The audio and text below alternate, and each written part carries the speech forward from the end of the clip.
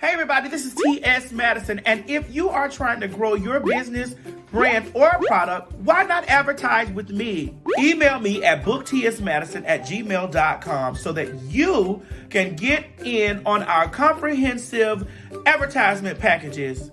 Unique visits, unique subscribers, honey, a broad demographic. Advertise with me today.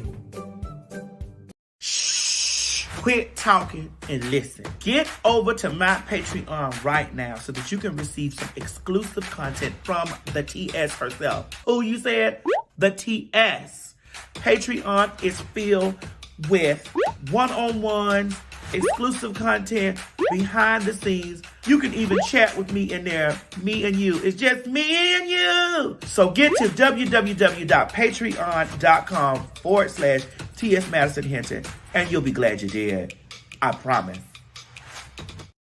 You ain't gonna have no other choice but to see me because I'm in everything. There it is, you ain't right gonna there. have no other choice but to see me because I'm in everything and everywhere. Ooh. I'm in film, television, streaming, music, bitch, and pornography. Damn. Bye.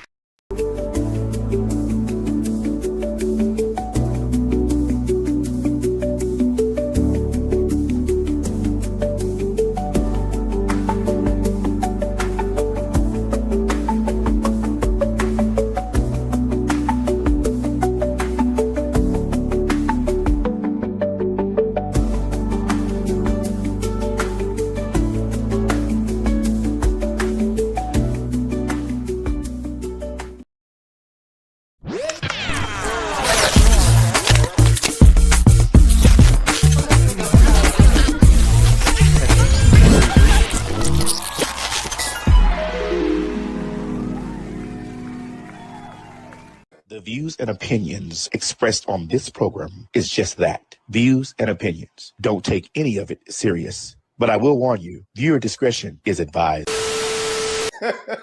Ladies and gentlemen, get ready for some fact talk.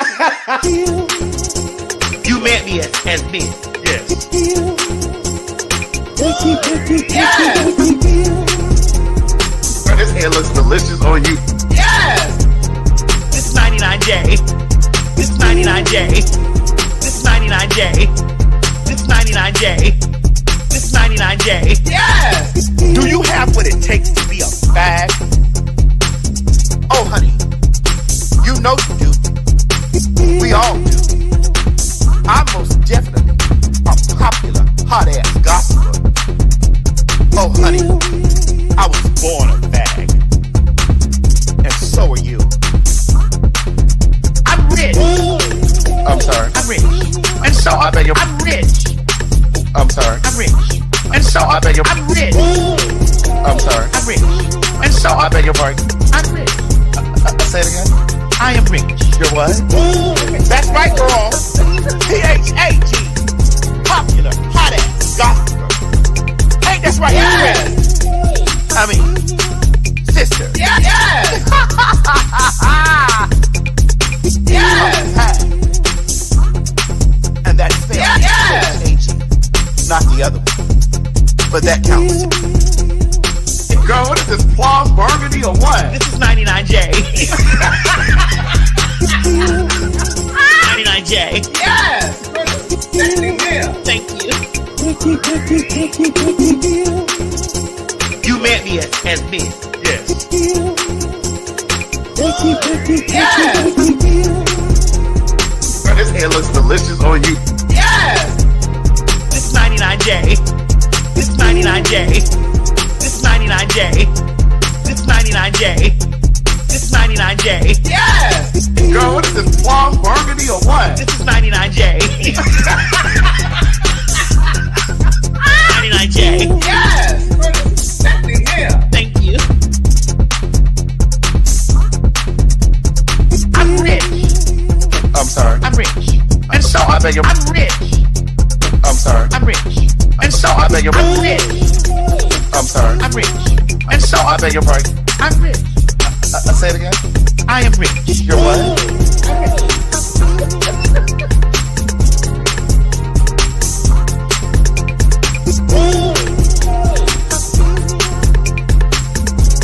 I bought it home. They were in their apartment. They were renting their apartment. Yeah.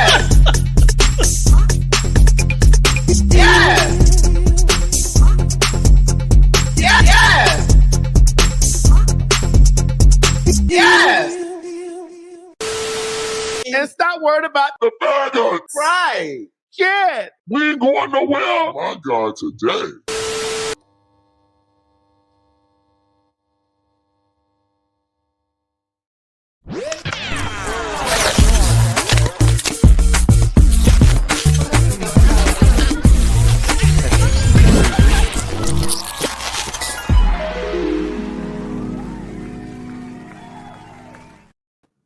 Hey. Hey, faggies and trainees. Hey, girl. Hey. Hey. And not y'all saying, oh. Not they hit a big Miko down there. Oh. Okay. Oh. They hit a big Mika down there. Oh. Yes, indeed. Did y'all like that? Let me slide down a little bit. Yeah. They said it's blurry. Okay, I'm going to get a better version of it. Mo, did we give you the best version? No, they're saying we're blurry. No, yeah, they're saying. I think they're saying. They said it's blurry. It's a little blurry. But I got the best version. Adex on Twitter. I'd like to give a special shout out to Adex on Twitter for creating that for us. Yeah, so what we're going to do is I'm going to re-download it again. That was just a little trial, we're trying the things out to see what y'all respond to. They said we're blurry, not the intro thing, but us. Okay. Oh, well, honey, listen, the weather's not the greatest thing. We're not on Wi-Fi, correct? No, we're connected into the wall. Okay. Yeah, I'm looking at us over here. It is blurry. That's why I was even going to YouTube myself to look at it. Yeah, what's going on? They tell me, so y'all are suspended. No, honey.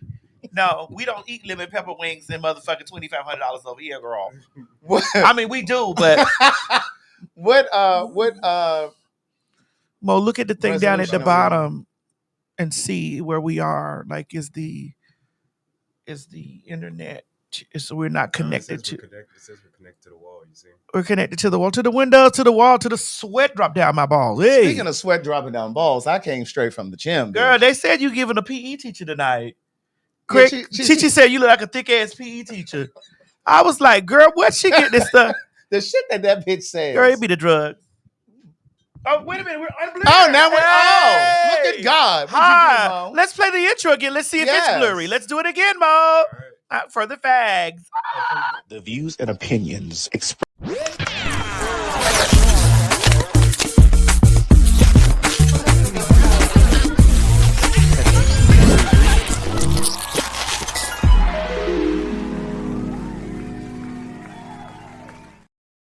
All right, honey, and we're back. We're back. Girl, we got so much to talk about. I feel like we haven't been here forever. I do. I mean, I did a Maddie in the morning because you were in Cabo.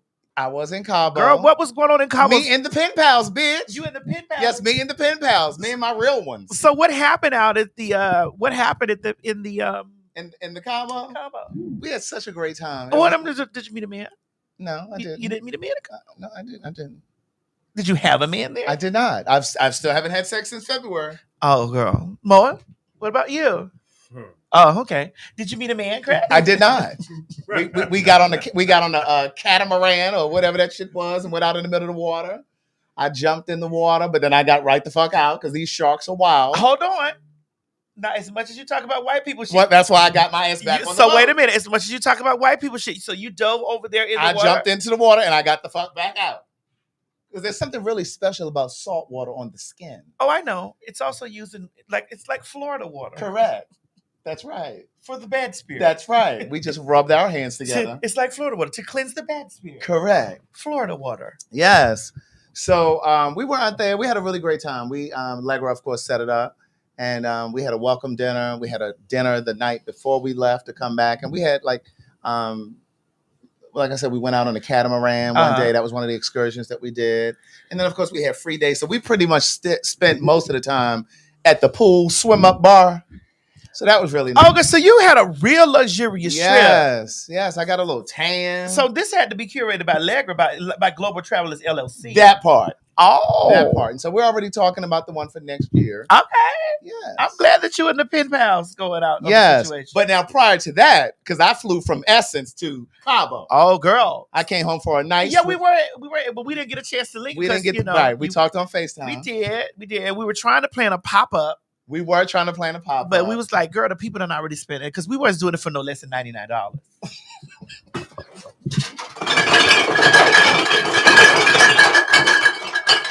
Sorry, girl. We weren't coming out for $20. Sorry, we weren't coming between. Girl, we weren't doing no meet and greet. It's $99. It was not not 99J. It's $99. We weren't doing it for no less than $99. Right. I'm sorry. Right. It's unfortunate. And we thought about you girls that had already been down there spending up all your money on those Spending up all your money down there on those oysters and crab legs down there, honey. and on them high ass tickets for the Essence Festival. And speaking of Essence Festival, y'all need to get y'all shit together with that sound and shit down there, bitch. People that spend too much money for the microphones and shit to be going in and out. Well, let's talk. Hold on, let's put the comments on the screen. Let me explain to you. Let's talk about the sound. Okay. Well, do we want to start with Miss Stephanie Mills, how she raked them over the coals, or should we talk and then talk about her? Yeah, let's talk about Stephanie because it's gonna be quick. Stephanie Mills was in because I didn't see her set. Did you see her? I did see her set. She killed, but the sound was a little distorted. So you saw her and Patty and Jill set? I did. Oh, I was working at Chris Spaces that day. We were at Chris Spaces. Jasmine Sullivan came out with them too. Oh, okay. Now the people were really upset because they felt like Jasmine's set wasn't really a set. A lot of people bought tickets thinking that Jasmine was doing a whole show. She did 2 songs. Well, how many does she have? Because it was. Wait a minute now. Jasmine got songs, bitch. She got more than Monica. Don't play. Oh, don't you do Jasmine? No, don't you do Jasmine? No, I mean, excuse me. Don't you do Monica? I'm not. I'm just telling the truth. Wait a minute. Like, are you trying to say that Jasmine and Monica have our catalogs are equally? They're not equally. Okay, yoked. I just want you to understand. I'm saying that Jasmine's catalog is better. That's what I'm saying. I'm just letting you know. And we definitely not going to get into the throat of the two. The catalog is not equal now. It is not. Okay. Are you trying to say that Monica's is better? Well, I'm saying Monica has a longer catalog. No, she doesn't. Monica was singing while Jasmine was. Be that as it may. If I'm on a road trip, I'm listening to Jasmine. I done told you I ain't even going to the concert. Girl, why are you not going out and get you a piece of that ha? Because I don't want to have to sit through Monica's set. This is time. This is time. Now wait a minute now. Because when we're not in front of the community, we talk really honestly. We do. What did we talk about? I can't remember. Oh, do I need to refresh your memory?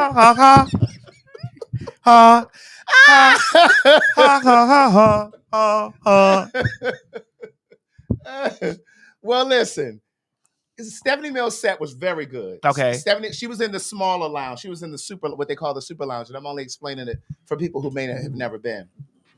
It's a smaller room. It's more intimate. It's standing room only. And she did all of her classics, right? She did a really, really good job. But the sound was distorted. Like it sounded muffled at certain parts. And when she hit like certain notes, it sounded like gobbled up. You know how microphones sound. Yeah. And so kind of like our blurry is keep going back and forth. Correct. But we ain't got Essence money over here. No, we do not. Now we got some money, but we ain't got Essence. No, we do not. I must honestly say we do not. And it don't make no sense that people that paid hundreds of dollars to come down there. So Stephanie, if she How much did you pay? I paid nothing.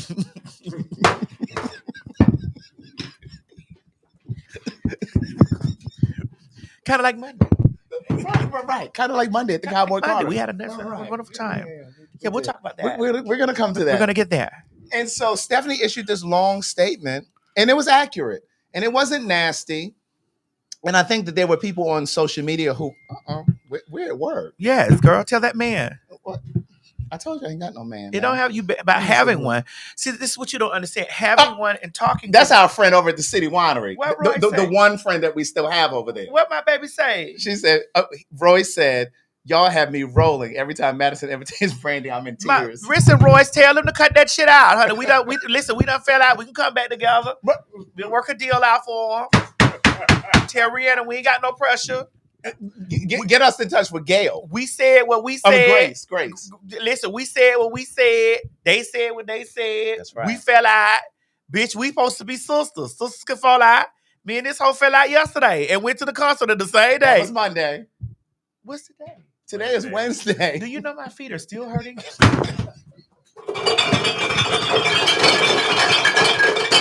Bitch! if your feet are still hurting, what do you think those children who were wearing cowboy boots feel Girl, like? I tell you, my feet are still hurting, bitch. I came home and Craig. Do you I know you did. Do you understand? I missed the day. Do you understand? I missed an entire day because I was like, my God. We slept Tuesday. Bitch, I had to put them goddamn compression socks on my feet. Girl, Chi came downstairs. You had your feet elevated. Chi came upstairs. Trent came upstairs. Miss Mary had on her compression socks. I had on mine. We were both cocked up on the sofa, girl. Compression socks. Like this. Yes! Yes, girl! Girl, compression socks. Girl, when I tell you we were compression socks. Baby, I had on some nice sneakers. Bitch, I had on a heel. Because I wasn't going to be walking on that concrete floor all them hours. Bitch, I had on a heel, and then I snatched that heel off, honey. I was like, nah. But wait, before we get... Because we got a lot to talk about. Yeah, girl. I just want to say this about the Essence thing, too. It was so disorganized. Like, people who were supposed to be on the main stage... Like Lucky Day, for example. He was supposed to be in one of those smaller rooms, too. Wait a minute. Was that your first time there? No, I've been like 6 or 7 See, times. that was my first time at Essence. What did you think? Well, I mean, it was good because I was paid. Thank you, Sister Song. Thank you, Sister Song. Thank you, Monica. Thank you much for seeing me. Thank you for recognizing me. Thank you as a Black woman for understanding the presence of the TS in a queer space. Thank you so much. Thank you. Mm-hmm. Thank you. I'm forever... You know what I'm saying? And we were going to do the main stage because, you know, we were trying to work out that thing. So we can talk about it, you know. Right. Because there's so much that we're going to unpack with a lot of stuff. We do. We were going to sit down with Nene, and I was supposed to sit down on the main stage and talk about this whole thing from the show. It was going. It definitely would have been disruptive because, you know, the people really went in the bananas about our interview and our conversation with each other and stuff like that. So we were going to sit down, but you know, well, what happened? She has a busy schedule. Nene? Yes. No, I was just asking. Communication is our partner. Claytor is our friend. Yes. But since we're here, well, what is she doing? Well, I saw some talk that said she's coming back to the Housewives of Atlanta. I'd love to see it. Okay. Yeah. Now that's interesting. I'd love to see it. I want to see it. And I say that's interesting because when she left the show, at some point she was. Look how we all over the place. I know we all. Listen, we're excited to be back. We coming back. Just follow. Just stay for the ride. But when she left the Housewives for a while, and then she went into the lawsuit with them against them, and she was saying that there were all of these disparities and there was racism. I was wondering then, like, well, why did you stay for so many years if all of those things were going on and didn't say anything? And now you're saying she wants to go back. So what's different now? Like, I mean, things change. People listen. Here's the thing. Like, well, checks change too. Okay. It's about the same thing that happened, like with Tamar. I know you know. With who? With Tamar and the Braxton Family Values over at WeTV. You know, there were a lot of shifts and positions changed. A lot of people changed. I don't even know if Lauren is still there, if David Stefano is still there. Like all the people that we did work with. Right. I don't. So you're saying you think the same thing is true? Like sometimes management change, sometimes producers change, sometimes executives change, sometimes shit change, and it's just like, okay, well, my pressure was with these people, right? You know what I'm saying? And so because my pressure was with these people, either they done died, or they got fired, it was a check, and it's just like, okay, I'll come back. I'll just like we talking to Royce. Well, but Royce wasn't the problem though. Royce was not the problem, right? Royce just works with City Winery. Yeah. You know, some things, if shit move around and we get into a place where we can, you know, get into give me a word for her. Give me a big word. I need a big word. What you trying to say? Palpable. Give me a word that starts with a P. A word. Well, what you trying to say? Well, we can get to a mutual ground that's not a P, but we can come to some sort of a mutual ground. Like, you know what I'm saying? Well, we can make the shit happen. Yeah. You know, we'll get back to work. You know, we'll do it because we didn't really have no pressure. I mean, the finances will change. Y'all never getting that much money from us again. If we did come back, never, ever, nah, it's not happening. But you know, if we came to the and you know, voices changed and then they understood our space, you know, like how if we see it from the spaces that we see it from, but you know. And if not, we'll tear their ass up if we need to. Again. Correct. And again. You know. And again. But listen, we'd love them if we're not platonic. No. They're talking about platonic. I saw that. But Lucky Day was supposed to be in the Super Lounge, which was one of the smaller venues. He was out on the main stage, which was fine. Yeah, I saw him. I enjoyed him. Okay. Alex Isley, she's kind of underground. I know some of you probably know who she is. She's related to the Isley brothers. Of course. I mean, yeah, she's the daughter and niece to them. To Ron. Yeah, she was in the Super Lounge, a smaller place, but it was just disorganized. And then Tyrese, Albie Shore, and what's the white boy's name? Robin Thicke. Now, they were doing a tribute to Secret Garden because they did a tribute to Quincy Jones. Their microphones were in and out. On the Maddie in the Morning show, we called those brothers with bumps. And them niggas didn't know the lyrics. Yeah, brothers with bumps. Like they had took a They few didn't bumps. even sound well together. No, it was very much so like they had. We talked about this on the Maddie in the Morning show. Like they had taken a few bumps before they went out of there. Now the fact that Albie Shore just came back from a motherfucking coma and he knew all of the lyrics and Tyrese did not. Tyrese is still trying to figure out what more do you want from him. I wanted him to learn the words. That's it, Kimberly. Palatable. Yes, that's the P word I was thinking Oh, about. okay. I just couldn't pronounce it. See, Greg, I'm not as dumb as you think I am. No, that's not me. That's the trans activist. No, they don't think I'm dumb either. I know they don't. They do not. Stop this. Yes, brothers with bumps. Like, you know, Right. It's like they had been back there taking like lines and shit. Then they came out like it came out like It was a fool. What song were they singing? Because They were singing Secret Garden. Yeah. Because it was like Tyrese came in all over the. I was like, it was first Albie Shore. Yeah, Albie Shore started. Yes. And then he was kind of. But then Tyrese came over. I was like, what? Right. Because the original song is Barry White, Albie Shore, Al DeBarge. He probably somewhere coked out still. Girl. God bless his soul. May their souls rest in. Well, you sending them to an early grave. No, rest. Oh, I thought you were going to say rest in peace. No, in powder. You said powder? They're going to be in powder and in peace. I've never wanted to be.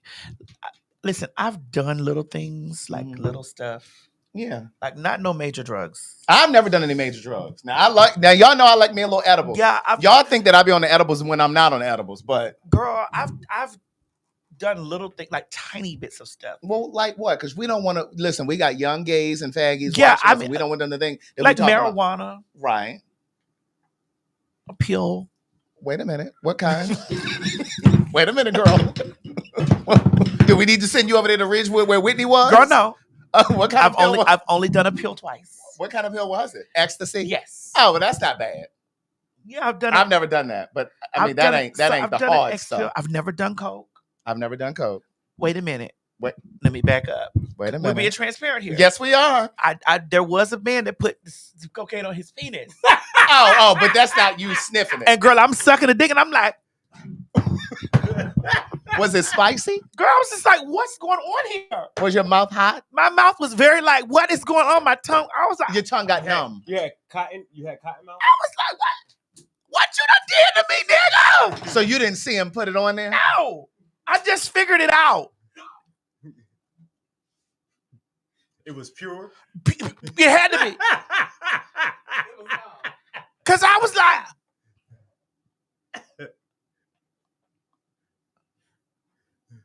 someone said coke by penis is insane. girl, really trying to figure out what was going on with my mouth here. Yeah. Because I can give a blow.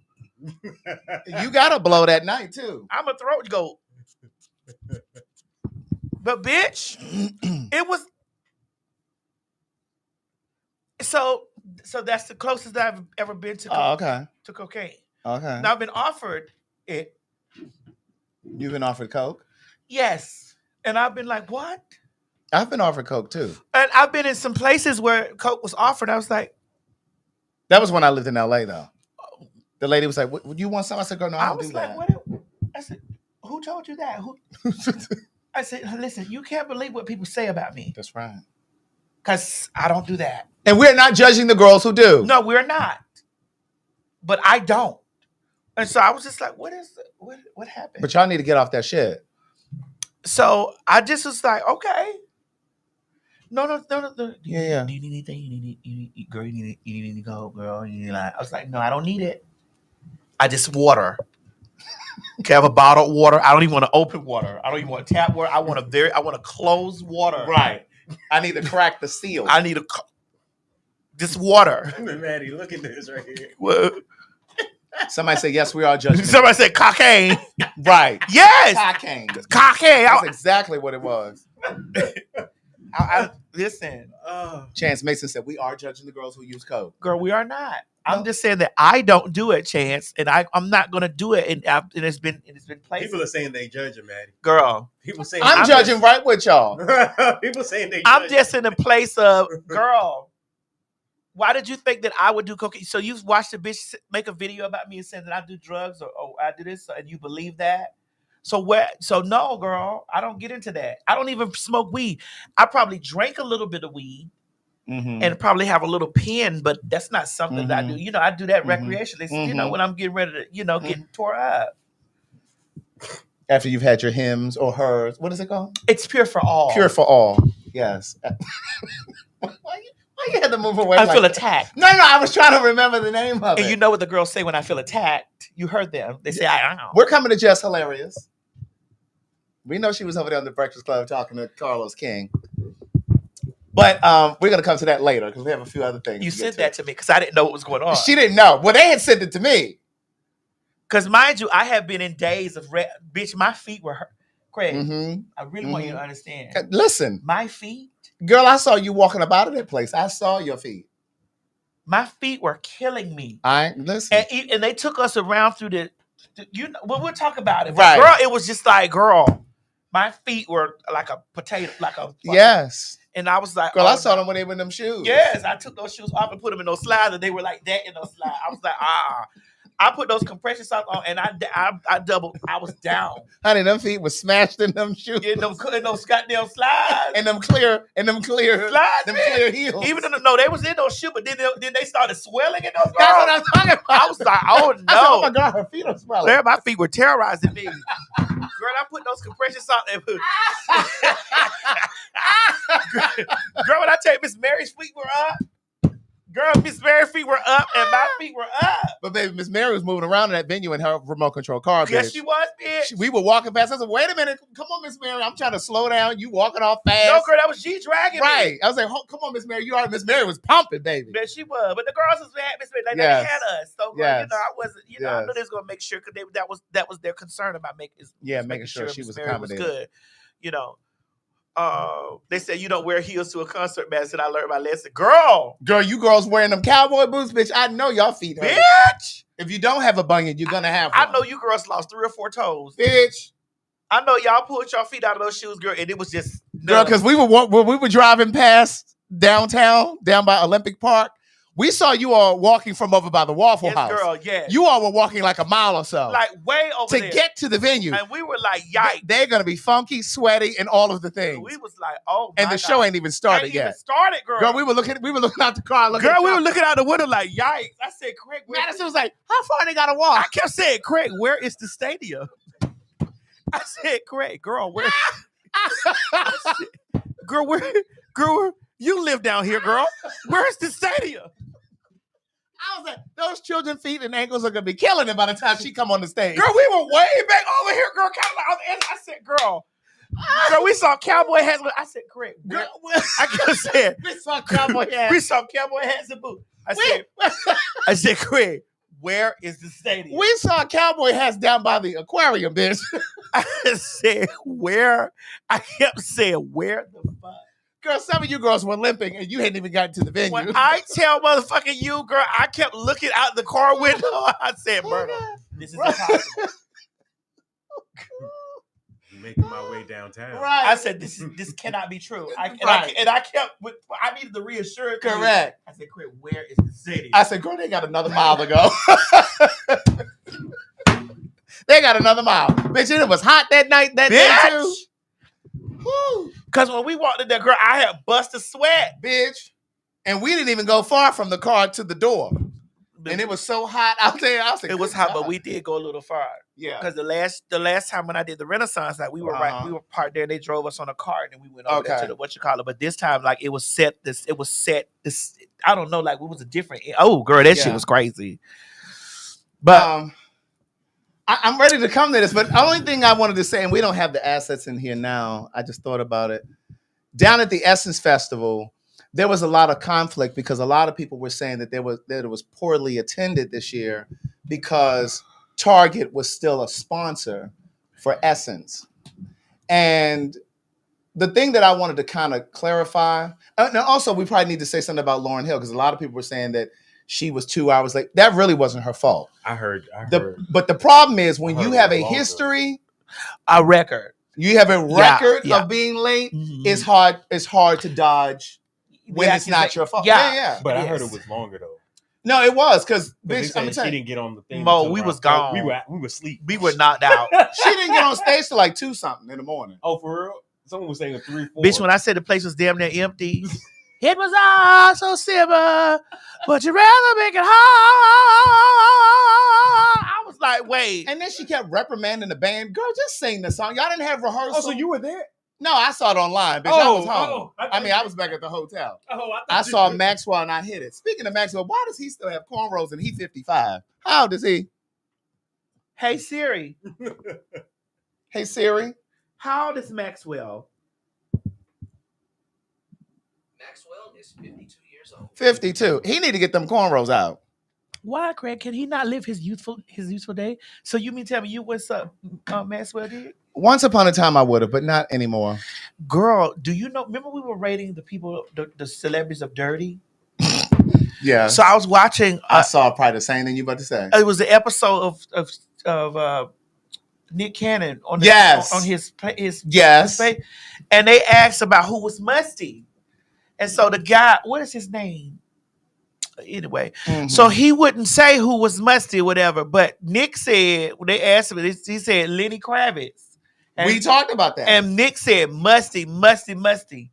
And I said to who sent it to me, I said it was Riley sent it to me. Mm-hmm. I said, see, I told y'all I've been met Kev on stage. Mm-hmm. I've been fucking with niggas so long. I see when he look like he stink. He's sexy though, but he look like bitch. I've been fucking with niggas so long. He might be what do you call it? Them people that are naturalists. One of them naturalists that don't wear deodorant bitch, and shit. I tell you, yeah, he might be one of them. Well, bitch, you better cut a lemon, bitch, and slide it up under your arm. Bitch, I can see dirt. I can spot dirt. I've been dealing with men too long. And they also said that one that you mentioned, the white guy. They say he was dirty too? Yes, they had him down. They had him down in the comments, at least. They were talking about him. Saying he was dirty. Yes. So I was right. Bitch. I can sense a tinge on the nigga. Oof. But Target, in essence. You say he got good dick, girl. You gonna have a yeast infection? Girl? You have a yeast infection, a BV? They say his daughter look musty too. Yeah. Lisa Bonet look a little dingy sometimes. But with respect to the whole Target thing, a lot of times okay, go ahead. No, we don't even respect the Target, but in reference to the whole Target thing, sometimes these sponsors have multi-year sponsorship deals. And so, for example, Target could have had like a 5 or 8 year sponsorship contract with Essence, like before we stopped fucking with Target. And Essence couldn't just say, okay, well, you know, we're not going to fuck with y'all this year, because then there would be a lawsuit for them, right? So I'm not making excuses, but I'm just saying. Not excuses, but we're trying to slide the dagger. We're trying to pull the dagger out. Right. Because it was deep. It was. So you're trying to pull the dagger out a bit like, hey, girl, we were already contractually obligated. We're contractually obligated. Before the boycott. Yeah, and before the election. We were already, correct. Obligated. Then let me tell you what the fuck Target did, though. And see, I wish I had this picture in here, but they changed their logo down there at Essence.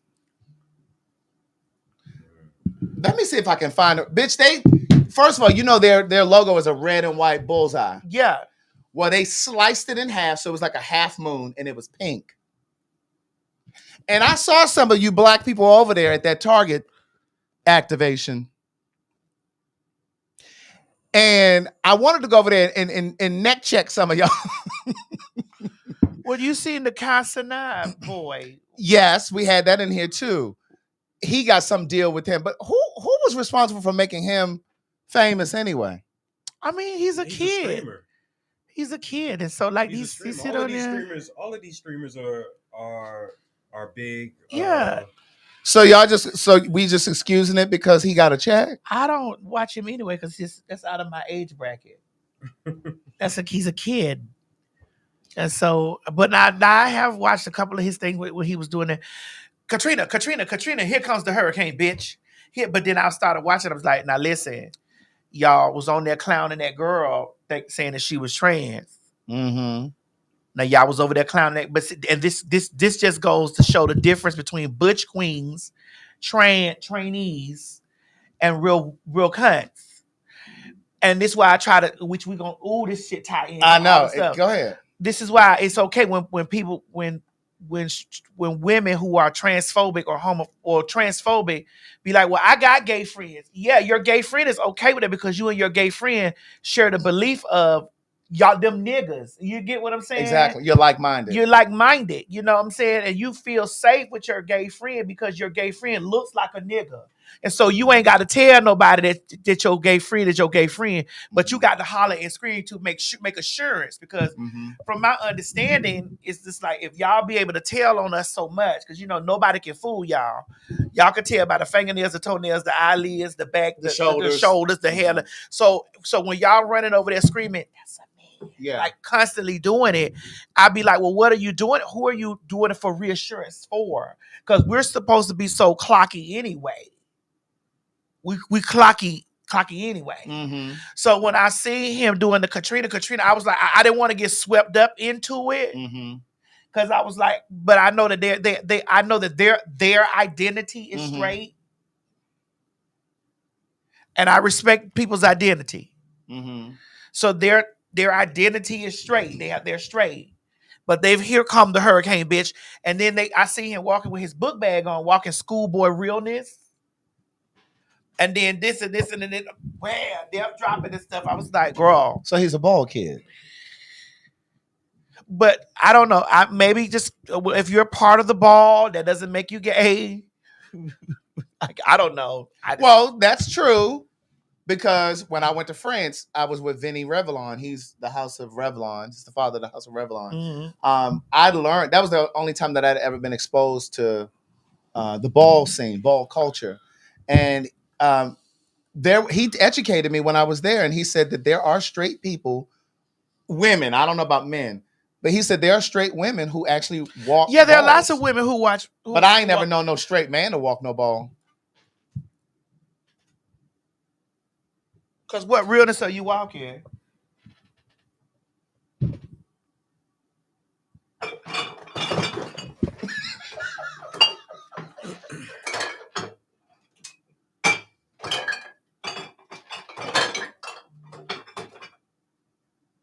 Aren't you already real?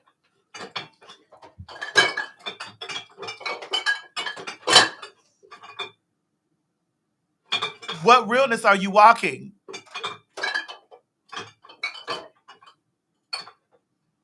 I'm confused. Right.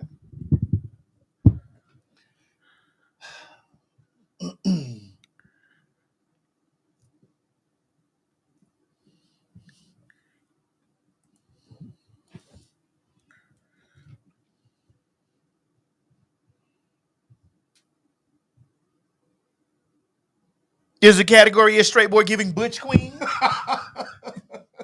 Or is it giving trans man? Right. Or is it straight boy giving trans man? I mean,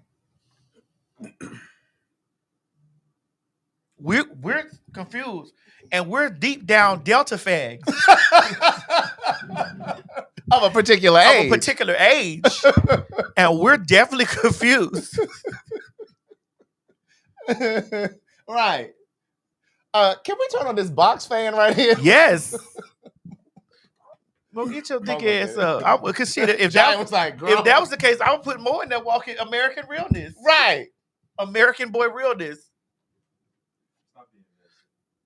You wouldn't walk American boy realness, Mo? I don't know what that is. Oh. You don't know what American boy realness is? No. It means like you were really American. Touche.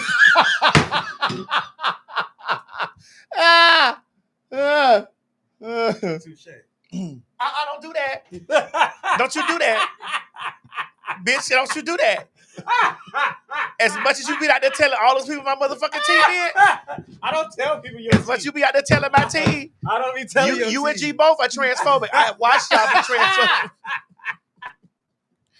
transphobic. I have watched you and G both be transphobic. We have not been transphobic.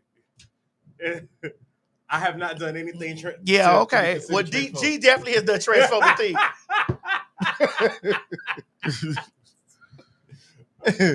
Oh, somebody said straight men could walk. Sex siren. I'm tired of y'all gay baiting. Is if you gonna come in the ball, pull that dick out or bend that ass over. Let me see it. If you gonna be in there doing all that around all the faggies, talking about some walking sex siren, you know ain't nothing in there but punks want to eat on you. What you doing that for? You know ain't nothing in there but men want to eat on you, girl. Especially if you're presenting mass. You know how those mass for mass girls be. Those mass for mass girls crave masculinity.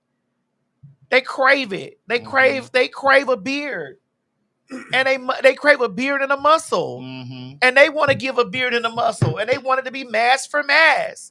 That's why when the cunts get together with them and say all kind of transphobic shit against the trainees, they use them as example. Like, well, my gay friend said, but your gay male friend is not a trainee. Your gay male friend is not a transsexual, so we're not the same. That's right. So you can't equate us to the same. Mm-hmm. I know that it's a different life experience. It's a different experience. I know Craig is a male sitting here, born male. I know that I was born male, but I am a transgender woman. Craig and I experiences are two different experiences. Mm-hmm. There may be some overlap, but it's gonna be a lot of things where it's just completely different. Yeah. So Essence was I enjoyed it. I did a bit. Why you say a bit? Girl, because when we got over there, because this is where don't tap me either, girl. Okay, go ahead. Don't tap me. Okay, go ahead. Okay. This is where we got over there, girl, and they were doing, because I missed the patty and all that because I was working that day. Mm-hmm. I did Queer Spaces. Well, first of all, Patty was at night. I was working that night. I was working working that whole time because I missed that. I missed that one. That was Saturday, right? Mm-hmm. Yeah, that was Saturday. So Sunday they had the Waiting to Exhale. Mm-hmm. You saw that? I saw that. I was very much so like. Are we gonna talk about that? Girl, no, not in depth. Oh, okay. There was one particular. Not in depth. No, we're not talking about that. Not in depth. No, we're not. But I'm not. Well, you don't even know where I'm going. I do know exactly where you you're don't. I thought Shantae Moore looked very good. She did. Shantae Moore sang "Way You" from the sound. You know, that's on Waiting to Exhale. Okay. So she sang that, and then she went into "Love's Taking Over." That's from her album. Bitch, that's one of her only hits. Give her that. Yeah. She got that. Shantae's Got a Man, and It's All Right. We need to push her on off. Right. Well, listen. All we need to let it flow. You know she married to that man who's over BET. That's why she's getting a lot of these opportunities now. Oh, okay. Got it. Well, look, she's there. So and I'm happy for her because I like her.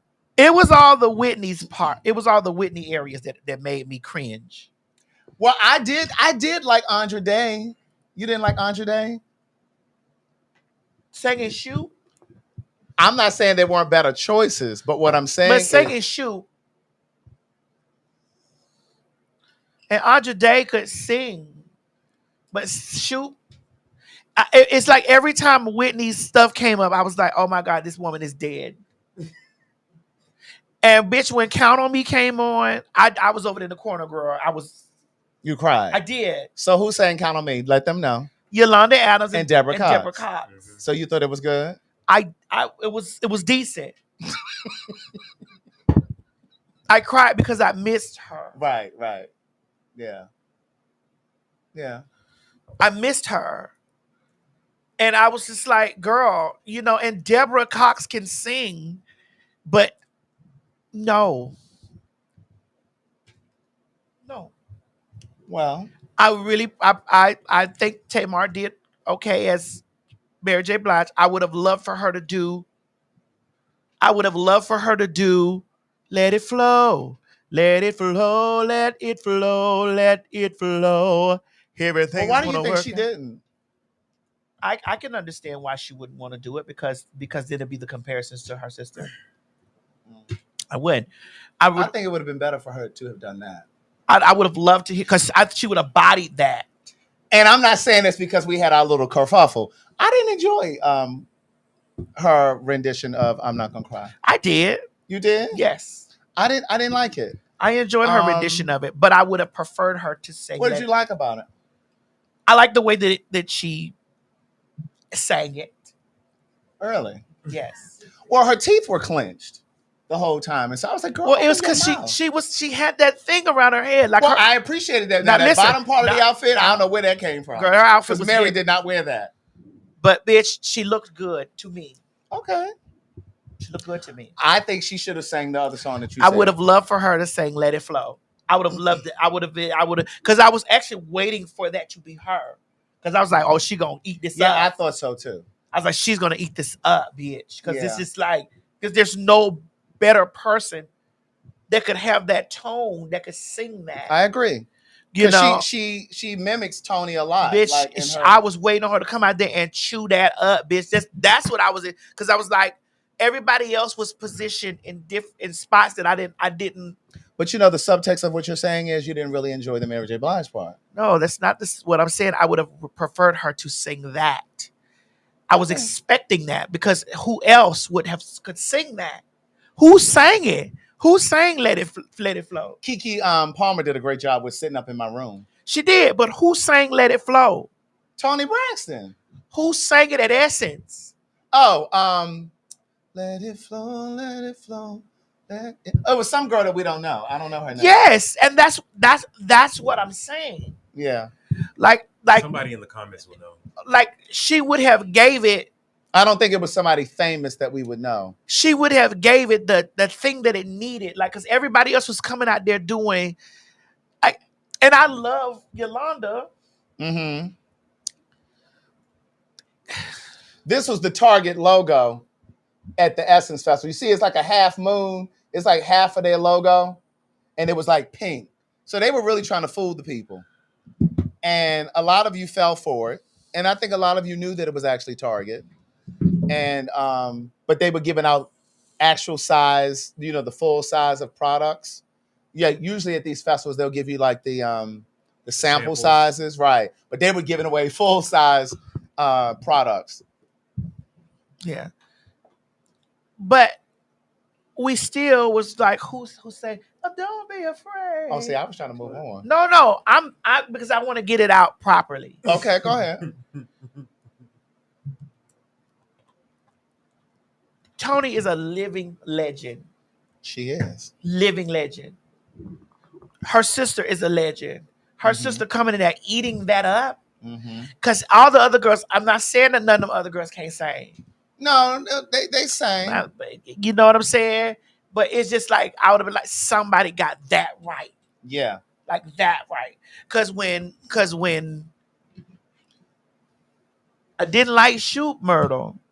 I mean, I really was like, because I don't like that first song Andre Day came out with. What's that song? I Rise Up. I hate that song.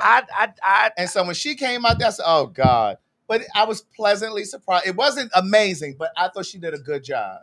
And I thought SWV did a great job. Of course, they sang their song from the soundtrack all night long. They sang their own song. They sang their own song. Yeah. You see? Correct. So well, I don't understand why Tony didn't come in. What's she doing? Where's she at? I mean, was she busy? I don't know, Myrtle. I don't know. I just know that I would have They loved said that. Tony in Vegas. She's in Vegas. That's what somebody. in the Was she comments- only on there? Oh, out there part time. Was she not off that night? I in don't Vegas? know. I just know that that everybody else down the line, even Deborah Cox singing. the microphone went off. I was like, I'm telling you, the sound was a problem all I was weekend. like, what the fuck? The microphone went off. Deborah Cox has never dressed well either. What does she have on? I don't know what she had on, Craig. I wasn't look. I can't. Listen, Whitney never dressed well. She didn't. I'm glad you're honest about that. Whitney but go never ahead. dressed well, but we didn't show up to see Whitney. We knew what Whitney was getting ready to do in that t-shirt and those jeans. That's right. That's all we needed. We knew that dress was going to be Gianni Versace, but we didn't know it was going to fit her anywhere because she was straight up and down. Straight up and down. She was going to have that wig turned around to Backwards. the front. Nay.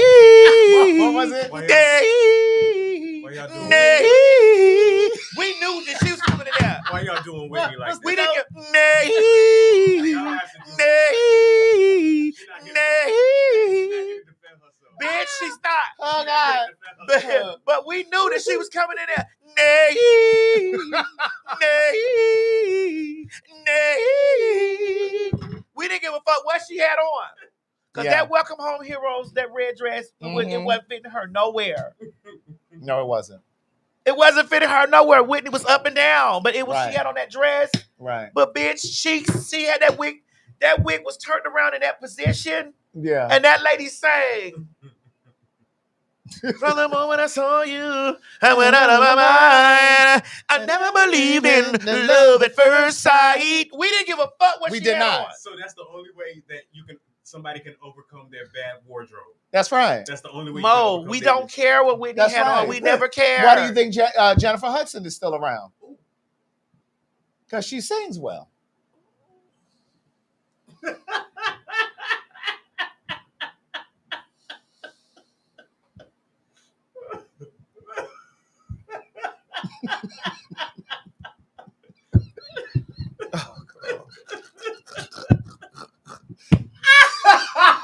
The only reason we keep her around is because she sings well. It definitely isn't for her fashions. Because if she wear one more thing from Casual Corner,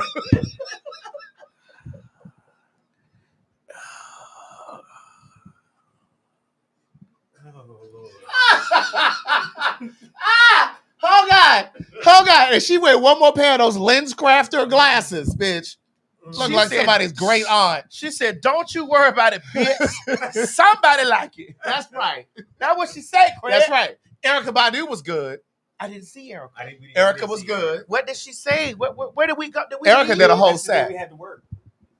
Yeah, that's the day we didn't get a chance to see. So I was so more floored by the Waiting to Exhale day. Yeah. And then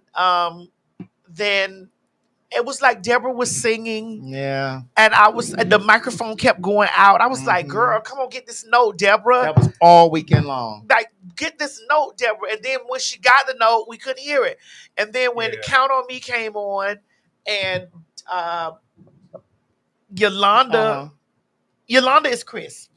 Yeah. Like it's no shade. Yeah, she's gonna sing. Yolanda is crisp. It's just what it's gonna be, and she's gonna have a nasty bust down. Mm-hmm. She's gonna have that hair bust down the middle, and it's gonna be beveled. Yeah. And so she's gonna come out there and she's gonna count on me through thick and thin. When you are weak, I will be strong.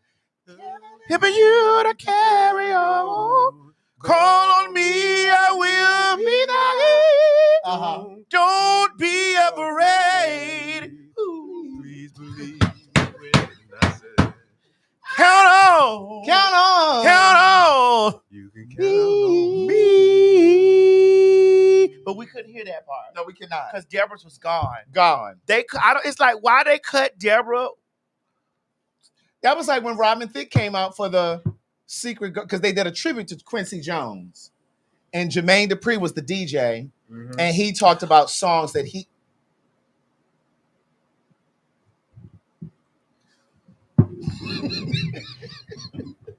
He talked about We talking about that. Right yes, now. he talked about songs that he sampled from Quincy Jones. And didn't SWV sing Right Here? They sang Right I Here. think weren't they first? No, it was the rapper that was first, and then I think Not Right Here. What's the song that they sample? Human Nature. Yeah. Is it Love will Be Right? Yeah, yeah. Right and then I here. think MC Light MC Light. came out. Who she come out with? She came out with It was with Escape. Escape. It was with Escape. Yeah. And they messed up. It was terrible. It's like everybody's microphone was fucked up. I was like, bro, what is going on? And then it was just like that. What's Jermaine Dupri? Jermaine Dupri. Jermaine Dupri, yeah. What was wrong with Jermaine? What was wrong with Jermaine, Maddie? Mo, you know I was back there saying, what is going on here? What are we? I was like, is this Havoc performed. Yeah, Havoc performed. I was like, is this Nas? What was it? No, yeah. Was this what? Is this Nas? I kept saying Nas killed. he did. He did. And Nas killed. For Nas sure. did kill. I was standing up the entire performance. Nas For killed. sure. I was right in the front. Nas I was right killed. in the And I front. was like, I don't even get into all this goddamn straight shit like this. I don't want to get out of here. Too many musty dicks jumping up and down. I want to get out of here. Listen, Nas came out there with his Nas black killed. leather short set on, bitch. Yes. Nas killed. You know who else killed? Oh. No. Oh. He said LL Cool J. No, I wasn't going to say LL did a good job. But LL did do a But he good only job. came up I for wasn't what? gonna say LL. One or two songs? One or two songs, yeah. Yeah. I was going to say LL Cool Who J. you was going to say, Mo? No. Master P did not. Oh, that Master P He shit killed, was a fool. he killed the energy. That shit was a fool. He killed the energy. Girl, I went to the back to the They room. won't stop. Girl, he was running in place. I was like, girl, And he was out of breath. running. They won't stop. We won't stop. That section was a fool. That was a and I was whole like, why fool. did Carrie come out the oh? It's like, girl, that's the song that got you chopped. Carrie Hilson. That got you chopped, girl. Why would you come out to a song that got you chopped? And then she announced that she had a new album out. Why? You came out and did this song. It got you chopped. She didn't kill. She didn't care. And they won't stop. And we won't stop. And they can't stop. I was like, girl. I was walking to the back. Oh, we were walking to the car. We were walking to the car here. La la la la. Right. We I'm gave, like, we gave Master P like 2 songs, and we were like, nah, we good. It wasn't 2? It was 2. Oh yeah, because it was No Limit Soldier. Yeah. I thought I told you. Now Nope. he did have one song towards the end. What was that song? we didn't stay we to weren't the end. there. Oh, that's right. Bro, we were out. We were gone. I was like, this is doing too much. We Yeah. won't stop and running in place like that. It's Yeah. like, girl, how you running in place like your toe hurt? It's like you stepping on glass. We won't stop. It won't stop. I was like, why? Did you see Glorilla? Oh yeah. She Oh did, yeah, so let's talk about Okay. that. She did well. Yeah. The only thing they fucked up on her mic. They Fucked up on everybody's her mic. I think she did well. What you think? I think she did good. It was I think she did good. I think she did good. Craig. That's not really not my market. It's not my market. It's not mine either. But she kept It's the like, crowd. She kept the crowd engaged. go. No, but I'm saying, Go. I'm saying she kept the I was like, the yeah. crowd engaged. Bitch, I was like, Everybody loved her. I did too, but I was just like, girl. That was one of the moments that I wanted the mic to go out. Yeah, go. Really? Bitch, I was like, yeah, go. Oh, I saw K. Michelle. You did. K. Michelle wasn't in the She was main. in the- She was in the McDonald's stage. McDonald's has a stage where they do stuff. She was good, but again, the sound was bad in there. But she Coco was did good. well too. Coco Jones Yeah, did a great job. yeah. Coco did Now I well. don't think the mic went out on Coco. No, She did it. but She did it. they made her go back out there and sing her single She sure did. because she was walking. She was like, "I'm my child," Right, they were like, and oh, they you turned going around. on- Bitch, your album just came out, girl. you better sing that single, girl. That's right. The one that got you here. You better sing that new single. Yeah, go. Okay. There was somebody else that did good too. Cause it was Oh, K. Michelle told me to tell you she love you. Da da da da. All that. Bitch, you know I live for her, girl. Uh-huh. no. Oh, Lucky Day did well. Lucky Day did a great job. Lucky Day did well. He He was was the one great. that came out before Coco. Yeah, he was. Really? What was he singing? I don't know more. I'm old. I don't be. It's stuff I can't connect to. I don't be knowing. We're not asking you to know the song, but his performance though.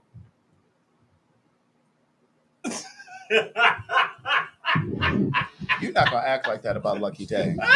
But girl, what? He really did well, man. He did well. He did well, man. Babyface had an amazing set. We were gone.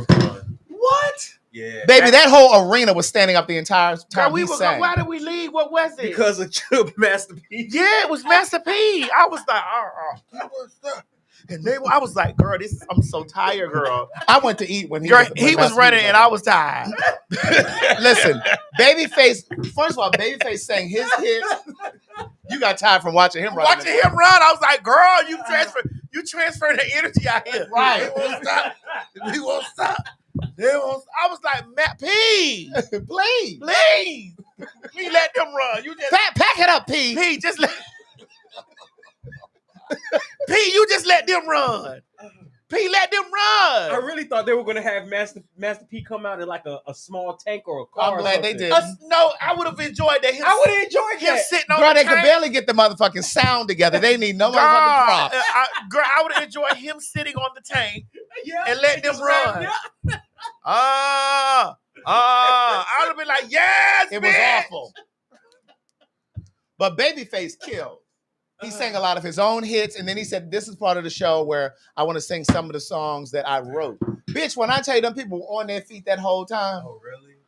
Did Now- you stay for Boyz II Men? I sure did. Boys the Men did a great job. Their mic was in and out too. Oh wow. We were gone. Yeah, We'll Boyz II probably Men stay was good. next year. Right. Now I'm gonna tell you who got on my goddamn nerves. All that running around, moving back and forth. Roland Martin. What he did? Girl, He was performing. no, he wasn't. Well, he may as well been. Every time I looked up, he parading around. I'm like, if he don't sit down. What did he do? To me, it was like he was acting like the big man on campus. It was almost like he wanted people to see him. It was almost like he wanted people to know he was there. Because then people are like, oh, that's Roland Martin. But I mean, he just kept, every time I looked at, he was up. Sir, sit down. And he had his alpha paraphernalia. Sir. Listen, here's the thing. I appreciate Roland Martin. I do too, but I wanted him to sit his goddamn ass down. What did he do? Girl, every time parading around. So they don't have that spirit I got.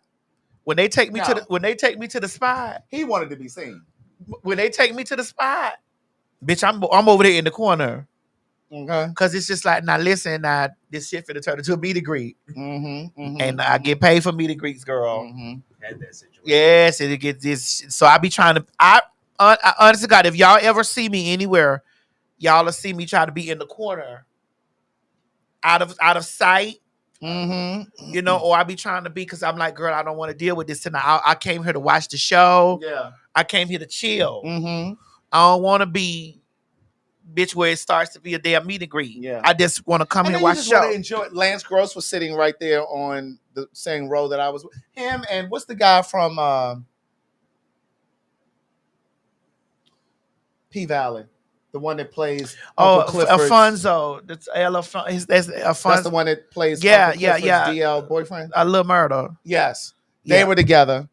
They were sitting by us, and they kept stopping. Well, they stopped him sometimes for pictures too, but they were stopping Lance Gross. And like my friend that I was there with, she was like, I know sometimes that would probably become annoying because it's like you're trying to watch the show. Because at some point, Lance Gross was coming from somewhere, and a couple people were trying to stop him for pictures. Excuse me. He's like, okay, but I just want to get in because I think it was Erykah Badu that was about to come on. And he was trying to get inside so he could see her. And but you know, he had to go through the whole taking pictures and all of that. Yeah, that's what we were dealing with. Well, we were dealing with that too. Yeah. You know, but I embrace it. But I try to find a corner. Yeah. Like I really try to find a corner where I can Yeah. be over there in the corner. Right, That's yeah. probably why we didn't see each other because Yeah. I didn't want to go out there on the floor Mm-hmm. because you know we had floor seats, Mhm. and I was like, where can I go that I could be? Well, I said, where? Mm-hmm. Mo, I let Modem go up there. Modem was right there on front stage. Yeah. Mm-hmm. I was like, where can I go where I could be like in a corner Mm-hmm. and I could just see, I could peep around and just see. Mm-hmm. Mm-hmm. Cause bitch, Yeah. you know, Yeah, But it I was had to good. I had to get my videos of Nas I saw Tisha Campbell. Yes, we Shout talked out too. to Tisha Campbell. It's my girl. We Yes. talked too. We was over there talking. I said, I said, girl, you ran into Craig, honey. I said, what you and Miss Craig was talking about, girl? So we kikied over there, and then I said, we got to get you where you come on the show. Yes, when I talk. I had just got to New Orleans, and I was walking into the hotel, and she was with one of her girlfriends, and the girlfriend came and said, Tisha wanted to say hello, but she was scared to come over. I said, scared to come over. So she said, oh my God, Craig, I love you so much. I said, I love you too. Yeah. I said, girl, I used to watch Rags to Riches. She said, oh, you were the only one watching that show. She said, oh, so you were the one that was watching. But yeah, so yeah, I saw her, and who else did I see down there? It was nice. It was just a really good time. Yeah. It was a really good time. I like to go and do my work. Not somebody put, it's the journey. Yes, ma'am. It's the journey. The journey. Yes, ma'am. I'm still here. Here. Where? Here. Where? Here. And then I'm here. And here. And over. Here. And went and sat down. Here. Okay. Oh God. Oh my God. All right, we gotta talk about this Cowboy Carter. Okay, so girl, listen, Craig took me to Cowboy Carter, girl. No. Craig said, girl, listen, that's because I was gonna say my daughter. I took my daughter. He's like, you're what? So we went to the Cowboy Carter, girl, or whatever, and it was amazing. Like we must say we got in the car and we said our exact words, and I know some of y'all gonna try to windmill us in the comments, but we sat down in the car and we said, Beyonce is today's Michael Jackson. Yes, we did. I don't give a fuck what nobody say. I don't give a fuck what nobody say. Beyonce is today's Michael Jackson, bitch. It's no question. There is no question. It's not. She's the celebrity's celebrity. She is. And to that point, because when we got in the car, we were talking about, this was after the show. We were talking about it. And it was like, well, first the conversation was who's better, her or Michael Jackson? And I remember we all were like, well, no, she's their Michael Jackson. Yes. She is this generation's Michael Jackson. Yes. And I think that those of us who grew up under, because Michael Jackson was older than us. Yeah. But we're kind of contemporaries with Beyonce. Like she's in her 40s and we're in our 40s. Yeah. But she's also these kids' Michael Jackson. And that's just it. And once somebody in the car said, well, what about Janet? I was like, girl, it is no shade. No, come on, Craig. We got to, before we start shaking it. Okay. It's no shade. We're not saying that Janet is not. In her own right. It's not Janet. It's the Janet. But Janet is a whisperer. But Beyonce sings down. Like the moth to a flame burned by the fire. That's the way love. That's the way love. That's the way love. That's the way. Act bad. Talk dirty. Look back. Say don't hurt me. That part. It's all for you. Feel that all for you. All for you. All for you. On the girls in the party, look at that body, shaking that thing like you never did see. And I'm not stuck doing. Check it, they have to ride it tonight. And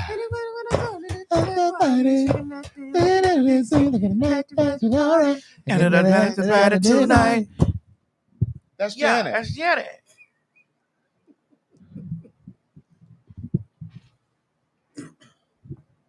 Beyonce gonna come in. There's a lot of chatter up in here. I was like, yes, say something. Okay. Sing. Bitch, we screaming over her saying, sing. There's a lot of chatter up in here. The harmonies on American Requiem, like the way the harmonies on it, it's just.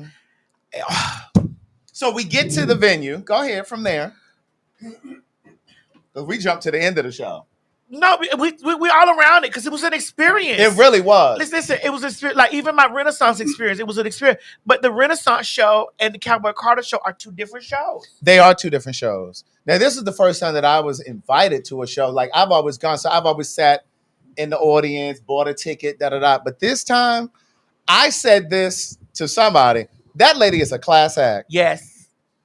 And I've said this before about her, like the way she sends flowers, like she sent the flowers to K. Michelle about the country music thing. Like, that's a class, that's some classy shit, right? But the fact that they sent the car, we get to the venue, they had people to usher us through to the lounge. Bitch, when you get to the lounge, there was food in there, even for the non-meat eaters. Oh, you had a Bitch, there was like a kale salad over there, vegan bitch. options. There was a kale salad over there, bitch. There was some hummus with pita chips and pita bread, bitch. There was some French fries. I saw you eating those. Yes. And then she had an open bar, bitch, and it was all Sir David. It was like 2 different cocktails. Oh, that Sir Davis had leaned us back.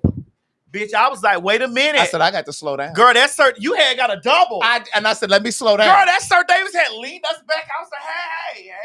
They made it like a Moscow mule. So it had ginger beer in it. Like they had 2 different recipes and you could choose whatever. I said, hey. So, yeah. She said, no, I'm going to have a single. I said, no. I told her, because I saw you had a big cup. I said, no. I'm going to take a double. Because I know my foot was already going to get into the motions with that alcohol intake. You see, I'm not having any tonight. Girl, my foot was going to get into that situation, girl. There's a lot of chatter up in here. Right. Bitch. So I decided not to do that. So I was like, girl, just let me get us, it was the, what was it? It was a whiskey. Yeah, her they had a whiskey lemonade, and then they had the other one was like a mule. So it had like something Texas bucking. It was something. So, girl, then Tiana Taylor was in there, girl. When I tell you, me and Tiana Taylor, that lady looks good in person. Yes, she does. That body, ditch. When I tell you, girl, I need to send you the little video. It's stuff that I was saying in her ear. We were falling out. That lady was a fag in a former life. That bitch was that's my bitch right there. She was like, girl. Yeah. So I said, sister girl, where's the fan, girl? I know you got a fan. She said, hold on, girl. Mm-hmm. So she started talking about Aaron Pierre or whatever, and I was like, no, because what she said was, what did I say to her? You said something like, no, because she was saying she was with her boo or something. And she said that she's faithful. She's yeah. She said she's really into this. What did you say? I said, girl, you better keep your side piece. I said, girl. I said, so now, girl. I said, girl. So now you don't do sides, girl. Now we know you like macaroni, girl. Girl, we know you like macaroni. We know you keep a side, bitch. And so she was keying, and then she was like, no. She said, not with this one. She said, this one. Yeah. She said, girl, I just want to go home and ride my man dick. And so I pulled up one of my men's in the phone, and she was like, oh, she said, you be riding it? I said, girl, there's a lot of chatter up in here. Girl, so we were keying boots. Like, I mean, we were just like keying, and it's just like, I like people that are like that, and so she took a picture with Miss Mary. She took a picture with and so Jaya was there, and Jaya said she didn't like the way she had walked on television, and so Jaya wanted. She said, "Bitch, if you gonna walk, bitch, walk right." Did it? So she did. It's just like the fun that we were having. We had like a really good time. You know what I'm saying? It's just like the way that they made sure that we were so taken care of. Like, I mean, taken care of from this front door to that front door, you know what I'm saying? And it was just like, and then they came, what you gonna say? They came and got me because it was time for cozy, because they always want me to watch her do cozy. So they brought me down there to the floor to watch her do cozy or whatever, and I was up there screaming, and I actually got, because I was around I was around my friends, and I got emotional a little bit, because I was like, girl. And she looked at me and was like, Craig, I did that. I said, I did that. Yes, you did, bitch. Like, I did that, bitch. Because what happens is, no matter when you hear that song, when she performs that song, that is the loudest part of the song. When they get to your part. Yeah. Because it's almost, it's not almost, it's Black people celebrating being Black. Yes. You know what I mean? It was like, this shit was for us. Yes. This shit was for us. It's like, bro, it's just like. And so it gets louder on that part. And when you're in that audience, you can hear it. And they just screaming. It's just like, you know what I'm saying? It's like, it's a chant. It's a chant. And it's like all hues of Black, all shades of Black, it's just a celebration of Black. Mm-hmm. You know what I'm saying? Mm-hmm. And all shades of it. And all shades, like light skin, brown, dark, fluorescent, bitches, the colorful. Yeah. It's just like, it's just all of that. And the way that I just was there in the moment. I absorbed. You got full. I did. Yeah. I did.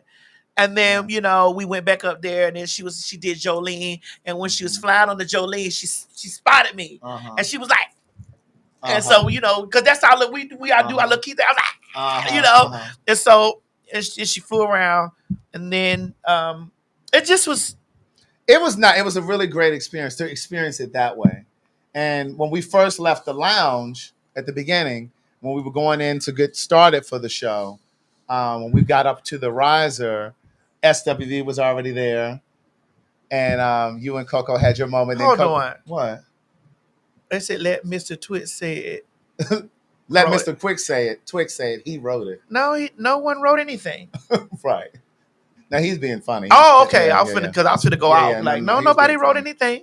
Right. That was raw. That was raw pressure from here of me being mad. That was raw pressure of me following the spirit telling me to go downstairs because I was mad. I was mad that girl got killed. I mean, that George Floyd was murdered. And I was mad that girl got beat in the fucking gas station. I was mad. And the spirit told me to go down there and just put that motherfucking wig on, bitch, and just read. And bitch, I was reading.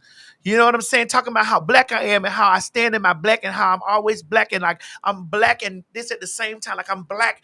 You know what I'm saying? And for that to be absorbed by her. Yes. But see, I think that's the beautiful thing about art. Because like when you came down to the basement and did that, you did it with the intention of just releasing it to the world.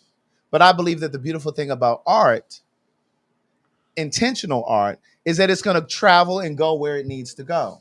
And it found its way to her. Yeah. You know what I mean? And then she took it from your platform and put it on her platform. And, it reached and the that masses. shit was just, it's just, and I've been telling y'all for a long time. I don't know. I've been telling y'all for years. I said, I know Beyonce watches me. I've been saying this for years, like way back. And y'all was telling me, not y'all, not the true mob, but them other girls. That girl ain't thinking about, bitch. She had when that hot sauce in my bag came out, I was like, nah, my sister be watching. I know my sister watching me. But bitch, after this shit happened, I was like, I told you all. But I love her. I do. I do. I can't say a lot. Right. But I love her. Yeah. I love how she's attentive. I love how she, you know what I'm saying, like she done sent me flowers like several times. Like times I ain't even posted that she sent me flowers. You know what I'm saying? And I love her. I love the way she loves on those that love on her. And so, girl, when she did that, like, we got this in here, girl. I'm gonna play it, Mo. My girl came downstairs. She was like, girl, I had to let it be known that out of all the girls in there, girl, honey, I got mine. Play it, Mo.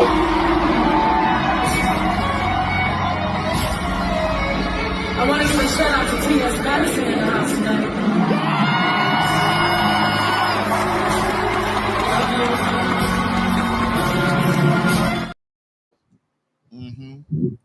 Yeah. But again, I think that's the beautiful thing about art. And for all of the aspiring artists out there, whatever you do, don't worry about whether you're going to get paid for it or how are people going to find out about it. How is it going to reach people? When you put your purest intention behind something, it's going to go where it's supposed to go. Yeah. You just release it to the world. Craig, I was angry. Yeah. I was angry. Like, I was so mad because, like, this black man has been murdered by this, like, and our country is in turmoil. And then we go right down the street and it's a black trans woman that's being beat up by other black people. And it's like, bro, it's too much going on in our blackness for us to be so divided over shit that none of us have no control over. That's right. Which takes us into this. All right. Recently, Jess Hilarious was with and I didn't know this. Great, so here we go. I think it's queued up. Recently, Jess Hilarious was with Carlos King, and he gave her side. So we're gonna play a little bit of it. I'm not mad about anything. I like the way that she kept her composure when it came down to the conversation part about me. I'll dissect a couple of parts that I was like I didn't really like. I mean, I know it's her experience, but I was like I don't like this kind of part because then it didn't start to look like this bullshit, like But I'll We'll stop in between and come in back and forth. Okay. Man, which is my entire life, right? Mm-hmm. What I do know though is there is conversations that, oh my gosh, Jess is transphobic. Heterosexual Black women who feel like I see nothing wrong that Jess is doing, and Jess to me is speaking for us. There's a lot of Black women who feel that way too. And there was a recent interview that you did on this platform with a Black woman where you mentioned that women are able to get pregnant and have children, and that went viral. One thing about my platform, like I said, I give people the floor to address it. In my research, it was very split. Yeah. What are your thoughts on that particular conversation? Well, she was speaking to gender identity, and I was just, speaking to biology of it. I said, women can have babies, and she in return said that. And one thing I'm not in the business of, or I really don't like to spend my time doing, is trying to convince people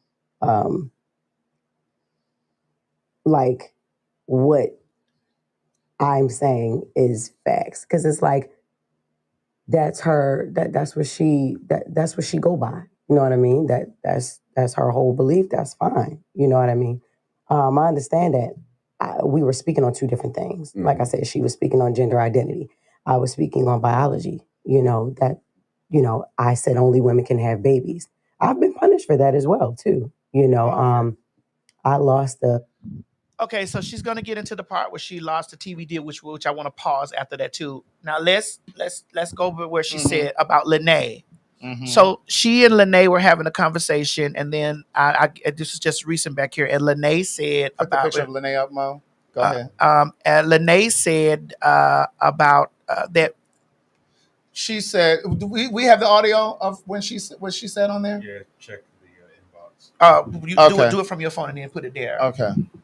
And so her and Nene were having a conversation, and Nene has been on my show too before on one of my one of my audio things on Facebook, and I really like Nene. Nene is very educated. She's very Black. I really like Black women that are very educated and very Black and very understanding the intersectionality of things. Yes. Like, you know what I'm saying? And Nene is like she's cut and dry. Like, yeah, ain't no in between. It's cut right to it.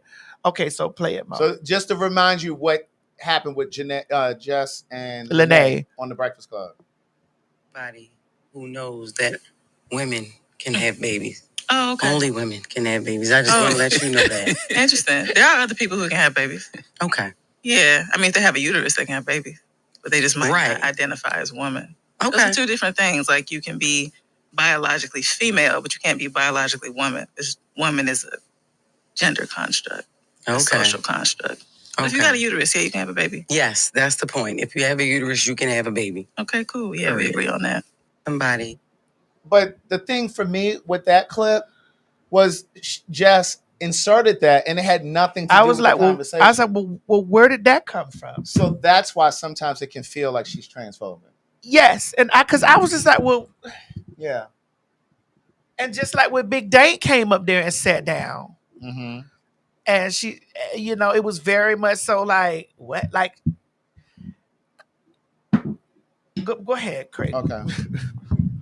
It's the TV show for saying that. I actually asked them to say exactly what it was that I said that made them not want to go that way.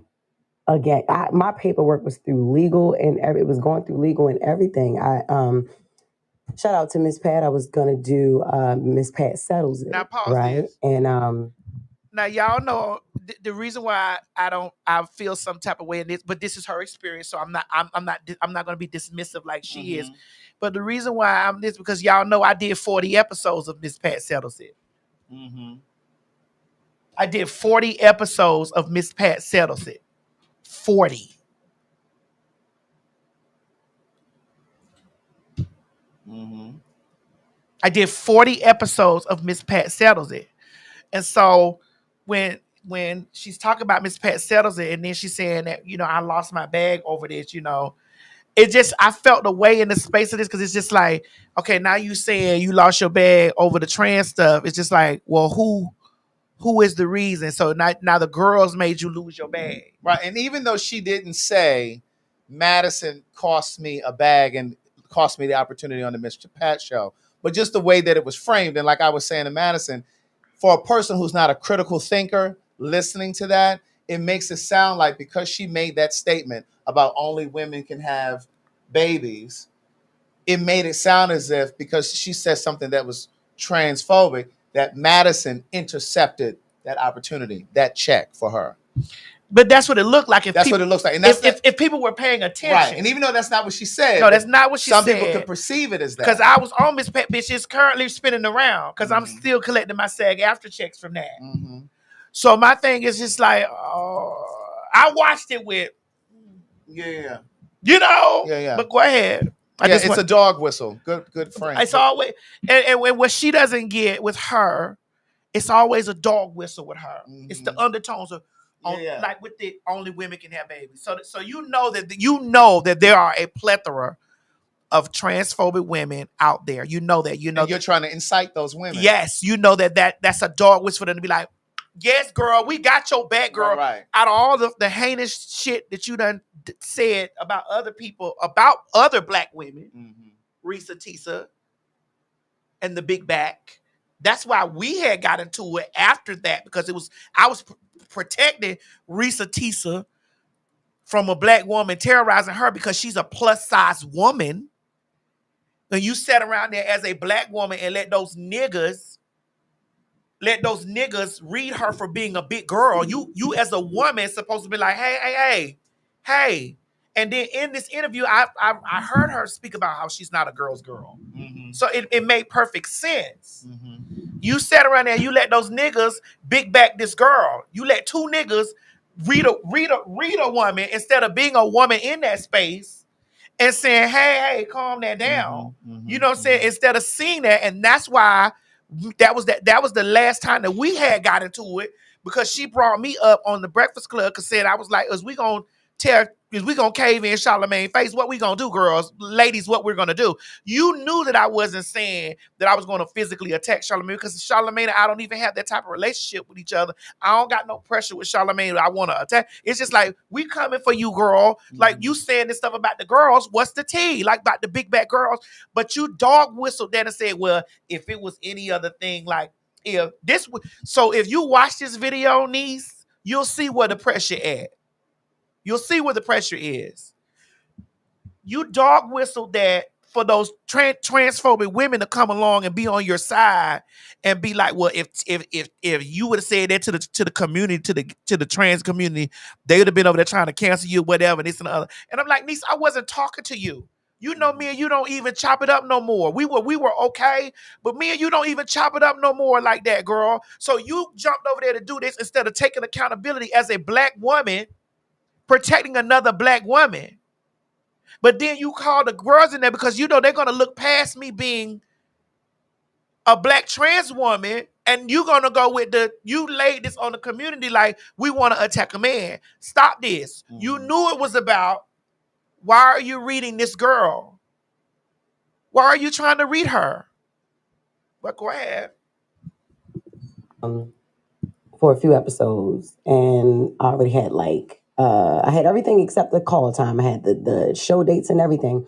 And because of that statement that I said, women can have babies. Only women can have babies. Shout out to Miss Pat. It wasn't her. They fought for me. Her, a few producers over there fought for me as well. But that was the comment that, costed me that opportunity. And be that as it may, that I wasn't going to try to convince her, or I didn't even want, because that's not even what she was here for. So in that moment, I'm like, no, she's here to promote her show. And that's what we're going to stick to. Her show that she has on Revolt. More power to her. When I started Walton Goggins goggle glasses, I needed a website. Figuring out how to make one was pretty hard. When it comes to that, and at that point, she was talking about Lene. Lene was just at the Breakfast Club to promote her show. So she's saying that's why I didn't go back and forth with her about the whole identity thing and only women. But what was it to go back and forth about? Like, right, because again, if she had never made that statement, which was completely not even relevant to what Lene was talking about in that moment. That's what I'm saying. It just came out of left field. It's almost like being at a Black Lives Matter rally and somebody white coming in. Well, all lives matter. Girl, we know, but that's not what we're here to discuss today. Yeah, like where did that come from? We're not discussing that right now. And so let me say this too. Mm-hmm. What makes you think trans women don't know we got assholes? That's the shit. You don't have to keep reminding trans women that we can't have no motherfucking babies out of our ass. You don't have to keep reminding. For those of us that haven't had SRSs, we still have our dicks. We know we can't have no kids out of our motherfucking dicks. We know we can use the sperm that we was given to by the Creator to implant and make some kids. But we know we don't need no much. We don't have. We know this. So what is the always jumping up with what? I for the sake of me, I just be like, what? Why do you have to come over here with the biological part about it? Mm-hmm. Nobody's saying that we're biologically women. Right. No one is saying that we are biologically women. I have never said that I'm biologically a woman. 99% of the trans women that you might meet are not going to say, hey, I'm biologically a woman. But do we ever stop to think about women, females who are unable to have children? How does it make them feel when someone like Jess says only real women can have babies? So then those women don't feel like real women? Are they made to feel like they're less than a woman because they can't have children for some reason? Like, that's what I'm saying. Like, we got to think about language too. So while she's trying to take a jab at trans people, trans women, what about natural born women who are barren for whatever reason? That hurts them as well. You ready to continue? Mm-hmm. Yes. To that, because again, when I saw the conversation, one of my good friends is T.S. Madison, mm-hmm. Who's a trans activist. Mm-hmm. And one thing I love about T.S. is the fact that she has the sort of patience to really educate even someone like me. T.S. got some patience? No, she does. No, T.S. Okay. I ain't. That's a first. Well, that's the thing. I would love for, listen, and I will say this. I've spoken to T.S. about you. Mm-hmm. And anybody who knows. Lord. No, and when Carlos spoke to T.S. about her, I stated to Carlos, I said, Carlos, because Carlos asked me, would I have an issue with having a conversation with her? I said, Carlos, I talked to Carlos when I was in Mexico. Because Carlos and I have a project that we're working on together. Mm-hmm. I talked to Carlos when I was in Mexico in Puerto Vallarta. And we were talking about like people coming on the project that we're working on. And I said, he asked me, would I have an issue with Jess Hilarious? I said, no. I wouldn't have no issue with her. I said, first of all, not only me not having an issue with her, it's just like I tried to communicate with her before the shit got all explosive. Mm-hmm. Like I tried to communicate with her before. I inboxed her. Yeah. I remember that. They were doing Hollywood squares. Jason Lee called me. He FaceTimed me. He put us in each other's face. She and I had a conversation. I told her she looked very pretty because she looked pretty that day. I remember when she was working on Hollywood Square, and I told her she looked very pretty. I said, sister, listen, and this was before the Risa Tisa shit. Yeah. I said, sister, I don't got no pressure with you. I said, we should really sit down and have this conversation because it's in an uproar. I feel like that Black trans women and Black women have this line with each other that's so unnecessary that you are in a position as a Black woman and hold a space where you talk, on the Breakfast Club or whatever. Like we can talk, like we can have a conversation about it. And she was like, yeah, cool, but I left that place with no malice. Yeah. Then that Risa Tisa shit happened. And it was gloves off then. Right. So, I just felt like, girl, let's talk about, like, don't let this shit linger around in the air like this, where the people thinking that I feel some type of way about black women. Because what you don't know, Jess, is that after I left that conversation, with this carrying on with you, that I've always had the moniker that I don't like black women because I get into it with certain black women. I can't help that my voice is louder than the rest of the girls. I can't help that. And I can't help the fact that I will challenge you women. I will challenge y'all when it comes down to shit. What you're saying is, it's like, hey, 99.9% of us know that we were born male.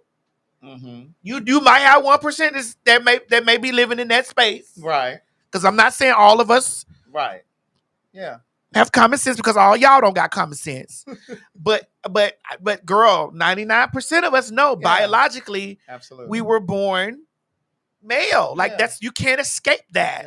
And so, I just felt like that we had an opportunity. I spoke to her off camera.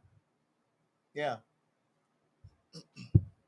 And we had an opportunity to really chop it up and be like, girl, well, let's do a town hall, because that's why I've been trying to do telling our stories. Let's do a town hall, because you are a figure in the community. I'm a figure in the community. Yes. Let us do a town hall so that we can sit down as black trans women. You see, I keep saying black trans women and black women. Let us sit down and just lay the shit on the floor and be like, what's up? It needs to happen. Like, what's going on? Like, where are we with it? You know what I'm saying? We're going to keep arguing and insulting each other. And you're a dude. You're a motherfucking man. You the cunt. I'll take your nigga. It's going to be back and forth. So let's sit down and just have a conversation. She chose to go with the Risa Tisa route. But go ahead. But wait, let me say this. Because when you were saying that, it made me think of, just like there's a line between some black trans women and some black women, that same line exists with some black gay men and some black straight men. There's a divide between our communities, and Carlos is going to get into this later when he gets to talking about that whole thing. So we'll come back to that. But I just think that it is time. I know I poke fun at Jess. I know we poke fun at Jess here, but I really do think that it's come to a head, and I think it is a time. I think it is time, fine time, that y'all sit down and have a conversation, even if it's not even publicized. I think it probably should be, but I think just like you sat down with Nene, you need to have a sit down with her, and let us not cut each other off. That's right. It's about a teachable conversation. Yes, let us on have both sides. Let us have moments where people get it all the way out. Yeah. And then here's the thing about me. I'm the type of person, Craig, I'm going to let you use every slur that you like to use, because it shows me who's the angrier person here. I'm looking at the anger is in you, because I'm over here like, bro, I'm not even showing up here with this. Yeah. And what looks so crazy is that when women are usually coming at me sideways, they come with their full chest. Fuck you. You a nigga. You will never be motherfucking me. You could this and this is like, hey, ma'am. Ma'am, where is this? Where is this aggression? Which one of the girls made you so angry that it's now you meet every person with this? Right. But go ahead, Craig. Okay. Yeah. I know the coach. I know. Phone. Anybody who knows, we call her Maddie. Okay. Because we're friends. Anybody who knows Maddie knows that Maddie has a sensibility of really breaking things down to a science. And listen, Maddie also somebody who's passionate and she gonna rock with you. For sure. But Maddie doesn't take anything personally, unless you do something personal to her. Yeah, me and CS Madison were cool. Yeah. Before. Yeah. We were, and that's not a lie. The very first time I had a conversation with Jess was when me and Kaya was together, and she said something, and I inboxed her. I was like, "Hey, do you want to read?" That was my first inbox, because she said something somewhere, and I inboxed her. I said, "Hey, do you want to read? Because I like to read." And she's like, "No, girl, I'm just joking. This and other, whatever. I'm just with the mess." And I said, "Okay, cool." And so we followed each other. I don't know that we unfollowed each other, but then we talked in the inbox here and there, like Like I liked her stuff. Yeah, you know what I'm saying? Like it was never no pressure after, at that little thing. Yeah. Then when my TV show came out, the T.S. Madison Experience, she inboxed me. We wrote, we talked. She sent me voice notes. We were talking back and forth because she liked the part about when I was having that conversation with my dad. Yes. And she was like, this is what she said. She loves, love, love. She says, Madison, you my favorite. Like I love, love, love. This is what she said. And we talked like, yeah. I remember you know what I'm saying? It was that, like, and I was like, girl, I thought that she was in a good space, And then even in that stuff, when the girl came out and was like about women not owning womanhood, my first comment was, huh?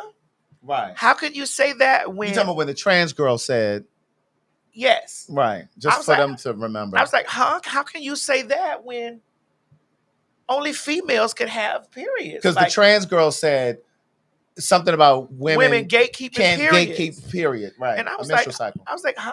Like, even I was initially blown back, like, wait a minute now. Right. Because a lot of times I hear in this world,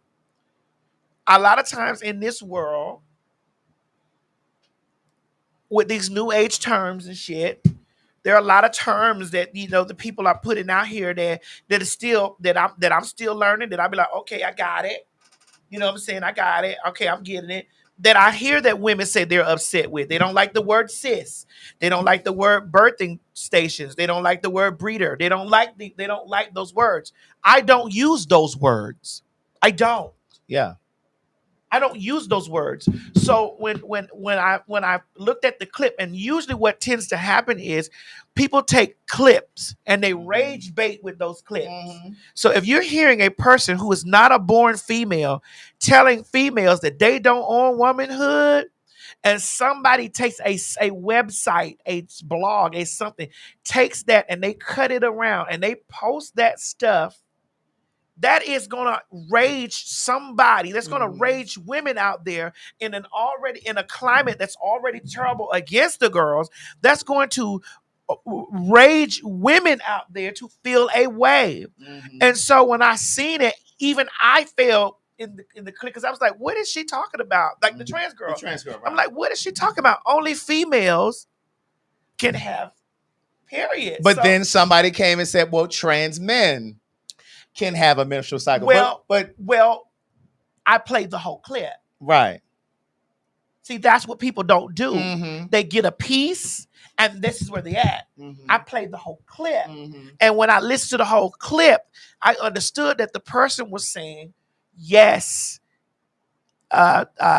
everybody that's a female does not identify as female. So them being a woman is not the case. They can be female and still identify as a trans man, and trans men can have periods. So I was like, oh, I got it. Right. That's all it takes. Right. I said, oh, got it. Right. I got it. Mm-hmm. Got it. Mm-hmm. And so instead of them playing the whole tape, it was already right. And it was already whistling out to a set of people that are already angry and feeling that so many rights are being taken away because of trans people. Trans people are invading their space. Sweetie, the rights that are being taken away from you are being taken away from you from men. White men. From men, white men. Again, we are not your enemy and never have been your enemy. But go ahead, Craig.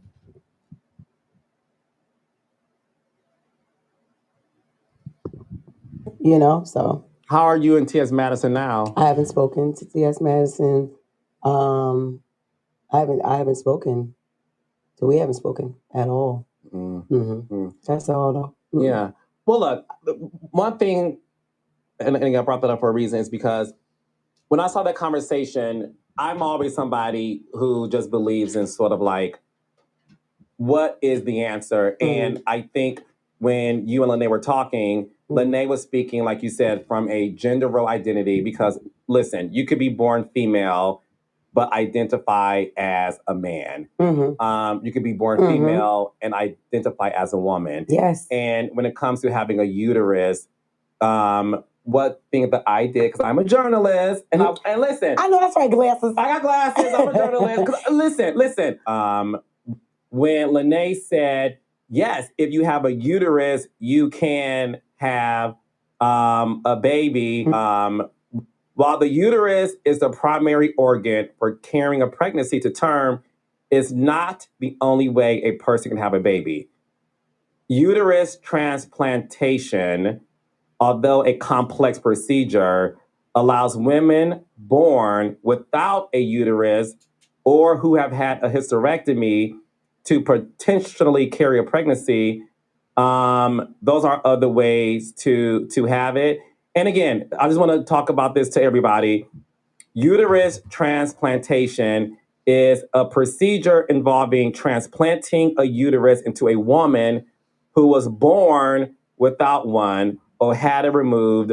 While still relatively new, it has enabled women to carry and deliver their own biological children. So I believe that's what Lene was coming from in terms of making that comment. Again, I'm not here to speak for her. I'm not here to speak for anybody. Is there anything you want to say to the trans community who do feel like Jess is double downing with her mannerisms, with the way she sort of says, right, with the woman, right? A lot of people do feel like you're dismissive by the tone in which you say things, the facial expressions in which you say things. What do you have to say to them? Listen, this, you know what, Carlos, this is crazy, right? Because it doesn't matter what I say, they will not believe that I am not transphobic. You know, I've tried, I've done this, you know, I've said many times over, I do not hate trans women. I don't hate trans men. I don't. This is where I want to pause it for a moment. Two things. Someone, when we were in LA doing the show, said to me at the meet and greet, cis means stayed the same. Trans means you changed. So I am cis male because I was born male and I still live my life as a male. She is trans because she was born male but transitioned. So cis is not a word that originated from the community. That was why I put that comment up there, that last one. And just to speak to a lot of the women who say, I'm not cis and they need to stop calling me cis. That's just a term. It did not originate in the community. Trans women did not come up with that word. Gay men did not come up with that word. Cis simply means stayed the same. You could be a lesbian and be cis because a lesbian is born female, still lives her life as a female. She just has relationships with women.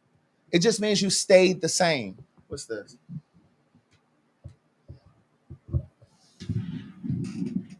Wait a minute. We'll go back. Yes, we're going to go back to that. The other thing that I wanted to say about that clip she just said, where she said, you fucked me up with that. The other thing is transphobia is not limited or restricted to hatred. You can be transphobic and not be hateful towards trans people. Remember, I sat here and I talked about it a few weeks ago here on the show. I had a revelation after being friends with her now for some time that I was transphobic in my 20s, not because I was hateful, not because I inflicted violence on anybody trans, but because I was not inclusive. When I went out to gay spaces, to clubs, to parties, whatever, and I saw trans people, trans women in particular, I was never mean to them. I was never anything like that. I just didn't include them in conversation. I just kind of avoided it because I didn't understand it. That's also transphobia. So just to kind of enlighten just a little bit. Well, here's the thing, and gay men can participate in transphobia. Absolutely. Like I did at one time. Trans women can participate in transphobia. Caitlin. Bitch, shit, I done said some transphobic shit. Me. You know, but again, when I feel attacked, bitch, it's no holds barred. And is it right? I don't give a fuck. Yeah. Am I trying to get better? Yes. For the past couple of days, even if this like even from Essence, I've been like really trying to I really have, y'all. I really been trying to, you know, calm down, not calm down, but just be like, girl, I gotta give into the love. I gotta fuck the hate. I gotta give into the love. That's why I've been like trying not to respond to a lot of shit. Now that don't mean I'm not. Yeah. Even in this, I'm not in no way. Yeah. Because she was calm about it, you know, with my name, and I'm calm about it because I don't have really no pressure with this girl. I didn't like the way that she handled me with that Reese Tisha shit. I didn't really like the way she handled me with that shit, with the period stuff. Because it's like, girl, when that shit came out, I was initially saying I understood where you was coming from. Like initially, I was like, girl, yeah, I get it. Like it's only female. But then when I played the whole video, I was like, oh, I got it. I said, well, maybe she should have been, maybe, you know, because I fall under the guise at times of using blanket statements. So when I see women saying that they feel some type of way towards me because like I'll probably say something that might be misogynistic or whatever, it's because at times I do make blanket statements because I don't be want to call a bitch name. And it might be a woman that I'm reading. You know what I'm saying? It might be a bitch that I'm reading. And so because I don't be want to call a name, I may say a statement, bitch, your pussy stink, hoe. You know what I'm saying? And it's like, I'm not talking about all women's pussy. Right. I'm talking about that stank pussy hoe right there. So it be a blanket statement that you know, and I get it. And when I hear women having these conversations about me, and I be like, oh, okay, yeah, I could see where they feel a way about it. I said some shit like that or whatever. But this bitch over here who I don't want to call, so I'm just gonna call a motherfucking name. But go ahead, Craig, because I want to say something about this. I see what you think you tried to do right here. So, Craig, not to throw salt here, if women don't want to be referred to as cis, what's the difference between that and not wanting to use them and they? The difference is, it would be like saying you don't want to be called human. You're a human. Cis just means you stayed the same. I'm not even going to try to make the correlation about the them and they because there is none. But at any rate, all right, we'll continue this here. Cis means on the same side of. That's right. Trans means bitch, whatever the total opposite of cis. Yeah. What I think the problem is, Craig, and this may hit home for some of them, and it may be an undercover thing with them. What I think tends to happen is it's because they've been able to be for so long. Right. Yeah. You a fag. You this. It's like, no, bitch, don't categorize me because y'all got all them categories. Right. Right. But cis is not an insult to bio women because I just sat here and explained that cis is not limited to women. Cis is also male. Cis is also gay. Gay men. I'm a cisgender male. I was born male and I still live my life as a man. Women can be born, a person can be born female and they continue their life as female. That is the definition of cis. It has nothing to do with women. Well, exclusively. Here's where I'm at with it, Craig. If cis is the big problem when I'm trying to have a discussion with you for us to have an intellectual conversation or just for us talking, I'm not using it. Yeah. And I've said this, I'm not using now unless I'm really, because I know that makes some of them whole stomach hurt. Yeah. Bitch, I'm gonna tear it up because I know he's gonna make your stomach hurt. Yeah. But when I'm having a sensible conversation and somebody tells me, hey, I don't refer, okay. Yeah. Yeah. Okay. But okay.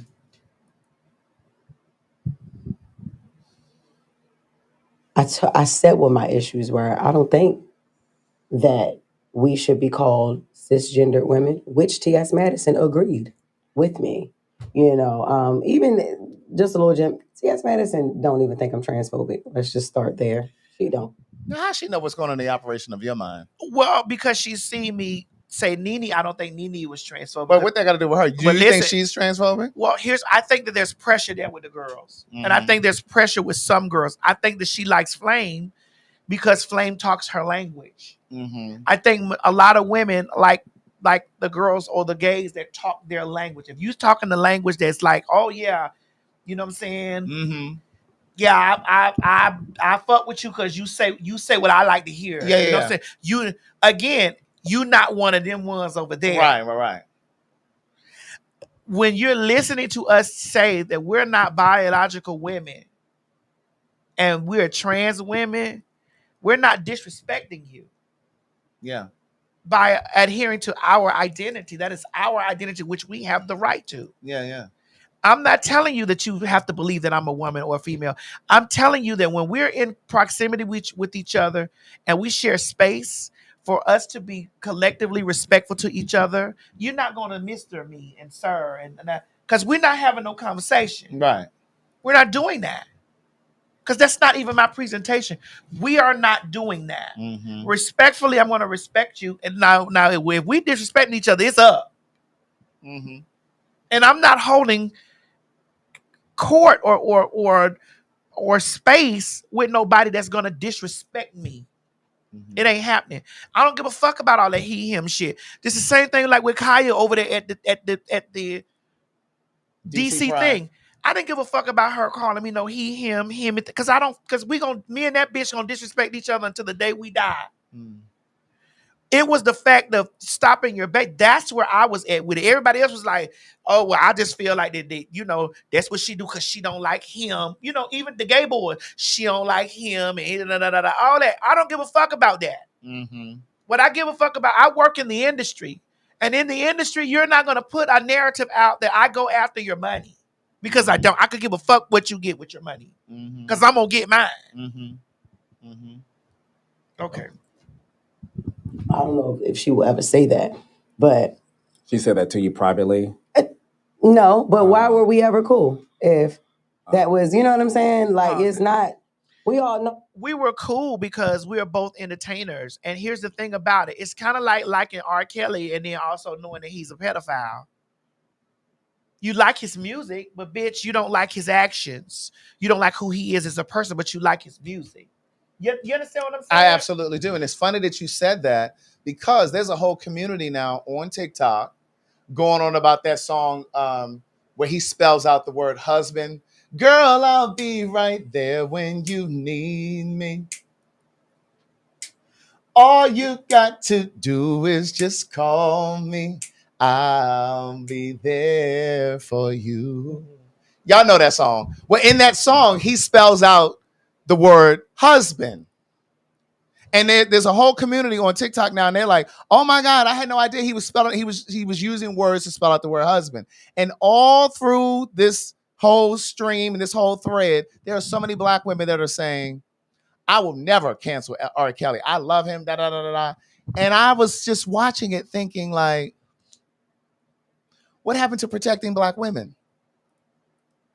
It always baffles me that there's a crop of black women who will say, protect black women, we need to protect black women. But then there's this other crop of black women who are like, oh, I'm okay with him doing whatever he did. Where were the parents? This, that, and the third. But it's just like, so you all just want everybody else to protect black women, but you all don't want to protect each other?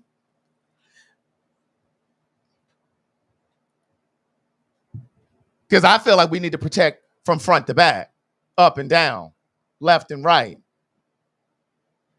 And the fact that you know that this man violated black women and black girls doesn't matter where their parents were. Yes, the parents should have been there, but he was the adult. And even in the instances where there were black grown women that he violated, where was his moral compass?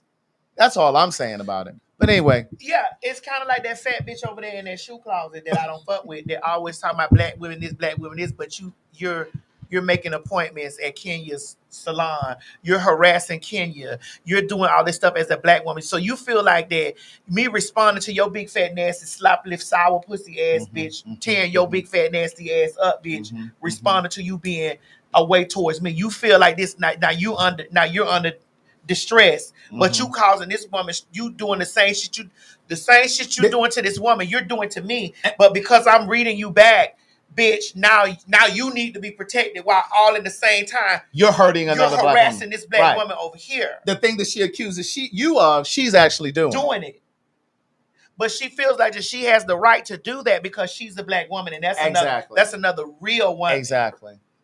So she can do that to her, and then she can do it to me and then cry help. Yeah. Because I'm a man. That's right. It don't work like that. That's right. So all that protect black women shit that she said out of her mouth is null and void. Mm-hmm. When you're outside and you're driving, bitch, you've been harassing black women since you were the blog goddess. Yes. You've been harassing. And what's so insane about that broad? And what's so insane about that broad? That broad got pictures, videos. When I bought this house, she was the first one on her computer with my house pulled up. I did it because I knew that she was going to do that. The first one on the computer with my house pulled up, going through the pictures of my house, going to see how much it costs, where it is, doing all this. Oh, somebody sent this to me. No, girl, you're a stalker. Yeah. You are a stalker. Yeah. You did it to Sheree. Yes. Used Daniva to stand outside, whatever. Did this shit to Sheree. So your pattern is that. That is your pattern. And then women forget that you do that because you dog whistle to other transphobic ass women. Yeah. And that's what erases it because it's just they excuse her behavior. They excuse that because you're doing it to me. Right. Yeah. Yeah. Shall we continue? Yes. Y'all know how TS mouth can get. You know what I mean? We the same person then. You know, like if it comes to mannerisms and the way I say things. What's a mannerism? Bitch, a mannerism. And you know, I'm dismissive in my facial expressions. That one is the same way. And sometimes even worse when TS feels she's being attacked. It's like we're the same personality. You get what I mean? So I'm like, that is just, but TS does not feel in her heart that I'm transphobic. Pause it. Here's the thing. I feel kind of like when I had to have the interview on TMZ. TMZ asked me, they came out to our show. Yeah, I didn't, in LA. And they asked me about this, and I said, I didn't really know how to break it down no other simpler way. On the surface, Nene respects she, her, hers. She respects, me, as my presentation. Yeah. On the surface. Yeah. But if you dig deeper in the conversation, you'll hear how they perceive you. You and another man, oh, y'all gay. Yeah. So on the thing, it's like I respect you. I respect what you think you is, but you a dude. And that's not me saying. I mean, that sums it up. That says it right there. But do I think that's transphobia? I don't know if that's. Well, see, that's what I'm saying. I don't know if that's necessarily transphobia. I would say it's more ignorance. And when I say ignorance, I just mean a lack of information, a lack of knowledge, a lack of exposure. But there are some people who just deal in black and white. Correct. And black and white is because listening to this conversation, you're hearing her deal in black and white. She says she was dealing with. She said, like she was saying, Lene was dealing in gender identity. I was dealing in biology. So for them, biology, I'm doing only biology, which is black and white. All that other shit don't mean nothing. Right. But see, this is the way I try to explain it to people. What helped me understand trans identity is just like, and I've said this before here, there are people who are born what's now called intersex. Yes. Once upon a time, it was called hermaphrodite. When you're born with a vagina and a penis on the outside of your body. So if you pull down a person's pants who is intersex, you can see that they have a vagina and they have a penis. And so when people say, oh, I don't get with this trans stuff because God doesn't make any mistakes, well, explain intersex.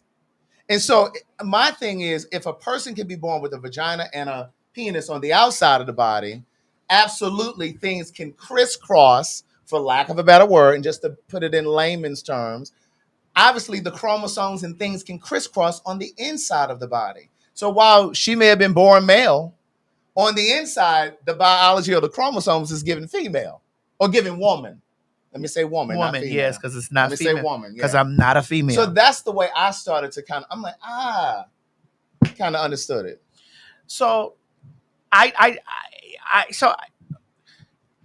again, it's like separating the artist from the artistry. Like, okay, this is why we liked each other, because you were entertainer, I'm an entertainer. You found some stuff I done said funny.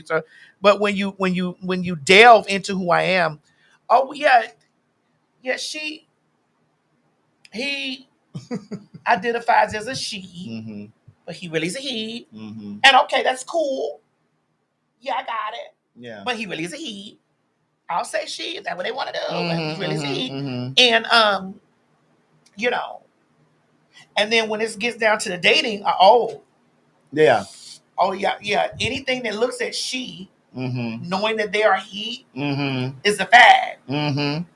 When it's deeper than surface level. It's deeper than that. It's deeper. Yeah. So at this stage, if you ask me that, I don't know.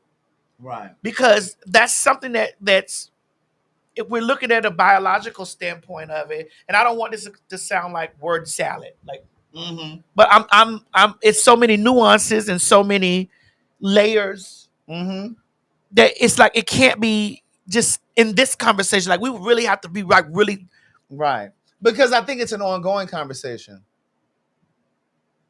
You know what I'm saying? Oh wow, that's beautiful. Tiffany Smith McNair, that's beautiful. But I think it's an ongoing conversation. It's not a conversation that can happen once. You know what I mean? I think it's one of those ongoing things, you know, that you can explain in one conversation, in one sit down. I think it's just an ongoing conversation. Your friend call and ask, but I'm serious. That's go back. I'm gonna go back. That is just, but T.S. does not feel in her heart that I'm transphobic. That's your friend call and ask. But I'm serious. That's something that we can't even sit here and act like it's true. But I've already said so many times before, I don't hate trans women or trans men at all. Even the last time that there was controversy between me and the trans community, and I don't even like to say the trans community because it's not the whole trans community. It's a very small group of them who feel the way, you know, that you're telling me about right now. It was a person who went online and said that that we as women feel like we gatekeep periods. Like we're the only ones who can have it. Who are you to gatekeep a period? And I'm like, huh? What are we talking about here? Like, why, like, what is happening? Later find out that wasn't even a trans woman. That somebody had told me that many people was like, that was a drag queen. So I was just like, damn, I literally was like, damn, ain't nobody gonna say that. Nobody gonna correct that. Nobody's gonna say, yo, first of all, you wasn't even the right person to say that. Like you wasn't even, you know what I mean? Like it's just a ball of confusion when I think like I'm talking to one person and that's not even who I'm talking to. You know what I'm saying? That is very confusing for me. So it gets very frustrating to then having to keep going back and correcting what I'm saying or correcting like, oh my bad, I'm sorry. I didn't know that you were, you know, or I didn't, you know, I didn't know that you know, that's all of that. Yo, that is confusing. That's confusing for anybody. Right? And no, I'm not transphobic. I don't hate trans men or women. It's just like, I think the question should be ask them what they feel like, what they need from Jess Hilarious to feel like they're not heard or not seen. I see all of y'all. I see, not y'all, I'm talking about, you know, talking to the trans community. I see y'all. Yes, I do. And that's the last thing I want to say is like, yo, I got trans friends because then that's also looked at, oh, that's the one, that's just like a white person saying, oh, I got black friends. No, I really do have trans friends. Yes, I do. And it's like, yo, I can't. It's like if you hate us. Let me pause there, because to the point where she says, I really do have trans friends, it's kind of like what I said to that lady in New York that time. Maybe you do have trans or gay friends, but they need to educate you. maybe they're slacking on their job. They're slipping on their job. They need to educate you and stop you in your tracks, because we all understand and we all know that all friendships are not honest. Sometimes we have friends that we are not honest with. Now, I'm honest with my friends. But if she's the only famous friend or famous person in her circle, maybe they may not talk to her and tell her, girl, listen, that was transphobic what you did. You understand what I'm saying? We don't always hold our friends accountable. So, yeah, you may have trans friends and you may have gay friends, but that doesn't mean that they're calling you to the carpet. Right. If you hate one of us, you hate us all. It's like, no. It's some straight people out here that I don't particularly care for, but that's not toward our whole community. It's some trans women that I done fell out with. That does not mean I even hate them. Everything warrants a conversation. I'm open to having a conversation with anybody. You know, like that's what we're missing. The whole thing is we're missing communication. Yeah, no, and that's the reason why, listen, I am grateful and thankful that you said yes to this interview, because for me it's this. I feel like a lot of things could be eradicated with a conversation. Yeah. I'm a part of the gay community. I'm a pillar in this community. I do know and again, I'm not speaking for all the gays, but I do know for our community, gay Black men, we love Black women. Yes. We love Black women.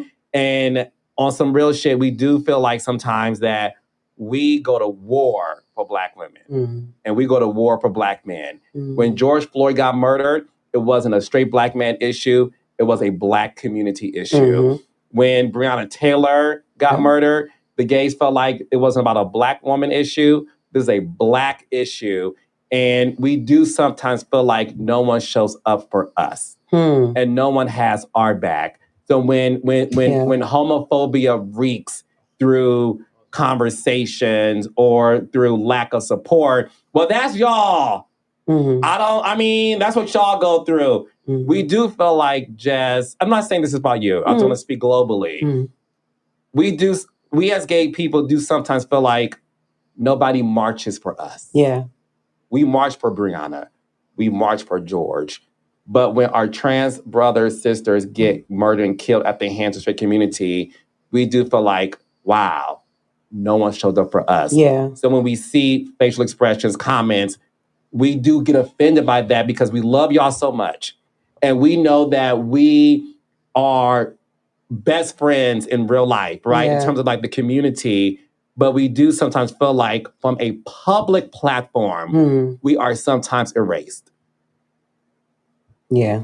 I most definitely understand. Yeah. For sure. I do get it. I don't want to be one of those people that y'all look at like that, though. I really don't. That is not my goal. That has never been something that I seen for myself. I've never even felt, ill will toward gay people, men, women, trans people, men, women. I've never felt that. I don't. I love gay people. I love pride. I love it all. And that's why, listen, I started doing this thing, right, up at Breakfast Club, right, where in June, I honor a gay a day. Now, look, I stopped doing it because I seen people like, I know, but see, I did it last year. I was doing it this year. And then when I started seeing like the trajectory of it change in the narrative, it's like, oh, she planning our face. What, like, I'm like, by honoring, one gay a day, I honor Big Sexy, I honor Sin Santana. I men and women both, but I said, and it's like I honor my best friend, and then my brother, he's gay, and then it's like, yo, why? It's like I'm under this microscope. No matter what I do now, I'm damned if I do. I'm damned if I don't. And it's like, no, that literally is my way of showing that I do care about LGBT community. Like, why does that have to be joked? Maybe because I'm sitting up here with Charlamagne and Ivy who play gay all day, every day, and I understand some sometimes that shit ain't funny. Yeah, especially to the gay community. Yeah, they cool. I know, the gays love Char and they love Envy and everything, but I also do know sometimes they like, all right, y'all doing too much, chill out. I understand that, because no, being gay it is not to be made a mockery of. No, it's not. I will say this: watching the interview, I feel like a light bulb moment went off for her when Carlos was saying, we windmill for black women. Like, we fight for we stand up for black women. I've sat here and said that very same thing. A lot of times it is gay men who are saving black women from an attack by her boyfriend, a husband, a stranger in the street. We're the gay uncle. We're the gay godfather that's paying for your children's haircut because you're a single mother. And I have sat here and I have also said that it is black queer people that saved the black community. Here we go. Because we've been at the forefront of every major movement in this country, from women's rights to HIV/AIDS, to civil rights. Black queer people have been at the forefront of every major movement in this country. Here we go. And if it was not for us, we would be decades and light years behind. Somebody gonna tear you up? They can. It was Bayard Rustin, a gay man who was Dr. King's right-hand man. He organized the Freedom Riders. Somebody said, wait, what? He organized the Freedom Riders. Black queer people. So again, we are always riding for black straight people. And just like you said here, just like James Baldwin, yes, he was always speaking about blackness. But a lot of times we are left pushed to the wayside when something happens in our community. I talked about this before. Jermel, what was the young boy's name? His name was Jermel something. He was from like New Orleans and he had moved out to LA after Katrina, and that white Democratic contributor, Ed Buckley or Buck, whatever his name was injecting that boy with heroin.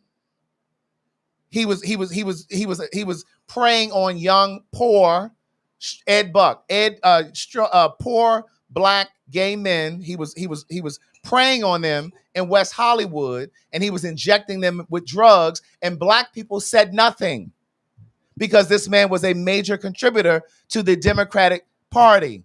So there are many examples of this. There are many examples where black straight people do not come to the aid of black queer people. Again, but we are always on the forefront for you all. Again, Craig, I always say that even with the elections, yes, there was so many people screaming about, like, I can get behind this Trump with the anti-gay shit. Yeah, I can get behind Trump with the get rid of the trans stuff. I'm with him 100. All that other stuff, yes. I'm not. But as long as if he can fuck them up over there, I'm with that. Now here you go. The big beautiful bill done passed. Big Mama. Medicaid and all this other shit about the food stamps, Section 8. And the other thing is, since you said that, I heard Maxine Waters say today that inflation is up 2.7%. Mo, run that PhagTawlk 125 down there for Pay for Your Say. You better sign up for Pay for Your Say. I know some of you think that that's just a stick, that's just a bit for us to get you all to sign up for Pay for Your Say, but I'm telling you, inflation is up 2.7%, bitch. They saying this time next year, shit's really gonna be fucked up. Flooding and shit happening in New York. Water and shit flooding down in Texas. Y'all better wake up and stop getting distracted by this bullshit. Yeah. And my thing too, Craig, with that being said, like, even with the heinous shit Sandra Bland has said about gay people, we still was still, yes, wanting for her to get justice. Because when I went back and saw all that, I was like, yikes. Yes. Like, I understand that this would not be reciprocated for me. Yeah. And that's a hurtful thing to know, that when you want rights for somebody that you know could give a fuck about you, but you know because you are black. Yeah. Yeah. Once you say you're queer, you're othered. Yes. Yeah. And I say this constantly. Once you say that you are queer, you are othered. Yeah. Immediately, like, oh no, like you automatically get some rights under the Rainbow Coalition. Yeah. A lot of that shit that be going on when it comes to those LGBTQIA stuff, right? That stuff be for white gays. We don't even be included in that.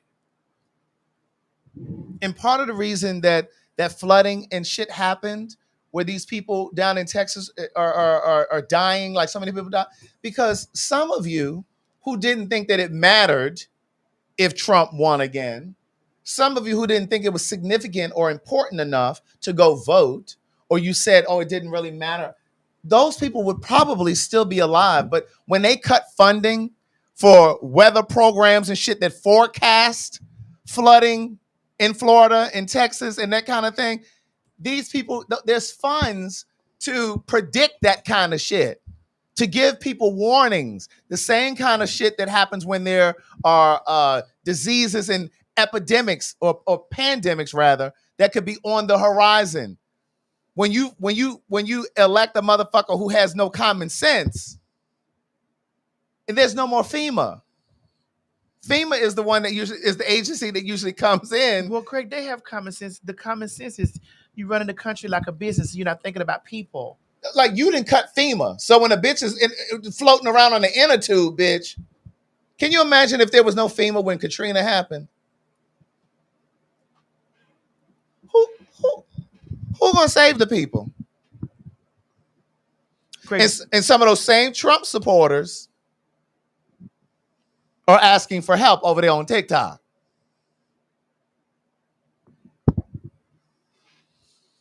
He's running this place like a business and not like human beings, Craig. FEMA is still there, but the funding has been cut. Stop playing with me. Whoever wrote that. You know what the fuck I'm saying. And that's the other thing, writing stupid shit in the comments like that.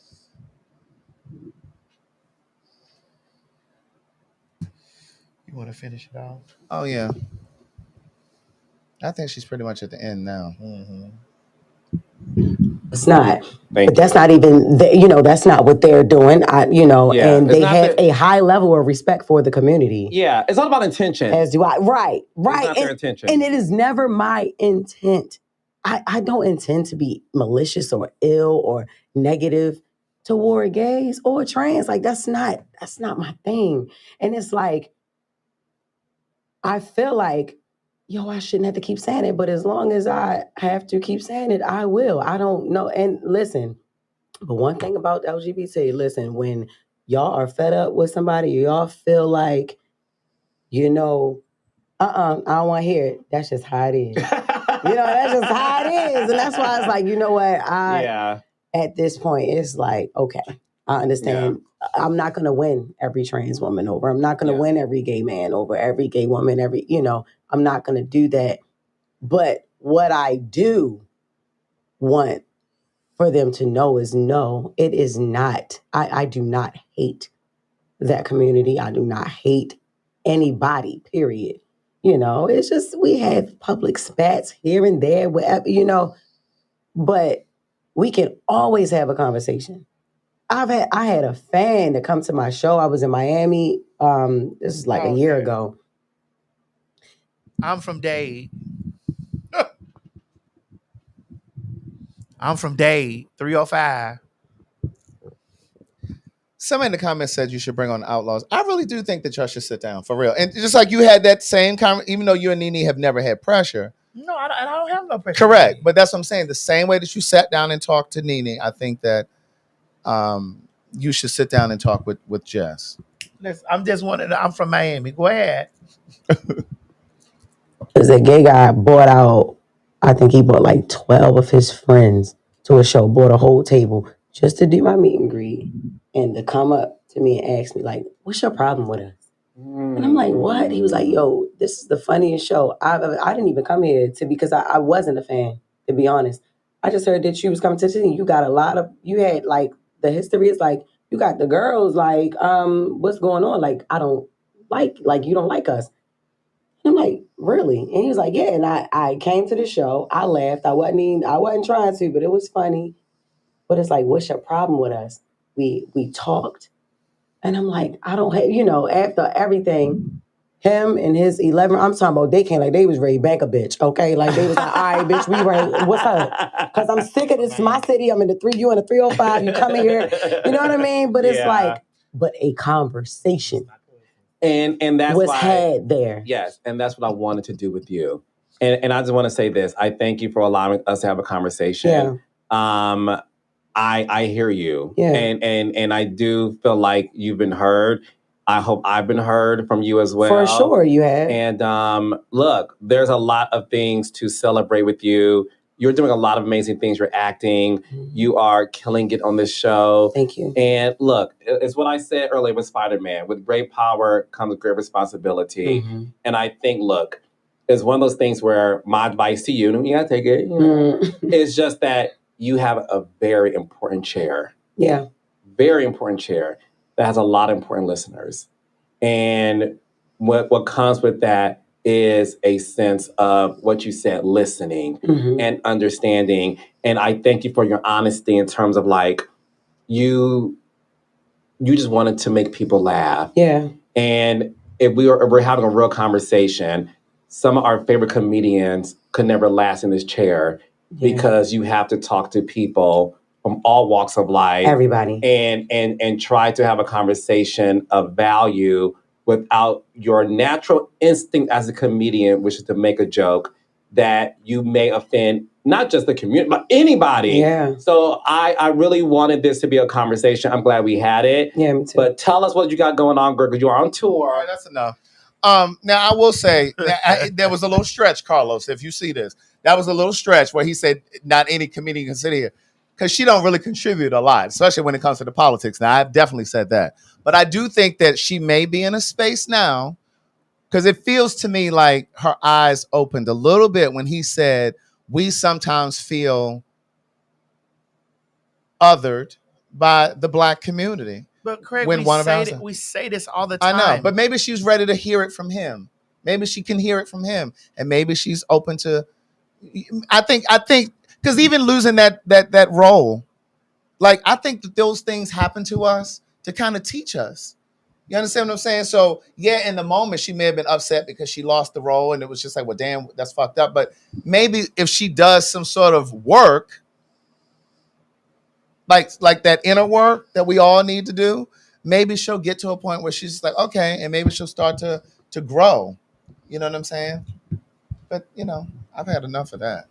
That was a long. It was, but I believe that was important. It was very important that we talked about that. Yeah, it was very important because we're in a time we're in a crisis right now in this country. We are, and Black people don't have no business being separated. I don't give a fuck who's sucking dick at all. People. We don't got no business being separated. That's right. We just don't. I agree.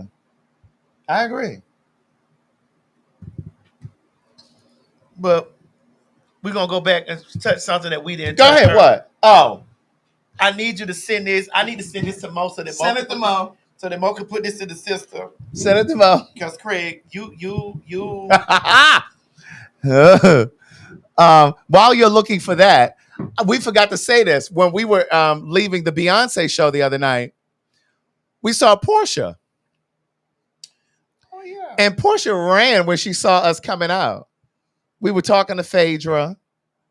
When we were walking down, she and Phaedra and Madison were going back and forth. Phaedra's That's like, my girl. Right. And Phaedra's like, oh my God, these pants you got. I had on these Phaedra's my girl. sequins pants. And Phaedra gave me a compliment. When I tell you, Portia got up and beelined it. And when we got in the car, I was like, did you notice how she got up and she hit it? But I spoke to her sister, though. Her sister came and hugged her and was like, oh my God, I love you. Da, da, da. But Portia was like, I'm going over here. I don't think she wanted to be bothered. Like she hit it. Honey, maybe I'm not her cup of tea. And I'm not adding yeast to the story. She got up. She did. And she hit it. And she was standing over to the side like she was on her phone. I wasn't trying to go over that. But I didn't understand why she did that because we always talk about how pretty she is. She's very pretty. And how. I ain't got no pressure with that girl. But I wonder why she ran. Well, I don't give a fuck about none of them running. Beyonce called me by name and nobody else in there. They all had to hear that in there. I'm not worried about any of those girls that are the elites and this and the other. Beyonce, Giselle, Knowles Carter called me by name in there. Yes. I'm sorry. expressed her love for me, brought me there. Mm-hmm. So all that them girls can run around. They can run a lap around Bravo TV. I don't give a fuck. Mm-hmm. I get money with Beyonce. Right. But hey, Portia. Hey, girl. Stream. Thank you. Stream Cozy Girl. Stream the album. I don't give a fuck about who don't like me. Right. In that building. Mo, but we need to get these facts going on over here. Okay. Bottom line, because in the words, well, what did I say? In the words of the Sweet Pickles van. Bottom line, we're dealing with facts, bitch. Right. Okay. So somebody, while Mo was putting that up, refresh me on what I just said at the top of the show about Monica and Jasmine Sullivan. Bottom line, we dealing with facts, bitch. What did I say about? You said she had more hits than Monica. You did. You said okay. You said that she has more, and I said, girl, Monica was singing way before that girl she was young. Correct. And I went on to say, if I was taking a road trip, bitch, I'm putting on Jasmine. That was your road trip. I'm putting on Jasmine Sullivan. That was your road trip, girl. Mo, have you got it yet? It's coming in. Bottom line, we dealing with facts.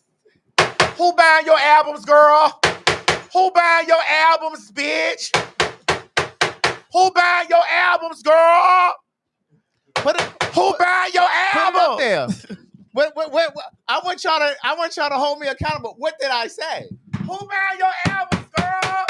Who buying your album? Hold on. Okay, we in there. I did not say Jasmine was better than Brandy. We were talking about Jasmine and Monica. Okay, so this is Jasmine's. No, go to the who's first. Don't go to Jasmine first. There we go. Okay, so it says just 14 years old when she debuted in 1995 with the multi-platinum smash Miss Thang. Monica grew from sassy teen to no-nonsense hip-hop soul superstar over the next 25 years thanks to such hits as Before You Walk Out My Life and her number one 1998 smash with Brandy, The Boy Is Mine. So according to Billboard, it says Monica has 3 number 1 hits, 8 top 10 hits. What is this? In 16 songs, I guess, that made Billboard 100, yeah. Hot 100. Okay, and then it says Jasmine. Oh, Jasmine. Here we go. It's who buy your albums? Who buy your albums, girl? Don't you do Monica, bitch? Don't you do Monica? I want you to get my but let's you do Monica. And then I don't give a fuck. I know one of you messy bitches sent this to her from off of Twitter. Right? From off of Twitter. I know one of you messy hoes. And then we have an honorable mention too. We have an honorable mention. Wait, what? Wait. Honorable mention. Who is this? Oh, Brandy. That's Brandy. So actually, Monica has better than Brandy even. Well, first of all, let me say this. Take that shit down. There we go. Put that back up, Mo. Put it back. First of all, put it back. Who buy your albums, girl? First of all, who buy your albums, bitch? First of all, this is Billboard. We don't give a fuck what them white people think over there. We don't give a fuck what them white people think over there at Billboard. Now, I'm going to say this. Now, y'all can say what y'all want. But you know damn well that if Jasmine was headlining a show and Monica was headlining a show on the same night, bitch, we going to see Jasmine. Don't you even try it. Are you sure about that? Absolutely. And I'm also gonna say, if we were driving from here to California, bitch, we are gonna listen to more of Jasmine's in albums. Your car, but if you're in my Sprinter, girl, you only know 2 of her songs. It don't matter. But when they all come on, I know when they start flowing in. Bitch, I will cross the ocean for you. Do you hear me? I would even bring you the moon. I will bring you the moon. I should make a move, but I won't. Okay, let's do it. No. I should make a move, but I won't. I know you're probably thinking something is wrong. Who buy your album? No, let's sing it. Come on. Come on. You take the bottom note. You take the bottom note. I'll take the top. I'm at the bottom still. Okay, let's do this. All right. So if you listening to Jasmine Sullivan driving from Georgia to California, put a 1 in the comment. And if you listening to Monica, put a 2. Put a 2. Put a 2. Let's see what the comments say. You know, y'all need to stop putting black women against each other. That's all this misogyny going on. Look. There's a lot of ones and 2s. No. You see them ones are dominating. Don't even try it. Hold on. Because they're coming in fast. I can't really count. Yeah, I see more ones though. Girl, who buy your think album? it's equal. Well, girl, when the last time you bought a Jasmine Sullivan album? Girl, go back to those real numbers. Craig, I have all of Jasmine Sullivan album. I have all of her shit. Oh, okay. Just making sure. I have Hotels. That was the last thing she put out. Okay, Go back over there and look at this. Come on, Mo. Go back to the assets. We got to do a fuck them assets because that's Billboard. That's Billboard records. Ain't nobody. Don't make it fuck about them white. Don't make it fuck about Billboard.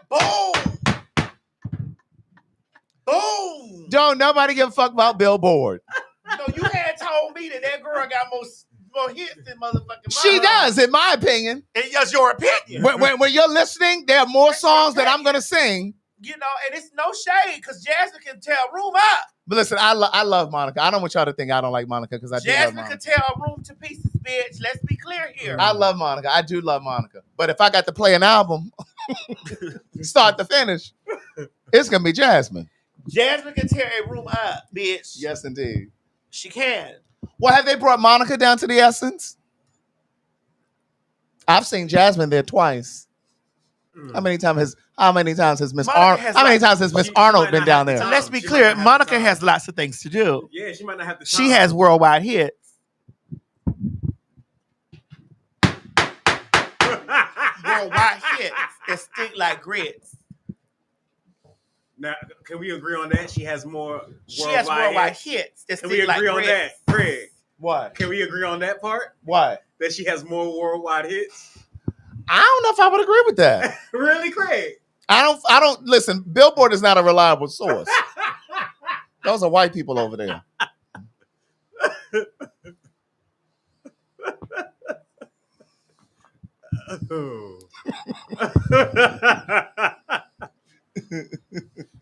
They say stop it, Craig. This is facts. They said it's facts, Craig. You know, bottom line, bitch. Right. Monica got 1 Grammy, and that's with the help of Brandy. It's okay. How many Jasmine got? 2? Jasmine got 2 Grammys. Okay. You know you can buy those.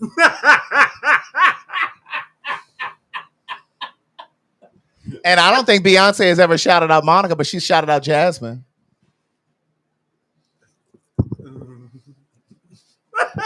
Did you hear me? Beyonce. You were just saying a moment ago that Beyonce knows your name, but she also knows Jasmine's name, and she mentions Jasmine. I don't think I've ever heard her mention Monica. It don't matter. I will still cross the ocean for you. Oh God! But they saying Beyonce love Monica. That's what somebody just put. Hold on. Did she ever perform a song by Monica? Because she, didn't Beyonce not irreplaceable. What's the song that Jasmine wrote? That How bust the windows out your car? No.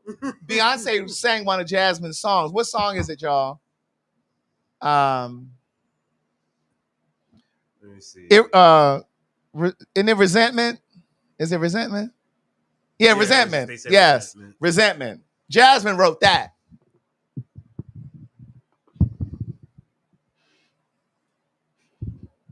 Now you gonna have the girls down there with windmilling for weeks, bitch. I'm just playing, y'all. It's just all in fun. I do want to talk about this. You ready to move on? Because listen, the as long as we can go by one more time, so that we know where we stand with this.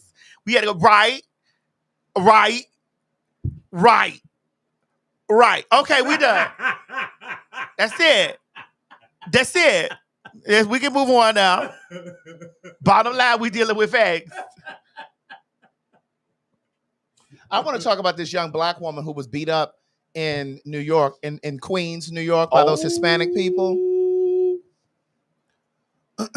Let's play the video and then we're gonna come back. Play the first one when they were actually attacking her. Yeah, hold on. I'm trying to. That's it right there, down there, right there. Ain't that? No, I don't know. Is that it? Craig, maybe you can see it because his more eyes is low. He ain't got. Oh, you can do that. Oh, it's this one. I found it. Okay. I couldn't tell that I was getting hit in the head and everything. I was just trying to defend myself at the time.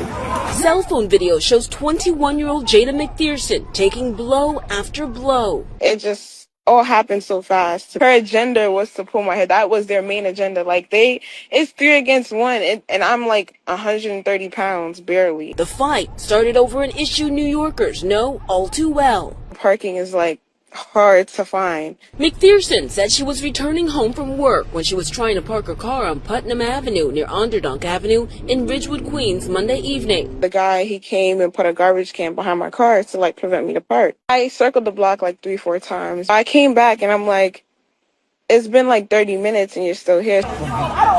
A verbal altercation with the man and 2 other women police identified as Andrea Dumitru and Sabrina Starman. I'm not gonna lie, I called her an immigrant, but she called me a slave and she called me a monkey. Quickly turned violent. Medics treated McPherson at the scene and arrested Dumitru and Starman.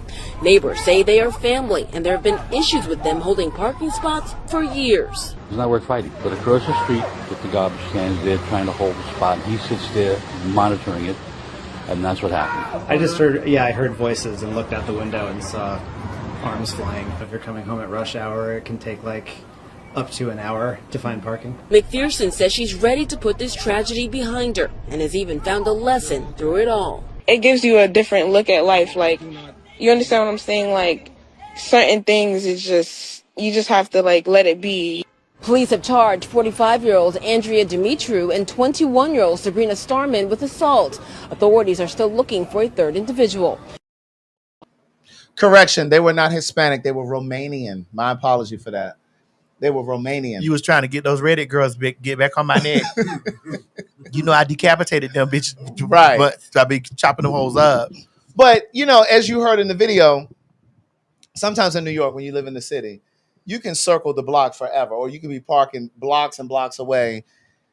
But this family was obviously trying to hold a spot or whatever. But the thing is, there was a whole conversation in the community on TikTok talking about this too.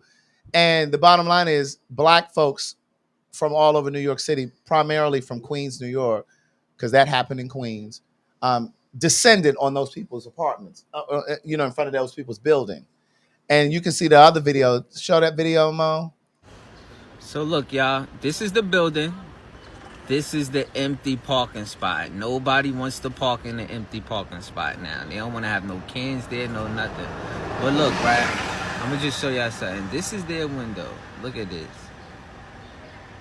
They got a fucking camera on their window because, they scared to come outside. But look at this. Okay, now show the ones where they're out there protesting. 3 people right here in this very spot. 2 men.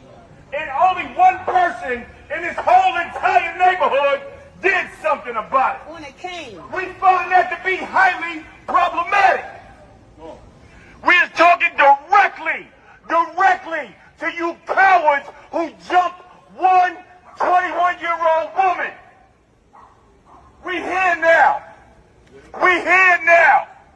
We here to represent our people. And we here to let you know that if you call a black person a monkey and assault them, we will bring the entire zoo to your front door. Because this is what we are not having. We are not having. I don't care what neighborhood it is. I don't care where you from. You will not attack. That's community. And that's how the fuck we need to be showing up every time something happens to one of us. The last one, Mo, please. Ladies and gentlemen, the mother and the raggedy daughter that... Say that. I wish we could get that as the girls. That's how it needs to happen, period. I don't give a damn if you trans, you gay, whatever. Black people need to be coming together at all times, just like that. Well, you want to know the reason why the girls can't get it? Because there be black people doing it to us. Yeah. There be black people doing it to other black people. Yeah. So that's why we can't get it. Yeah. It's true. This is them we're not apologizing, but trying to clear it up. Because those people have not left that house. And the police have been outside 24/7, basically outside of that building. But go ahead, Mo. Ladies and gentlemen, the mother and the raggedy daughter that decided to jump that girl in Queens over a parking spot, they're speaking up and they're full of it. I was just thinking about my mom, you know, because I know the parking was being held for her. Why she look like that? I just, for the safety of my mother, I wanted to see what was going on. The moment my mom had arrived and approached her calmly, she just started calling her racial slurs, threatening her. The moment you call somebody a slave, monkey, I don't believe you. So I don't believe that girl was calling them racial slurs and calling them out their name. I just don't believe it. Not before they did it anyway. The building, and I slightly approached her to see what was going on. And I was like, what happened? Because, you know, these insults were being heard by everyone. For a whole 30 minutes straight, she wouldn't, like... So you mean to tell me your mother was arguing with somebody outside the building and you came out 30 minutes later to see what was going on? Anybody who's on site, on deck for their mother is coming out as soon as that yelling begins. And I would understand if we reacted that way for a parking, but it wasn't for a parking. It was the way she approached us and provoked us for a whole 30 minutes straight till the 45-minute mark. I regret that. Was very wrong of me to do. Very wrong of me to do. It wasn't right. It wasn't right. I regret it. But to get humiliated and mentally abused for 45 minutes hurt. The mother gives crackhead. The daughter gives a liar. She wants to be viewed as a woman, but carrying herself very manly. I don't like it for her, okay? And the only reason why they're speaking out now is because now they feel attacked. Now they feel like, oh my God, I need to speak out because I need help, because people are outside my building every day. You should have thought about your actions. You should have thought about your actions. Yeah, the daughter is the trans. It's a doll. Well, I hate that there were so many men in that original video who stood there and didn't do anything.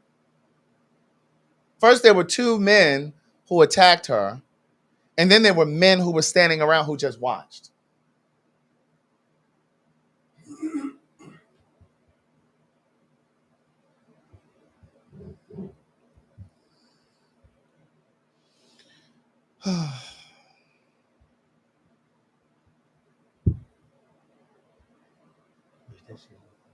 Mm-hmm.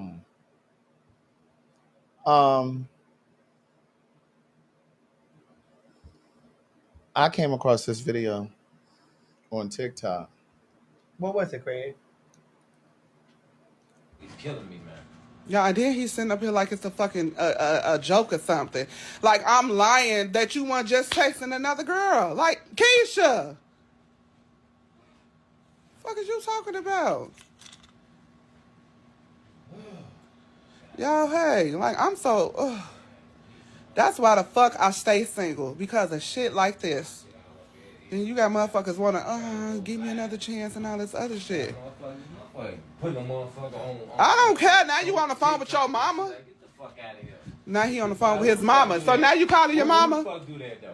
Now you putting your mama, okay. Call your mama. Y'all see? That's why our relationship is going down the drain, because he always want to call his damn mama. The fuck?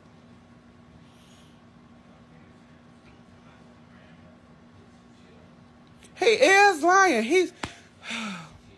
Look, he's lying. Right, what his mama gonna do? Like, what his mama gonna do? Nothing?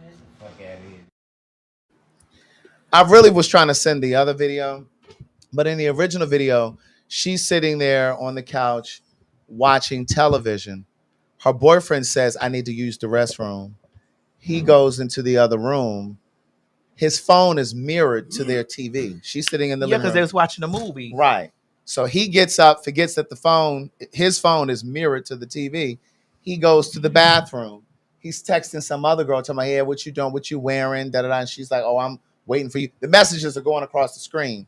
The girl in the video that we just watched goes to the screen, to the TV screen, and shows everybody on TikTok the messages as he's texting this girl. So then she confronts the guy. Well, needless to say, they're saying that she put him out at first, but then she went on for days talking about she was proud of herself and this, that, and the third. But then it said she's back with him.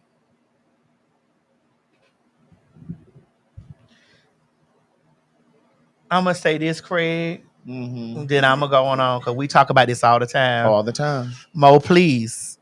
You and your 12 disciples, we're not talking about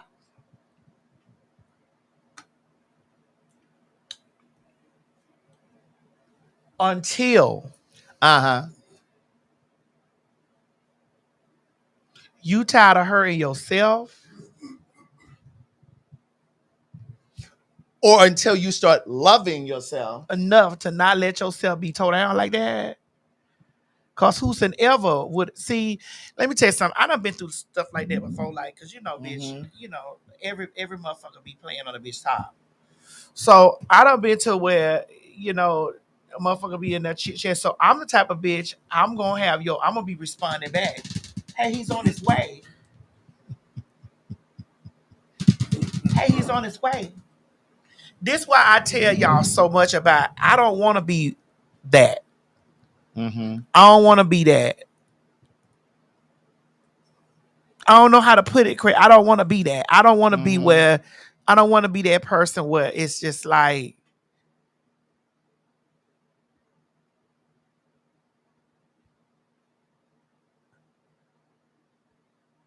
I'm chilling. Bitch, go home. I don't want a motherfucking nigga staying with me. I don't want no nigga staying with me. Every nigga I know, every nigga I fool around with, please, I need y'all to go home. Mm-hmm. Motherfucker be messaging me and shit like that. I'm like, damn, you can't talk to no bitch right now? I'm busy. I just, you gotta be in a space where you love yourself enough to not let a bitch bitch do that, because he ain't gonna do nothing but continue to do that same shit. Because you've taught him that it's okay now. It's because him and that girl are right. She know he gonna go back home to your ass. That's right. That girl know, cause that girl over there on the other side, she said, oh, yeah, hold on. Cause you can't stay here. You can't stay here.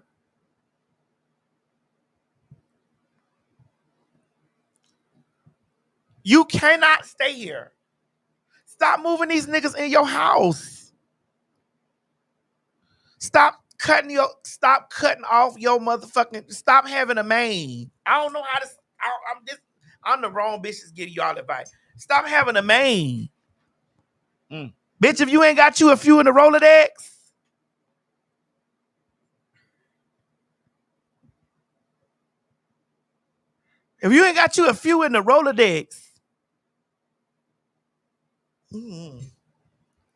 Craig, when you date, how many are you gonna date at a time? This at this phase that you in right now.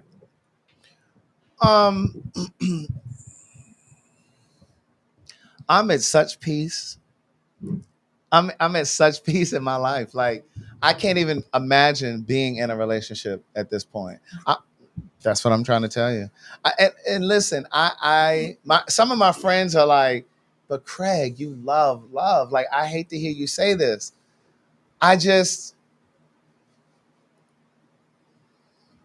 It's a combination of things. After coming out of a previous relationship, after losing my mom, like, there are so many things that just run through my mind now. And there are things that have just become more of a priority for me.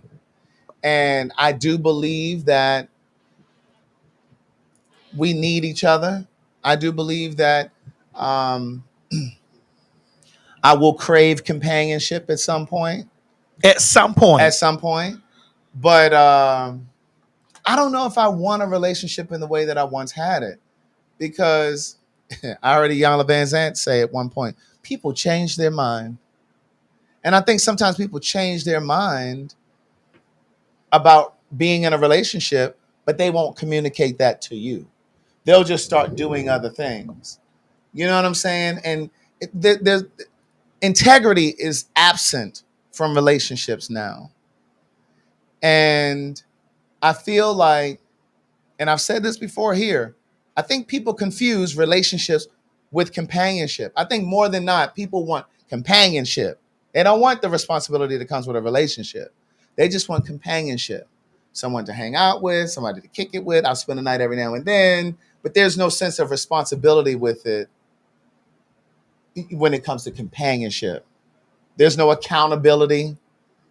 You know, you just get up and you go and you do, and, you know, there's no checking in. I think people want the freedom of being single, but they want the benefits and the privileges that come with a relationship. Right. Help me pay my bills. Yes. You know what I'm saying? I need a woman. I hear men, especially men around me.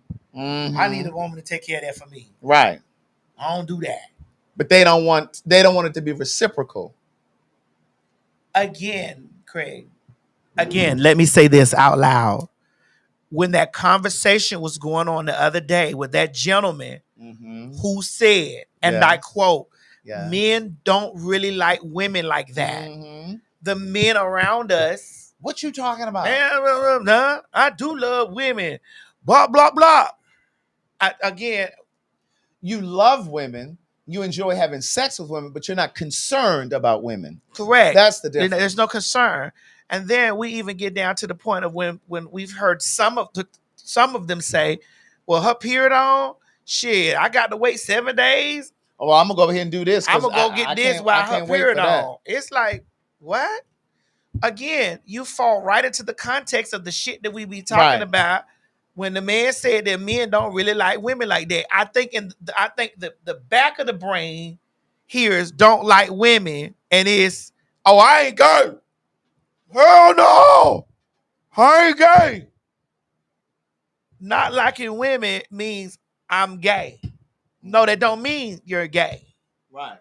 It means you don't like them to the degree of having an emotional connection. You only want a physical. You only want a physical connection, and what they can do for you after that. Yeah. How does it benefit you without having to be reciprocal? You only want a physical connection, a penis inside, a give me a kid if I want one. Cook for me. Help me pay my bills. Yeah. Show me how to pay my bills. Take me to do what a woman is supposed to do. Yeah. Yeah. Keep house. Clean up. Help them with the homework. Do the homework. Watch the kids. Do the womanly part of that shit. So why, when her period is on, you don't have the discipline? You don't have the discipline and the self-control to be like, I'm gonna hold out for 7 days or 10, however the fuck long it take. I'm gonna crawl up in the bed with her. I'm gonna hold her. I'm gonna try to help her. Baby, you good? I'm gonna rub her feet. I'm gonna do this stuff. Like I'm gonna cater to her during this time because I fuck with her like that. Right. Yeah. Instead of, oh, you ain't good. You can't give me no pussy right now. Right. So let me go over here to this girl because she ain't on her period. Because she ain't on hers. I need me. I'll get me. And then men be in those spaces of, once I am used up,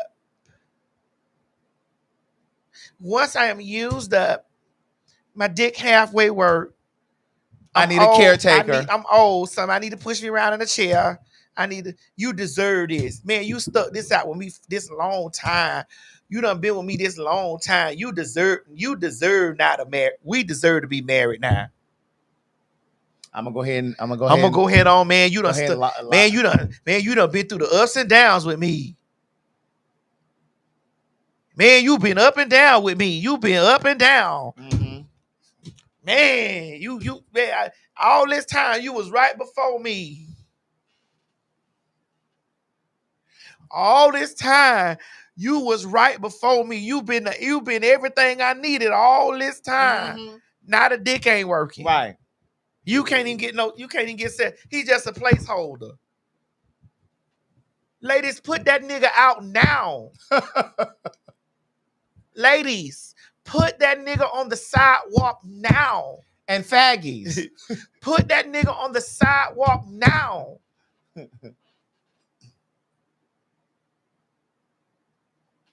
Put him out now.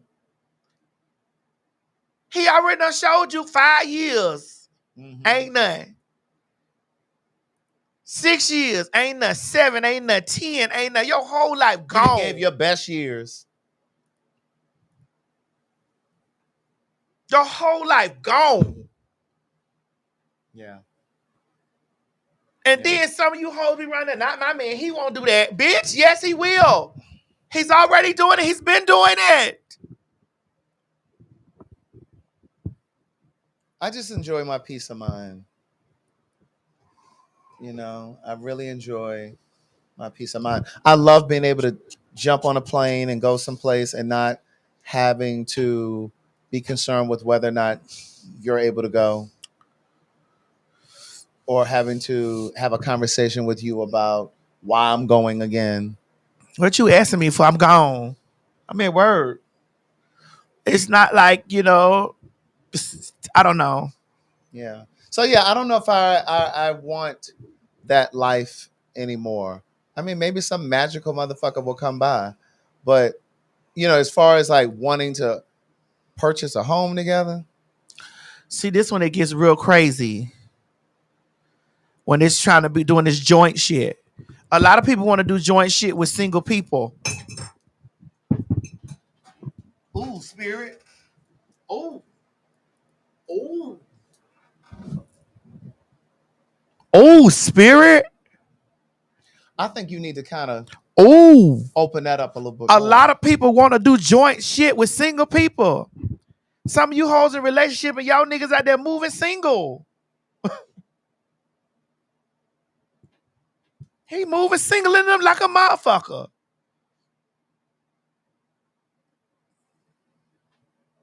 Because see, I'd rather be alone feeling lonely than be with someone and feel like I'm by myself. That's right.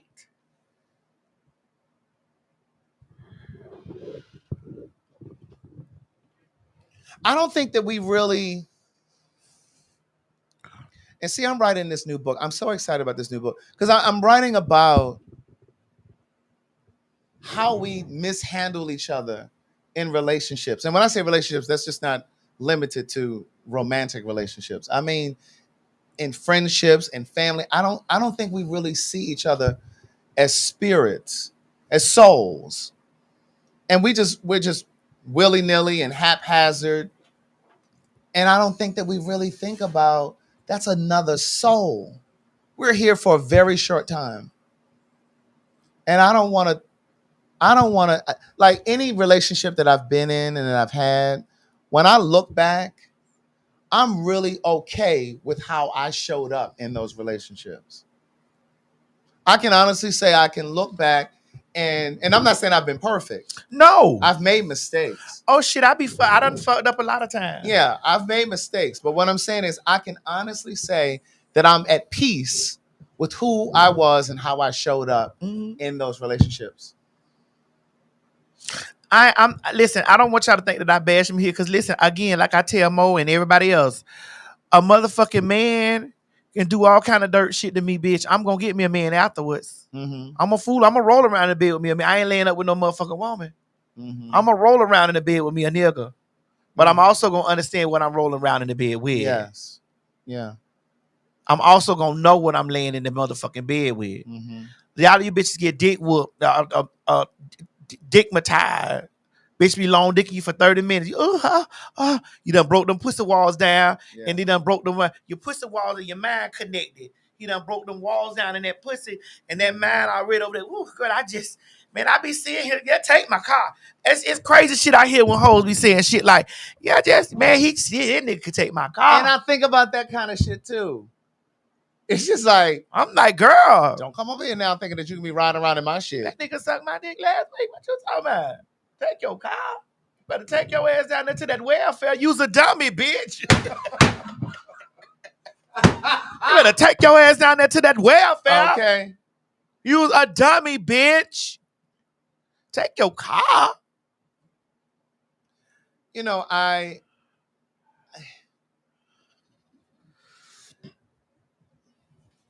I just don't think that we value people anymore. No. You know what I mean? Mm-mm. I think that what people should do is really sit down and listen to their partner. And sometimes your partner is saying stuff to you without even speaking. Mm-hmm. Mm-hmm. Your partner is saying shit to you without even speaking. You supposed to have such a connection with the motherfucker that's ain't nobody in my house. Mm-hmm. I'm gonna be walking around in this bitch and we feel some type of way about each other. You not gonna speak to me? Right. That's what I'm saying. Like, yeah, we may have had an argument or we may be upset with each other, but you don't love me because you're upset with me? You don't fuck with me like that? You still can't say you love me? I can't give you a kiss goodnight, or I can't give you a kiss when you're leaving to go to work because you're mad with me still. Okay, you can still be mad, but give a nigga some sugar before you leave the house. You know what I'm saying? You mean to tell me we got kids together? That's what I'm saying. And we're passing each other in the house, and you're not speaking. We're not speaking. And you still think that that's your man? And you don't see that is counterproductive to the relationship? You still think that that's your man, or you think that that's your woman? You think that's your partner? You think that's your person? You think that that's your person? You think that one round and out for you? Y'all, this bitch walking past you in your house, and you're mad and angry about something picayune, some minutia. Yeah, see, that's the kind of shit I don't. He's fucking somebody else, bitch. Believe it. Yeah. It's counterproductive when you do that. It's emotional abuse when you ignore your partner's text messages. They texting you for hours and you just not saying anything because you're upset. Or they're texting you for hours and you just don't care. Like, yeah, you've turned that emotion off. That's counterproductive. You're working at chipping away the relationship. Your partner can be telling you things sitting right there in your face, sitting there in your face and telling you stuff and not saying a word. Mm-hmm. Mm-hmm. Some people just like to have warm bodies in the bed. Yes. You're upset, and so you don't provide or you don't make sure that dinner is there. You know what I'm saying? Like, you have this routine where y'all have dinner together, but now because you're upset, now you're gonna do some bullshit like, well, I'm not gonna get his dinner, or I'm not gonna get her dinner, or I'm not gonna do the thing that I normally would do, all because you're upset. That's not maturity. That's not maturity. That's emotional immaturity. You're not prepared for a relationship when you do shit like that. Like, I say all of the time, a relationship is the place that we go to learn and grow. And if you're not interested in learning or growing, a relationship is not the place you need to be. Ladies, I'm about to give y'all some bad advice. It's finna be bad. Don't take it from me. Treat a nigga like a nigga. Treat a nigga like a nigga. Don't chase, bitch, attract. Mm-hmm. He out to 3 a.m., bitch, don't come home. Somebody gonna start getting in line. Right. Or gonna do what need to be done, or go separate. Right. But the thing is, if you're gonna do all of that, you may as well, like, if it's gonna be a tit for tat, you may as well just break up. Yeah. But fuck that. Don't be sitting around there letting that nigga run you in the ground emotionally, spiritually, bitch, financially, everywhere. Don't let him run you in the motherfucking ground. Right. If he's not there in spirit and body and all of that kind of shit, emotion, you playing yourself. Right. What you think gonna bitches be sitting around there like it's gonna get better? No. You sitting there waiting for something that ain't promised. No, it's not gonna get better. Someone said, if the person that you're in a relationship with has qualities about them that you can't see yourself living with for the rest of your life, then it's time to go, because there's no guarantee that it's going to change. But then there are people, Craig, we're saying this stuff like this right now, but there are people out there that are saying to themselves, like, where do I go? Where do I go? In solitude. Like, I don't want to start over again. Like, I'd rather battle the demons that I know than the two out there that or 2 or 3 I got to get to know all over again. But that's the problem. A lot of you bitches be in them fucked up relationship. When you get out of that relationship, be by yourself. That's right. and get to know yourself. When you get out of the relationship, you ain't got a lot of you hoes just jump out of relationship and jump right up under somebody else. Right. That is the poorest advice. The best way to get over someone is to get up under someone. Now, listen, the best way to get you some new dick is get up under some new dick. Now, I'm going to go get me something new now. I'm going to keep me a new motherfucking vehicle. But see, I may take it back. But see, I think that's part of the problem. I think that... So I'm the problem? No, I didn't say you were. I wouldn't know, am I the problem? I think that's part of the problem. Like when you have an emotional scar and then you go try to jump up under somebody else for sex or for companionship because you don't really want to sit in the pain of the breakup. I like fucking. Bo, is that my problem? You don't do nothing but carry that bleeding that's heart. Part of the problem. So the part of the problem is me like fucking. To the next one. If you're just gonna go to if it's just gonna be like that, it's because if you don't honestly, if you're gonna do that, then there's no point. Like, what's the point? What is the point? Like, what's the end goal? What's the point at the end of the day? What are you trying to accomplish? You don't know? I'm not frying on niggas' eggs to get him ready to go suck nobody else's pussy or fuck nobody. I'm not doing that. Go get your fried eggs outside. Go get your fried, because somebody finna scramble me some with cheese, cheddar. Dear God. I don't know. I just think that it's always. I mean, and this is where the work is. This is where the growth is. Like you have to kind of sit still. But see, when it comes to the gays, because I don't know what the straights do, but the gays they jump right on the apps, and you know the apps. Y'all jump right back on the apps because you don't want to sit still long enough. And those apps are nothing but cesspools. Because a lot of times it's full of people who are broken because they've come out of a relationship and they have yet to heal. And they're on there just looking for a good time. Somebody said a bitch that used to get dick down before bed. Wait a minute. A bitch that used to be a dick down before bed will never sleep alone because she will get dick down before bed no matter what, and that's the problem. That's exactly what I'm talking about. Wait a minute, are you talking about me, JoJo? JoJo, are you talking about me? I'm celibate.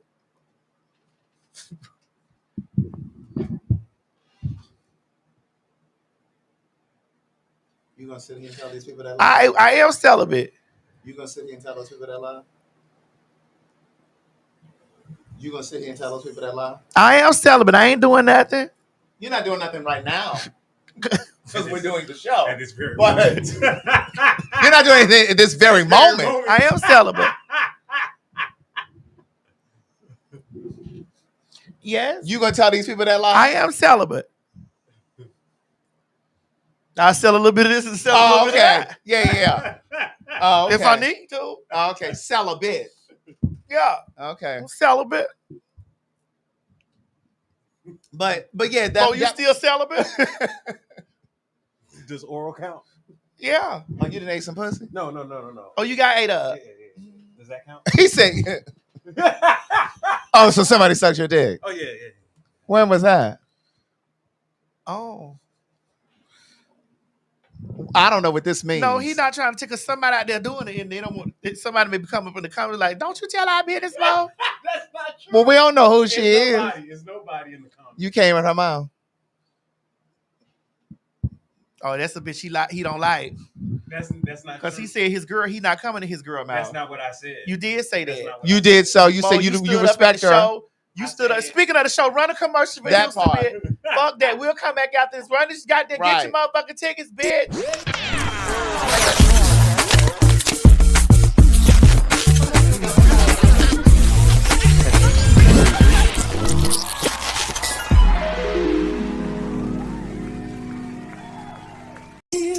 Attention. You met me. Attention.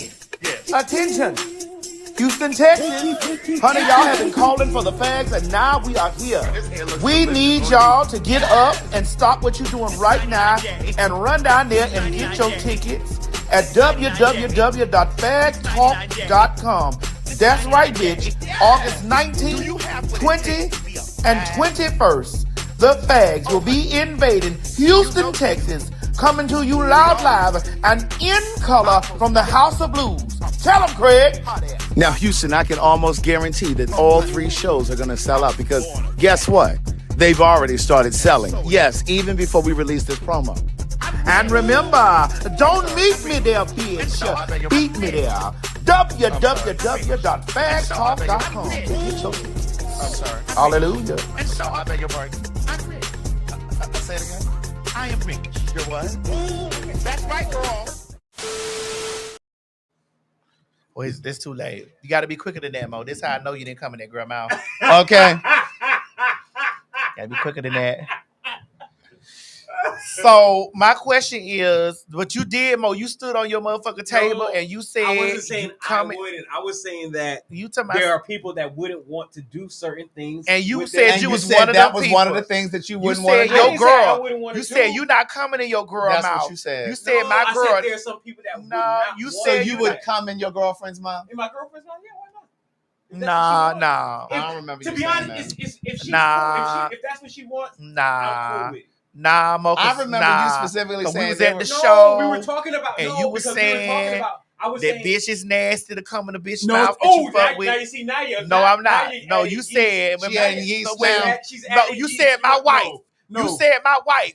And now we was over there talking about And why I would said you there are niggas? certain things that Why you would you wouldn't- niggas go out I in the said there's certain motherfucking things street that you wouldn't want to do doing with your dirty wife. shit with your motherfucker? You won't do the dirty shit with your And wife, I said there's certain but things you will wouldn't be want over there doing dirty shit with a bitch out in the street. And I said there's certain things you wouldn't want to do to perfect. In the example I Give me the perfect the example. example that I gave you specifically Was coming in your I wish bitch I could mouth. see. I wish I could see him was pointing. was the one with the was the anal one where I say you fuck them in the ass and then you take it out and you put it in their mouth. No, Mo, that's not what you said. I did say it that. was specifically We were in Baltimore about that yes, time. and you We stood were in all up. Baltimore. You stood all up and walked around the motherfucking circle like you was gonna swing on us. I almost called the police because I was like, I feel like that you was gonna attack me for being a trainee. First of all, that's And not that you was true. gonna knock me No. because I was saying that it's why you niggas get out there in the street and I fuck said- all these nasty bitches, and then you do all this nasty shit with the bitches. You be coming home telling your girl you don't do that. That's not what I said. That is not what I said. Knowing y'all be peeing all into the bitch mouth, peeing in their ass Okay, and so stuff. if you, let's just say you were married right now. Would you let your husband pee in your mouth? No. Why?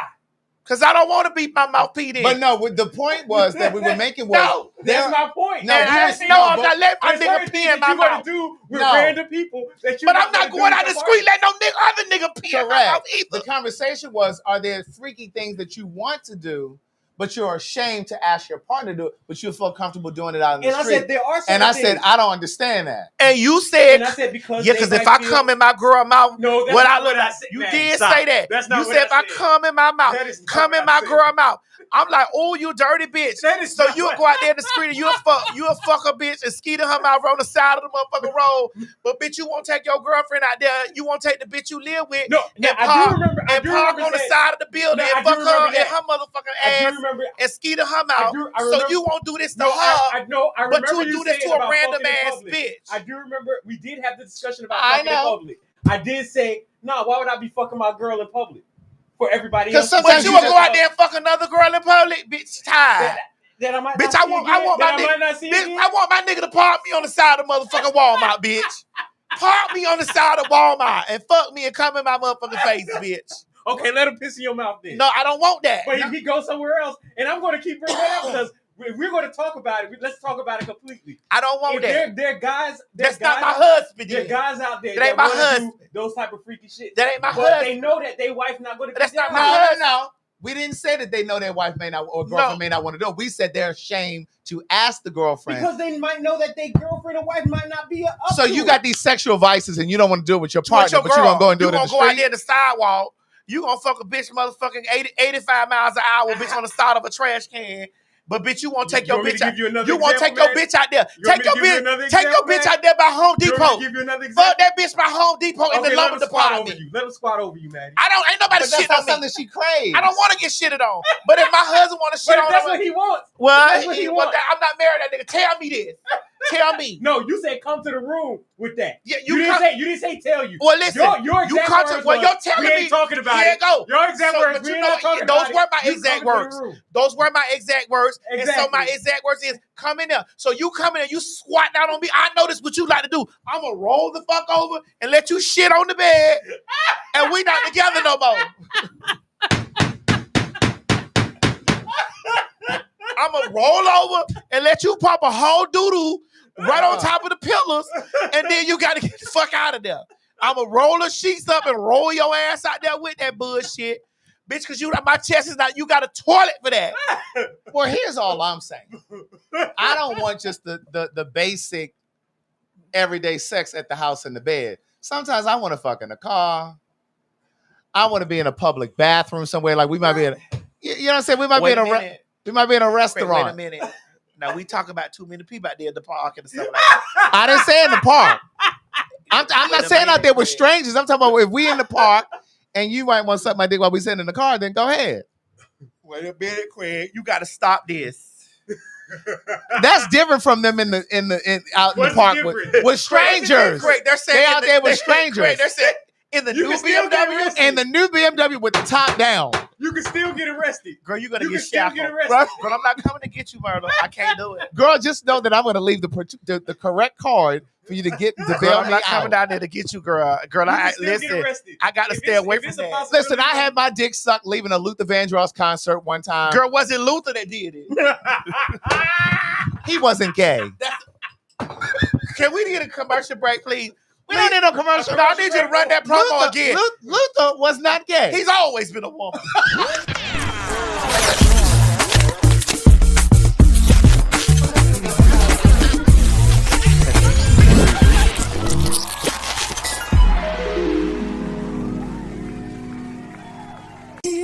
Attention. You met me. Attention. Yes. Attention. Houston, Texas. Honey, y'all have been calling for the fags, and now we are here. We need y'all to get up and stop what you're doing right now and run down there and get your tickets at www.phagtalk.com.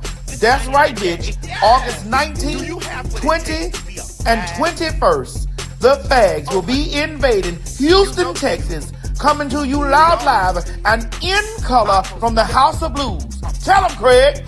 Now, Houston, I can almost guarantee that all 3 shows are going to sell out because guess what? They've already started selling. Yes, even before we release this promo. And remember, don't meet me there, bitch. Beat me there. www.phagtalk.com. Get your tickets. I'm sorry. Hallelujah. And so, I beg your pardon. I'm rich.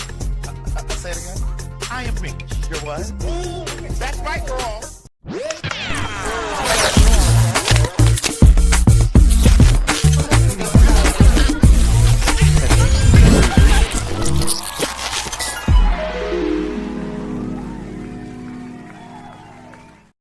I cannot believe you said that about Luther. Girl, I just needed to know, girl. Well, Patty did say he was a punk. Well, Patty said a lot of things.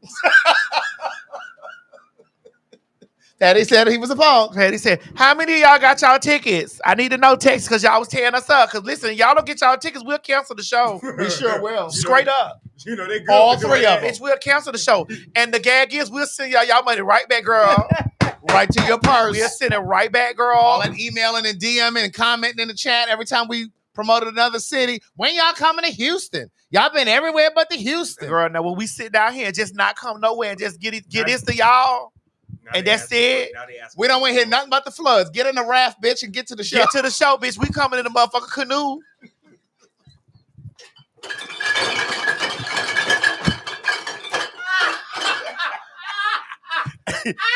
Bitch, put your galoshes on and get over to the House of Blues. We coming down there in the fucking canoe, bitch. Put your galoshes and rain gear on, bitch. We gonna put Mo Flintstone foot ass down there in the motherfucking paddle boat and let him paddle that boat all our ass over there. Bitch. Get to the show, Mo.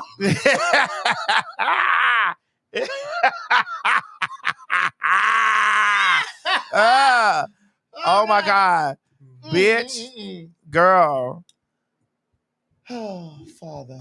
In the name, above all. Well, I put this video in here of Rosie Girl, O'Donnell. here she go. Girl, I just got through getting these people dragging me, girl. Go ahead. So Clay has decided that I can't call her Monkey anymore. It's been my nickname since she was a baby. It was also my nickname for Vivi. But this one seemed to stick more. I just call her Monk all the time. Hey, Monk. Hold on, before we get deep into this. I don't think her child is black. No, she said her, and she used to be called Monkey, and she also used to call her child Monkey. Right. As a pet. Nah. But her child isn't black. Yeah, her child. She got black kids though. She does? Let me see. She does? Nah. Rosie O'Donnell got black kids. Rosie? Do she got black kids? I'm I don't think she does. Okay, because I like Rosie now, but girl, nah. Nah. Nah. Oh, they said her kids is white? Okay, go back. White. Okay. Yeah. All right. Okay, go back. Okay. And one of her children was born female, but identifies as non-binary. And Rosie is just describing in this video how it's been challenging for her to remember to say them and they. Okay, wait a minute, but she don't have no black kids. No. Okay, go ahead. Now, if this was Angelina Jolie, yeah, be a different yes, because I be having confused because they'll go to get black kids from somewhere. They'll go to picking black kids up from everywhere. Mm-hmm. It's no shade. Here we Losing Isaiah. So Clay has decided that I can't call her Monkey anymore. It's been my nickname since she was a baby. It was also my nickname for Vivi. But this one seemed to stick more. I just call her Monk all the time. Hey, Monk. And for the third time, she told me when I did it by mistake, I just naturally do it, And she said no. They said no. That's another one that's hard for me. I got it tattooed on my wrist in her handwriting, the word they, because when she was first asking for a change in pronouns, it was exceptionally hard for me. And they used to write they on a piece of paper and then hold it up in front of me so that I would remember. So I took one of those pieces of papers and I took her and we got it tattooed on my wrist. Look, I've showed you it before. But in case you haven't seen it, look. There you go. They, right?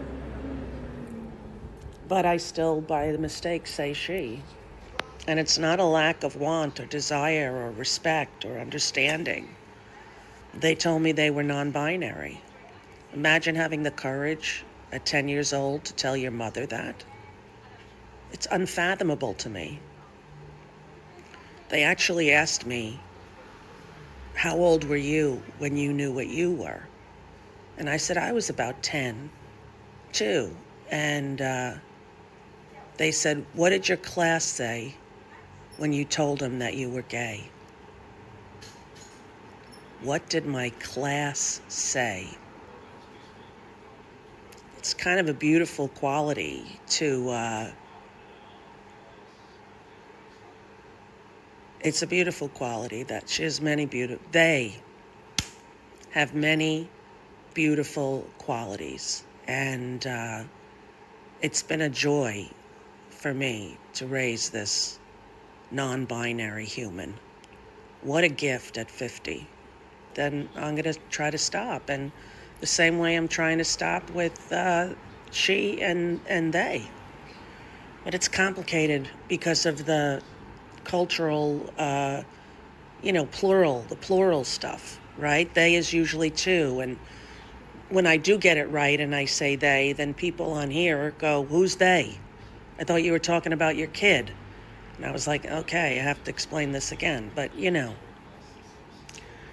I want to do it. I wish I could take a magic pill and be able to do it, So I just wanted to, because I really believe that Rosie is really making the effort to say them and they. And so, again, this is, for me, it's not about being right or wrong, but I think some of you think that I'm intentionally trying not to make the effort when I just simply say it's easier to say the person's name. And you see how many times in this short little 2-minute clip, how many times Rosie said she or her. She even said it even before she acknowledged, oh, see, I'm doing it again. And I think that she's really sincerely trying to make the effort. And it goes to something we've talked about here before. For you as a trans person, you had to give Miss Mary grace. As a gay person, I had to give my family grace in the sense that when I first told my mom, she wasn't okay with it. My father was okay right out the gate, which surprised me because a lot of times mothers are quicker to embrace. But my mother was not okay with it. And I had to realize that it took me 22 years to get comfortable enough in my skin to start acting out on the feelings and exploring my sexuality. So I couldn't expect my mother to be okay with it after 2 weeks of me telling her. And I say this to all queer people. I think sometimes we have to give our family members and friends some grace to come around. Now, that doesn't mean that we have to stick around and let them abuse us and be ignorant and say mean things and, be hateful. But I think sometimes when they really are trying, we have to give them grace because that's not the life that they necessarily planned for us. And just like you struggle with it, and most of us anyway, not every queer person struggled with their identity, but a lot of us did struggle with it and we resisted, hence being in the closet. Okay, for me, Craig, this is gonna. It's not for me because I've learned a lot more recently, and still, they and them is not hard for me. It's not hard. If Mo told me today that they are going to become non-binary, let's just that they would say they're non-binary. It's just like, okay, I'm calling you Mo, and then when I'm talking about Mo and to you, I'm like, well, they told me that they're no longer going by he him. They're going to be doing they them they. It's not hard. It's not hard for me because I get it. Like I understand because it's just like when you telling somebody when they ask, well, hey, what they doing out there? We use that kind of shit. What they doing? Well, when you say that, you're thinking multiple people are out there doing something. Yeah, but it's not hard for me. And again, maybe it's not for you, but Rosie is saying it's been hard for her.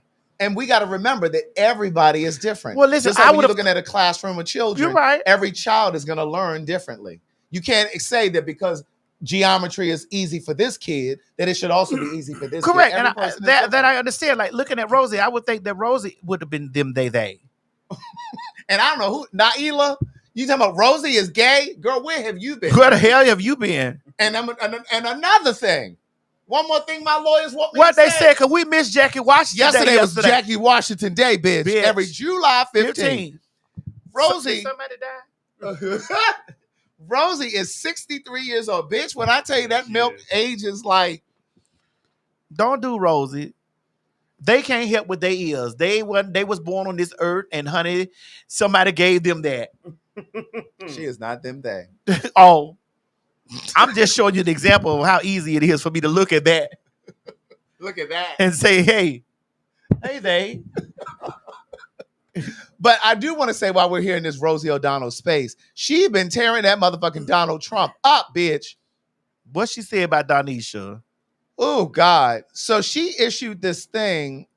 Maybe it was on her TikTok. Let me get over her TikTok. But she has moved to Ireland. Her family's roots are Irish. She's Irish. She's Irish. And so she's relocated to Ireland because she's trying to get citizenship there. And she'll also have citizenship here in the United States. Now, of course, that nigga in the White House talking about he going to revoke her citizenship, which you cannot do because she is a U.S. citizen. She was born here. She would have to renounce her own citizenship, or she'd have to be guilty of treason, like selling American secrets and shit to other countries. So anyway, she's now in Ireland. When she saw that he was going to win that election, she moved herself and the children to another country, to Ireland. Do they think that Trump is going to be in office only for 4 years? Do they think that the things that are being implemented or that are being placed into law it's only going to last just these 4 years and then? Well, but he has a personal vendetta against her. and God willing, he will die soon from the most aggressive form of cancer. But they had this fallout years ago around like one of those pageant systems. He owns or owned a pageant system. And long story short, Rosie O'Donnell spoke out about that, and that's when their feud started. But she has said over the years that he's a racist. She said that he's definitely a part of the Epstein files and this, that, and the third. And so she put this on her Twitter. I mean, not Twitter, TikTok, and she's pinned it to the top. And because basically this is after he threatens to revoke her citizenship. So she says, my response, hey, Donald, you're rattled again. 18 years later, and I still live rent-free in that collapsing brain of yours. You call me a threat to humanity, but I'm everything you fear. A loud woman, a queer woman, a mother who tells the truth, an American who got out before you set the country caught fire, you build walls. I build a life for my autistic kid in a country where decency still exists. You crave loyalty. I teach my children to question power. You sell fear on golf courses. I make art about surviving trauma. You lie, you steal, you degrade. I nurture, I create, I persist. You are everything that is wrong with America, and I'm everything you hate about what's still right with it. You want to revoke my citizenship? Go ahead and try. King Joffrey with a tangerine spray tan. I'm not yours to silence. I never was. And so she talks about him. But they've been having this thing going back and forth for years, even from when she was on The View, those of you who remember that. And but she's always called him out. And so again, she moved to Ireland because her family is Irish, her history, her lineage. And it's easier to get citizenship when you have family roots. Just like those of us who are descendants of Africa. Like if you do your African ancestry, I don't mean that 23andMe, but if you do your African ancestry and figure out what country you're from, there are African countries that are making it easier for you to become a citizen in that country because you have roots in that country. But yeah, so she's been doing interviews all over Ireland about him and what's happening here in this country. Huh? Yeah, no problem. Thank I got you. This is really more damn. Yeah. But I like Rosie. I've always liked Rosie. Wait a minute, what? Who's fucking outside of Home Depot? I told him I need him to take me to Nigeria, so I get my citizenship over there. My God. So if I go over there with 10,000 naira, can I buy a house? No, not with 10,000 naira. No. Okay. Not with no 10,000 naira. No. But with 10,000 naira, do we? Get you some food. Oh, for real? Yeah. You can go out to eat. With 10,000 naira? Yeah, you can go out to eat. Okay, so what if I had 50,000? Can I buy me a house with 50,000? Nah. While we're in this Donald Trump space, we can talk about how California is really starting to respond to ICE. Oh. Yeah, a lot of these cities now are fighting back after they saw what them Haitians did. Them Haitians got to fighting them fucking fake ass police. But they've been, it's the one, yeah, that one. Go ahead.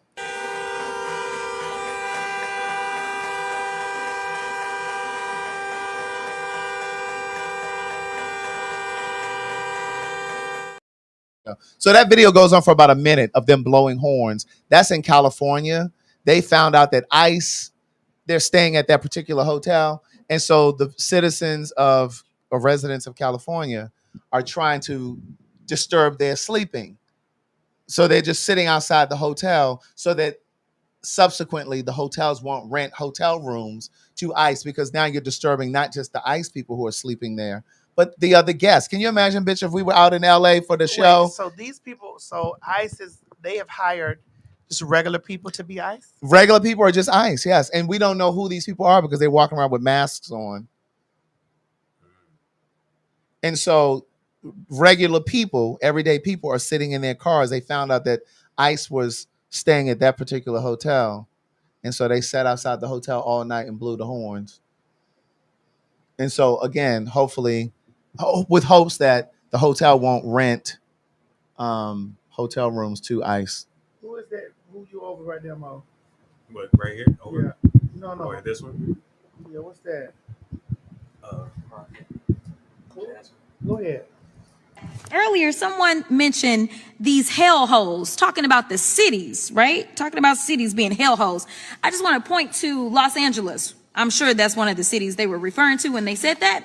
Los Angeles contributes almost $20 billion in taxes. You know what? That's more than all states in this country except for 4. So guess what? If we are going to push any ideologies, it seems like LA should have an outsized interest in the ideology, because it seems like they actually contribute more money than all these other states, especially these red states, to be clear. In fact, I have another UC.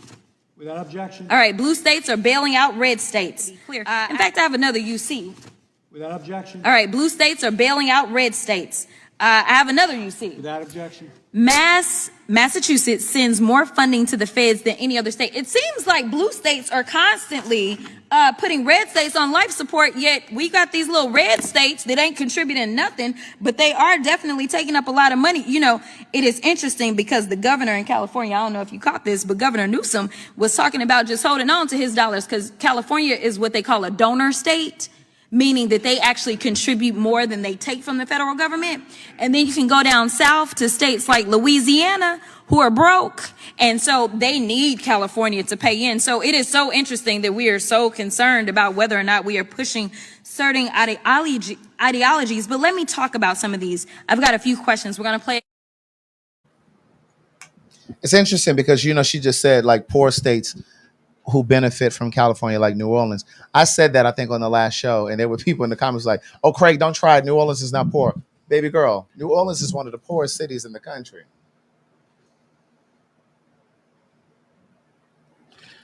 Poorer than Baton Rouge? Craig, are they poorer than Baton Rouge? If I had to guess, I would say yes. Oh.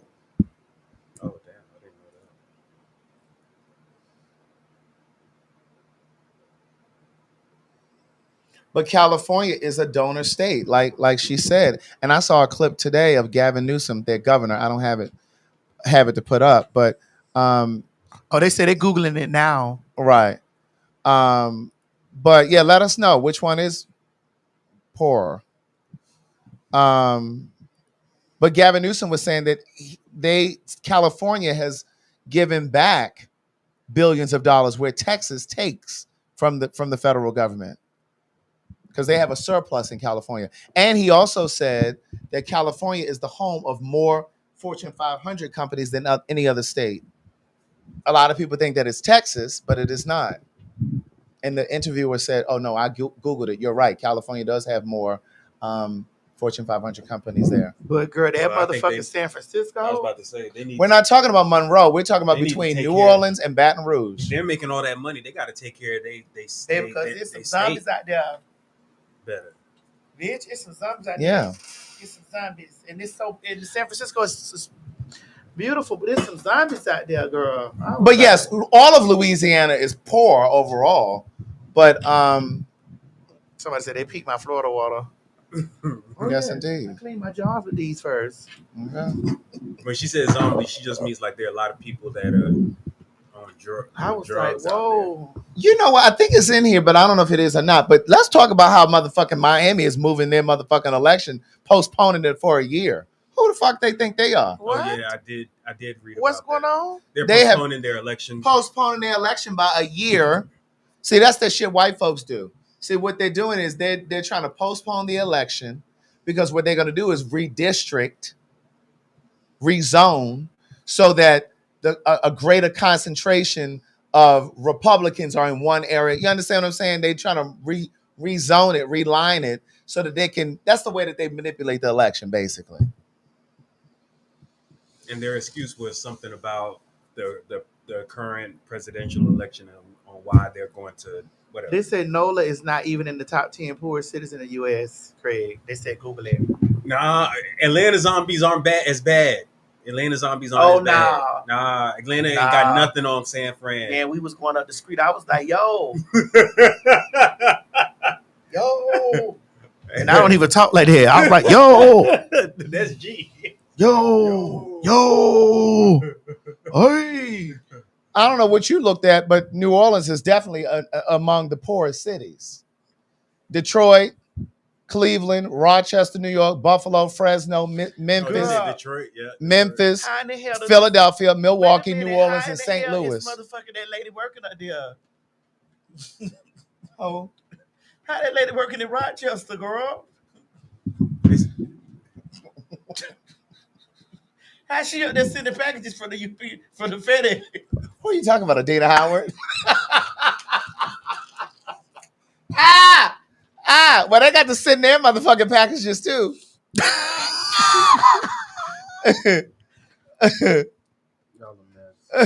Craig, maybe you need to put that in the chat because they don't. This. Oh, let me. I'm gonna screenshot this and send it to you. So which one is the number one city? Well, let me ask you to rank it.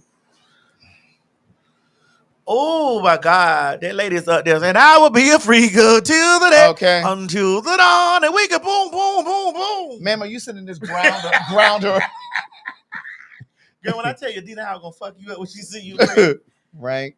Adina Howard gonna peel your cat back when she see you. But what you doing over there? I'm trying to get this thing for Craig.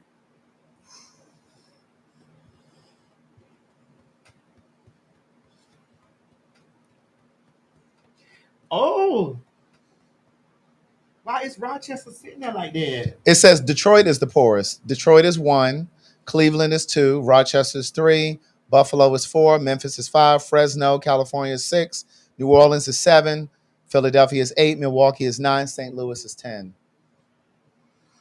We can't charge $99 in those cities. No, we cannot.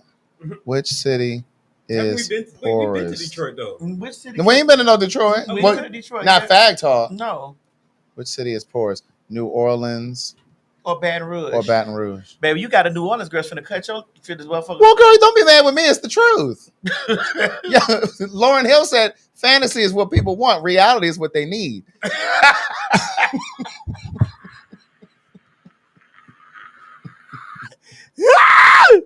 It says between the two, Baton Rouge is currently poorer than New Orleans. But that's what I was like. Yeah, you did say that. They can't be poorer Based on the latest city-specific poverty data. Baton Rouge has an estimated 27.5% poverty rate. New Orleans is 22.6%. So slightly. Oh. Yeah. Atlanta ain't up there. No, bitch, no, Atlanta ain't poor. Why would Atlanta be up there? No, I know. Well, I know. I know. Okay. But Detroit number one, Detroit? Detroit up there. Bitch. Ohio, New York. So that means I go out there and buy a lot of property up there. Fresno. I Memphis, could buy a lot of land up there. Milwaukee, New Orleans, and then St. Yeah. That's how they was able to buy. They was able to buy Aretha's house like that. They didn't buy. They just. Bitch, I was so mad seeing the people over there in Aretha's old house. They were just rummaging. They was rummaging through that woman shit, girl. When that woman shit on YouTube like that. Craig, I know you love Aretha, but you should have had the people down there get out of Aretha's stuff. They refurbished that house though. It was they pretty. did? Yeah, it was on Tamron Hall. Oh. And here's the gag. I had read them down like that, and we was on the same show. I had read them down. And mind you, we was on the same Tamron Hall show. The same episode. I filmed, then Bob Mackey filmed, and then they filmed after Bob Mackey. But I had told them up, like, get out of motherfucking Aretha's house. Y'all walking around there rummaging through her papers and stuff. Getting all her paperwork. Why her kids ain't in there getting that woman shit out of there? Okay. Because they had already gotten what they needed. Bitch got her bra. It was like 3 bras laying on the floor. I was like, it was 3 Victoria's Secret bras laying on. Like, get out of my Auntie Aretha shit. Victoria's Secret. You know that lady's titties couldn't fit in their Victoria's Secret bra. She might have got them custom made. She might have got some custom made bras. It's been 17 hours and 16 days. You telling me Aretha didn't have the money to get custom made? I didn't say that. Baby, they found Aretha's will in that damn sofa. They did. That was one of the wills. They did. She had wills written all over the place. Bitch, they said Aretha cut a hole in the sofa. That's one of the most Detroit things I've ever heard. The will was handwritten. It was under the pillow cushion on a sofa. Now, how you savvy enough to tell these promoters that you need to be paid in cash because y'all not going to handle me? But you weren't savvy enough to get you an attorney to write up an actual will. That's why she had cash. That was the thing that baffled me by Prince too. Like he was smart enough to. He was the first artist that talked about getting his masters back. Remember, and that was why he scrawled that thing on his face, and he was going by the artist formerly known as. He was smart enough to say, I need my masters back, but didn't have his affairs in order when he died. She over here crying. I didn't understand that.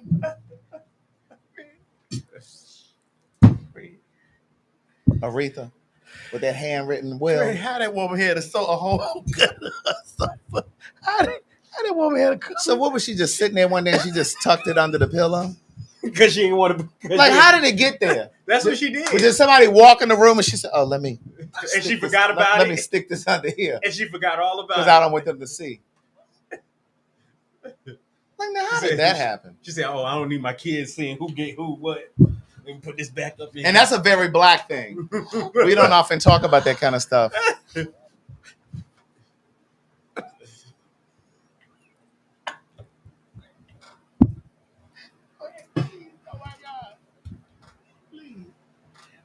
That's a mess. She was writing it and she just said,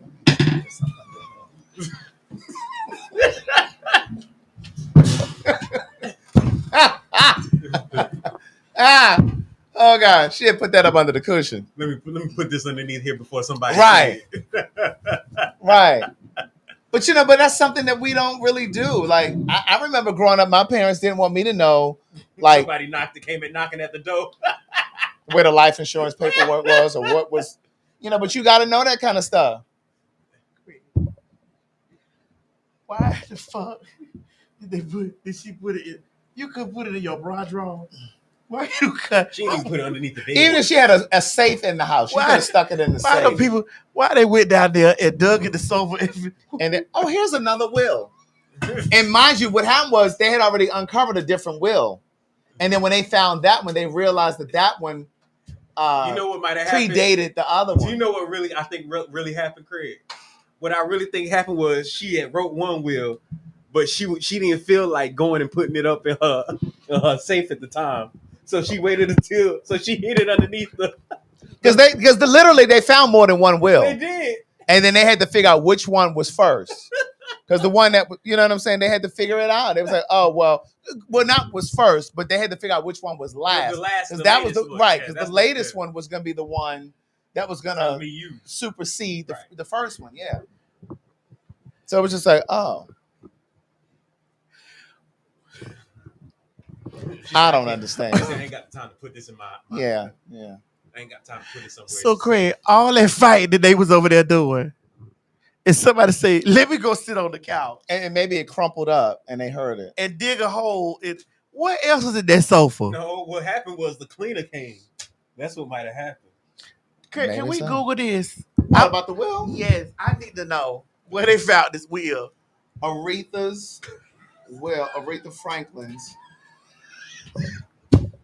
will in couch cushion. Black people, we got to stop being so fucking ghetto. All right, here's what comes up. A jury ruled a handwritten will found in Aretha Franklin's couch cushions was valid after her death in 2018. The will, dated 2014, was discovered by her niece in a notebook under the cushions. This finding led to a legal battle with her sons as it superseded a previously known notarized will from 2010. The 2014 will, despite its unorthodox storage, was deemed valid and is now guiding the distribution of her estate. You know, I know what happened. One of her kids pissed her off. That's what happened. Well, can we talk about That's it? what I'm thinking happened. One of her kids pissed her off, so she was on the couch rewriting that will. Well, sometimes people do change their wills. My mother changed hers.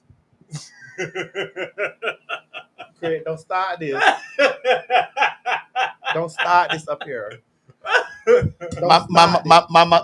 My mother changed hers. Craig, don't start this. Maddie, it's the truth, though. You've been fine. It's the truth. Well, it's kind of connected to what we're talking about. My mother had a will. Mm-hmm.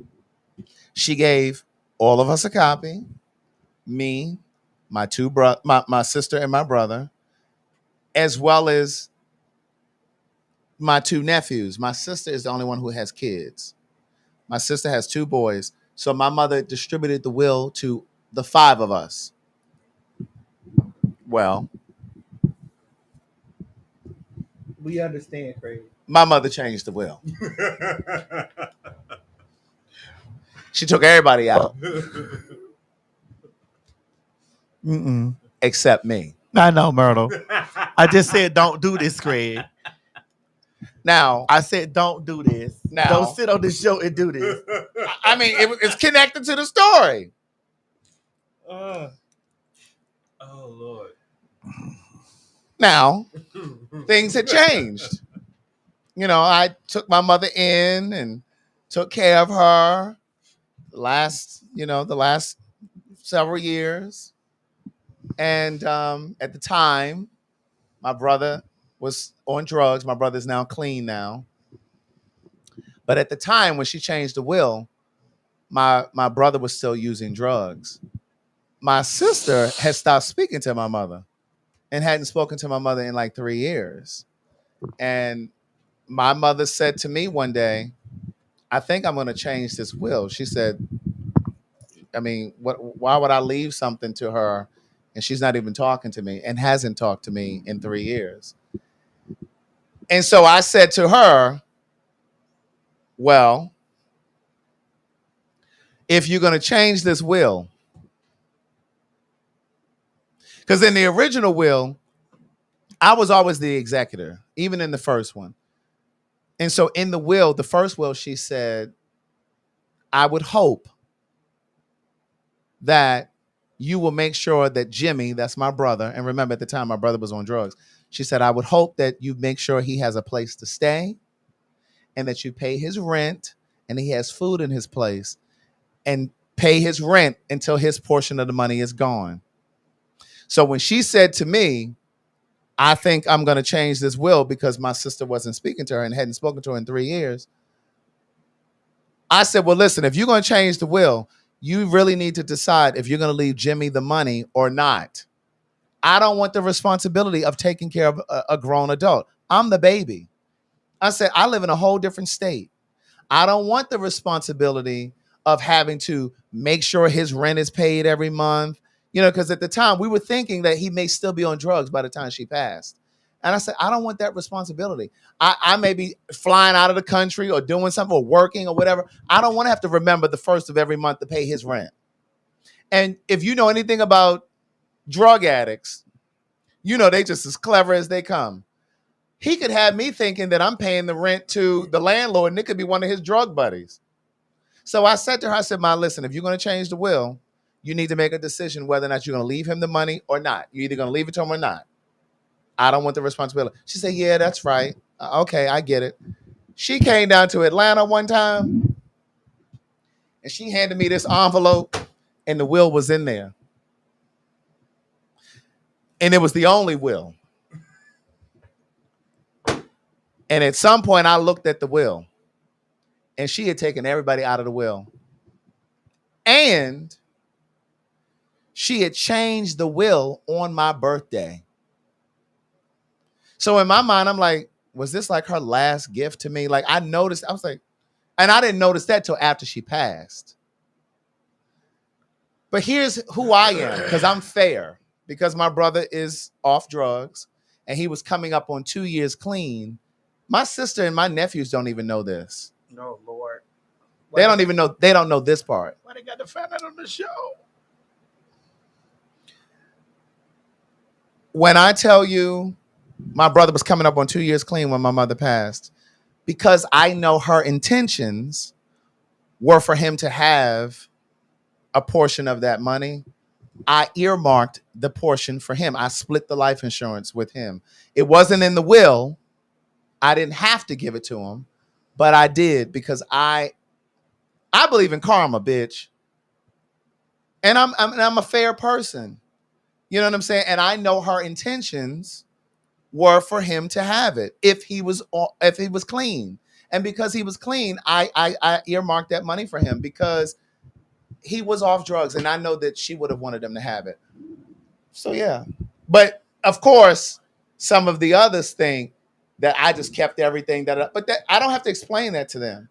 I don't have to. He knows that he got it. I'm sorry.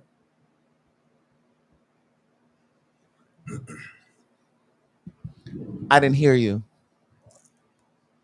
What'd you say? Mo, can we run a commercial? No, we don't need a commercial. You said what? You said what about my sister? Did you miss the part of the story when I said she was removed from the will? Are you asking did I put?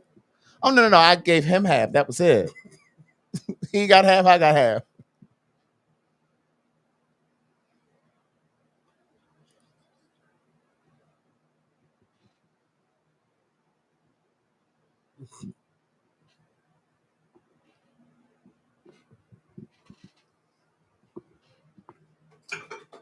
Mm-mm.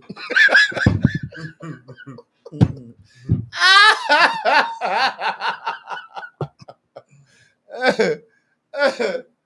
Oh God.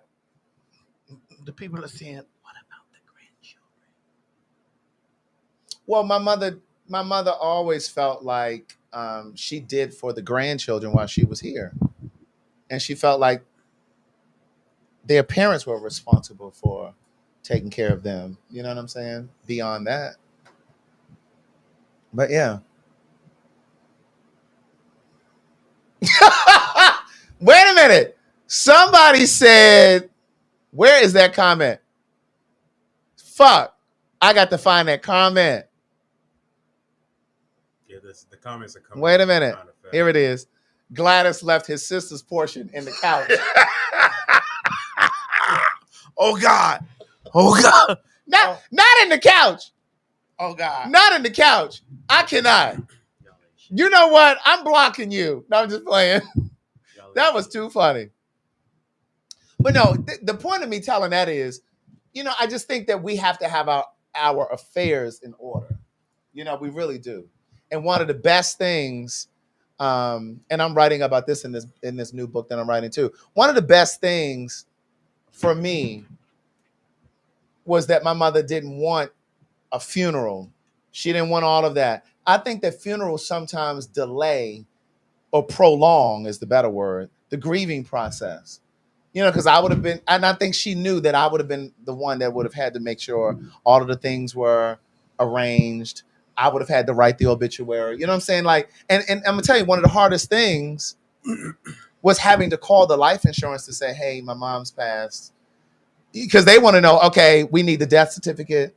What was the cause of death? What was the date? What was the time? Like, that's hard to say that. Like, I remember breaking down on the phone trying to say that. And I'm sure they're used to people calling and breaking down on the phone because they were like, I'm sorry, take your time.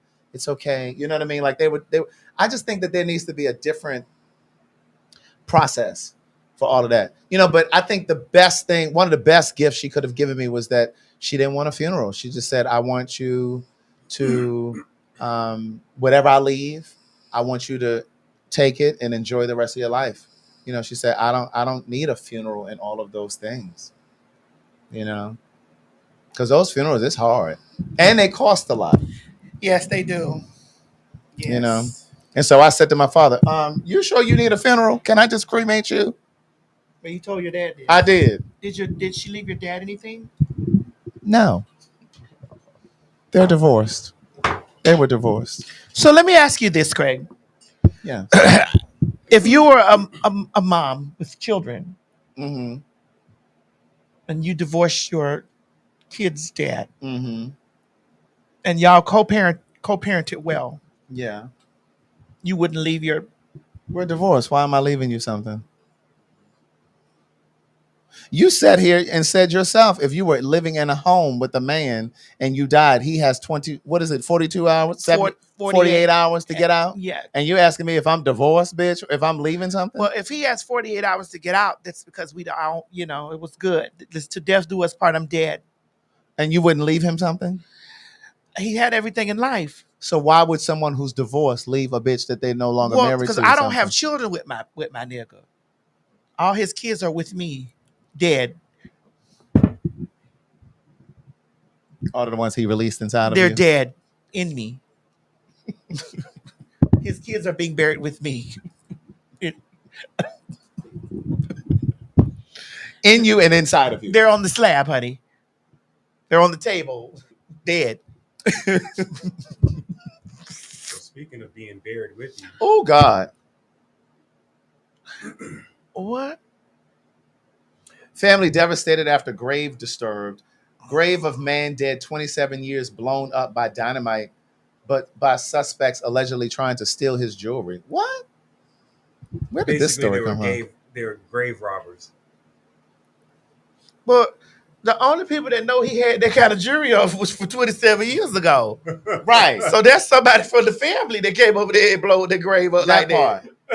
And then look, get to that story right there. Oh, yeah, this can tie. It does. Right here. Colombian farmer finds $600 million buried on his land and hands it over to the police. Who in the fuck? That's because he obviously knew it was drug money.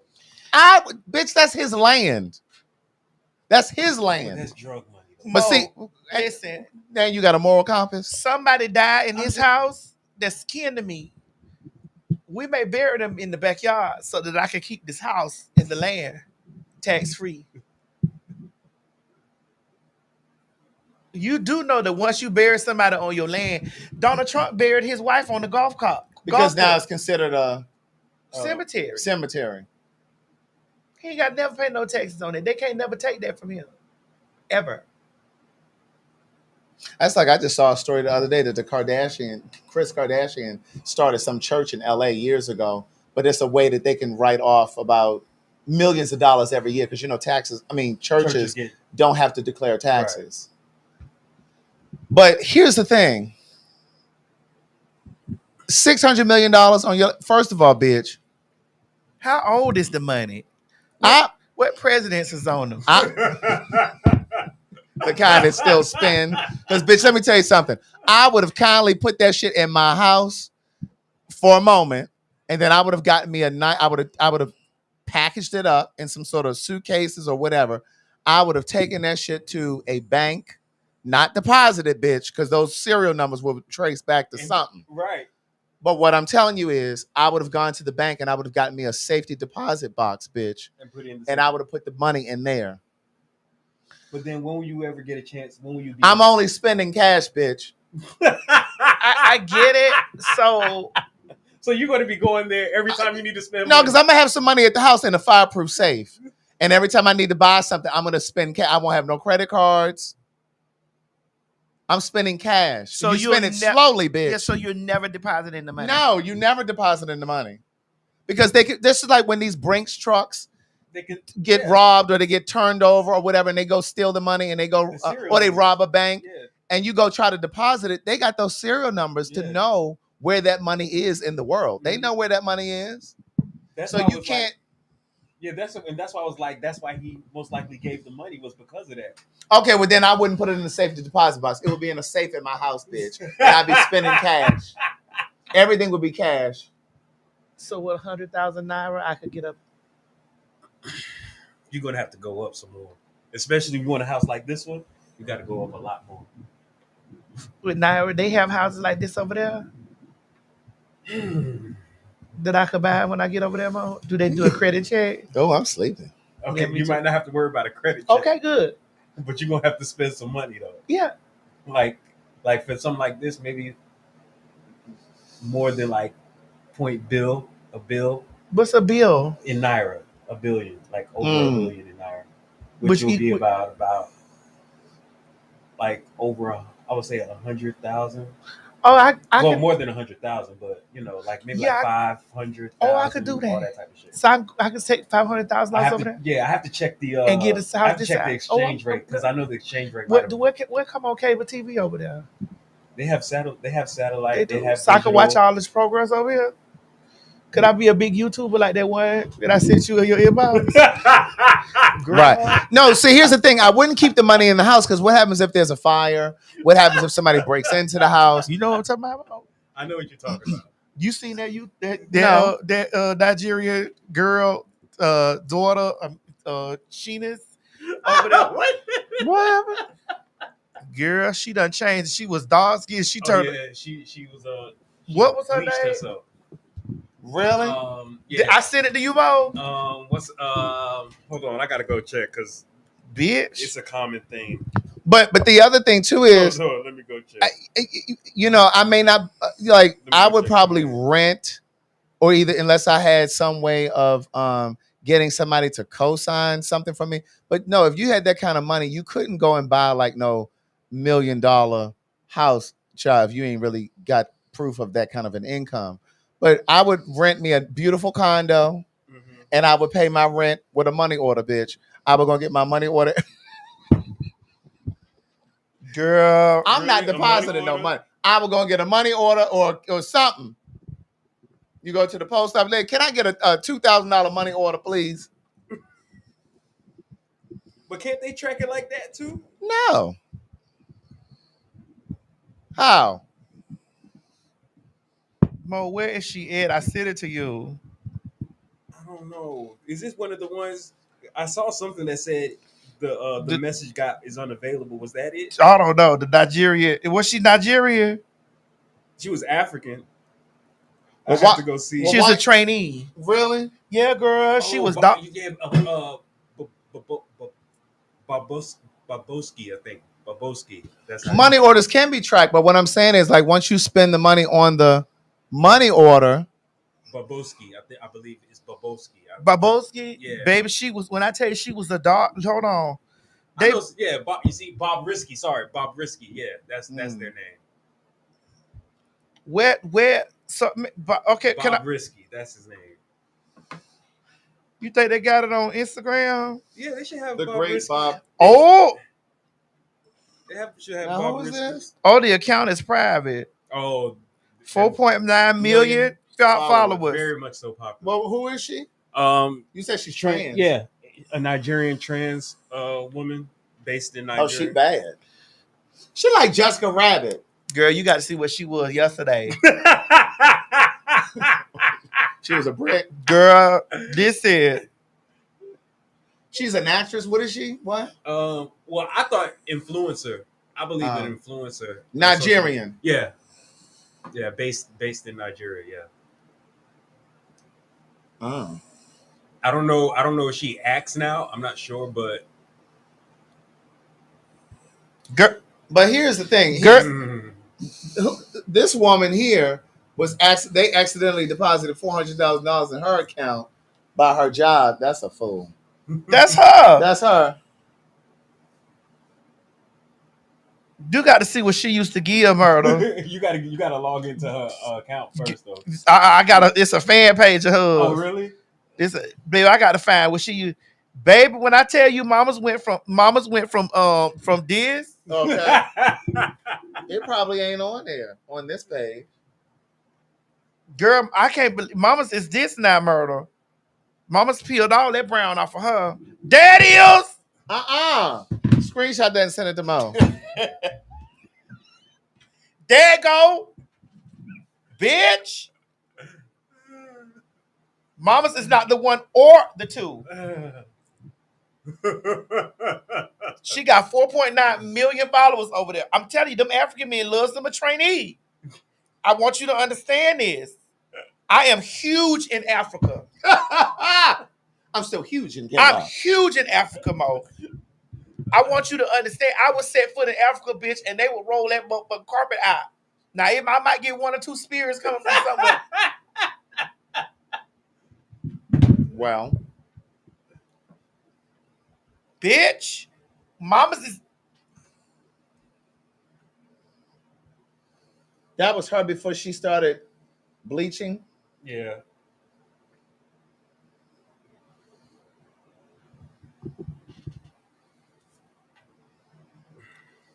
Oh. That bleaching is dangerous. Mm-hmm. mamas ain't nowhere near that color. Not at all. But how does she get it all over her body? She put yeah. Look, get it. I mean, but it looks so even. Get it. Oh. Get it. Girl, that head. That. Yeah. Yeah. Brother, this how we know. You can tell when the children be.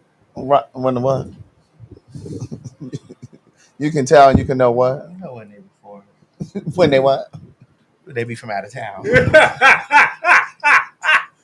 How can you tell? Yeah, I'm looking. You can tell what, girl?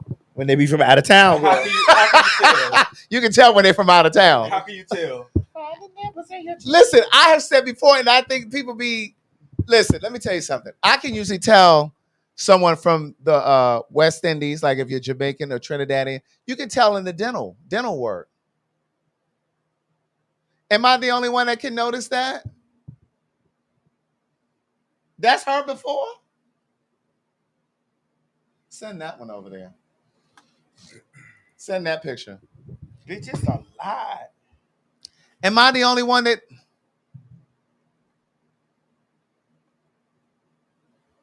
Y'all can't look at...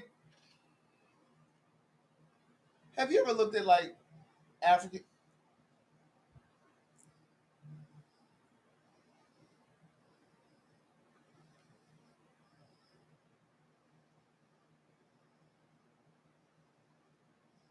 Oh, somebody said Craig stand on my mouth. Oh. Ah! See, somebody said, no, I noticed that too.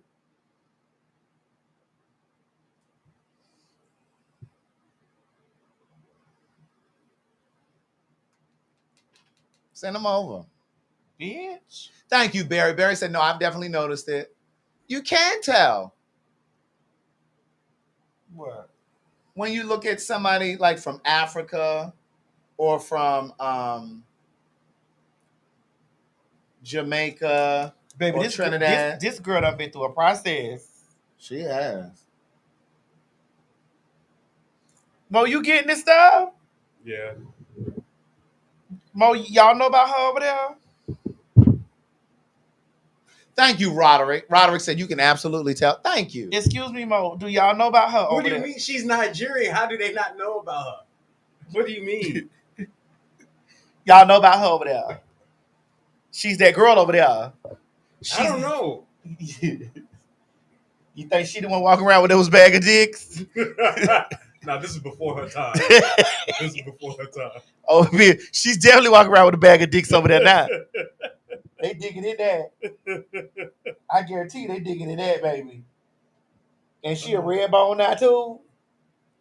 Oh, it looked like she started when she was a he. You see that? I'm sitting. What? Like the bleaching. It seems like she started the bleaching. Yeah, she started the bleaching before she started transitioning. Before she started transitioning. Baby, mama's is up in. Mama's over there letting Africa have it, bitch. Craig, put them pictures up there. Craig, mama's is over there letting Africa hold it. She's cute. Is she training too? Yeah, look. The way you pointing it out. You said, yeah, look. Someone said I thought she was white. Because she looks awful. That's her. I know she looks awful there. And there. Who is that? Oh, no. She got that LaToya Jackson illusion. Don't she look like LaToya Jackson? That's exactly Y'all who I about was to start thinking. some more. Y'all about to start some more issues. She did look like LaToya Jackson right there. You got the pictures up there, Mo? Yeah, I got them. They dying to see them. I'll start with that one. So to the left of your screen, I think. That's before she started. That's like bleaching. Mm-hmm. Oh, okay. Click that one. That's before she transitioned. That was the beginning right there. That's the beginning. To the left. Yeah. And then this is once she started bleaching but hadn't transitioned yet. Right. And then That's her over That's there. her now.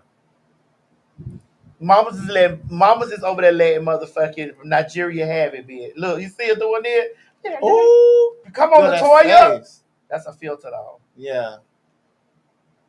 Mamas is letting motherfucking she let Nigeria have it, bitch. She driving Benzes and stuff, girl. She got old nasty Benz. I want to hear her talk.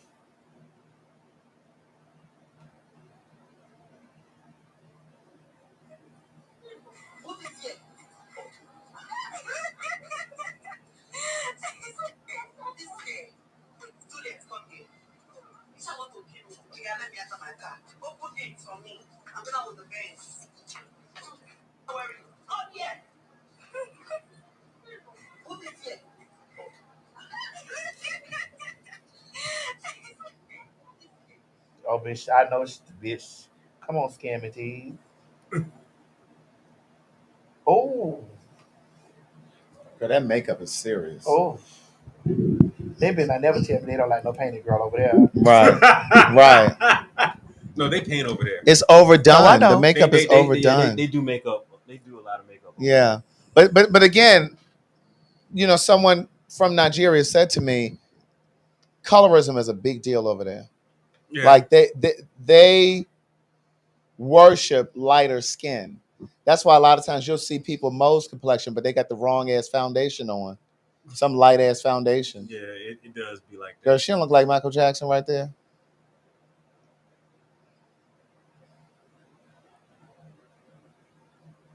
Oh. Got that rouge on her cheeks. His mama's is dead. Oh.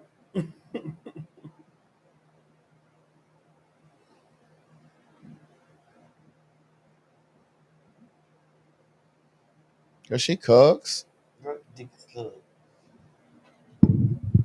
What you looking at her? That was a whole nother color. Uh-huh. You could tell it was a whole nother color. Right. But like, it's like the toxicity of it though, like putting that stuff on your skin to bleach. Oh my God. Yes, men shower. Look how the men shower hole. Bitch, I'm going to Nigeria. Bitch, I'm going to Nigeria. Look at that. Shower my daughter. Shower her.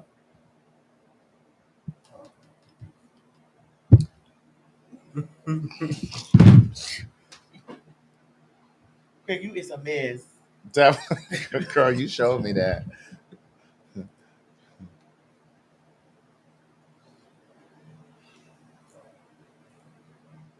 Let me hear her. Do you know why we have a lot of divorce rates today? It's because a lot of you married women are not understanding, number one. Number two, a lot of you married women don't let your man explore. What do I mean by explore? Sit your man down. Ask your man, babe, do you have any girl you've been eyeing lately? Do you have any girl you're crushing on Instagram, Twitter, Snapchat, Facebook?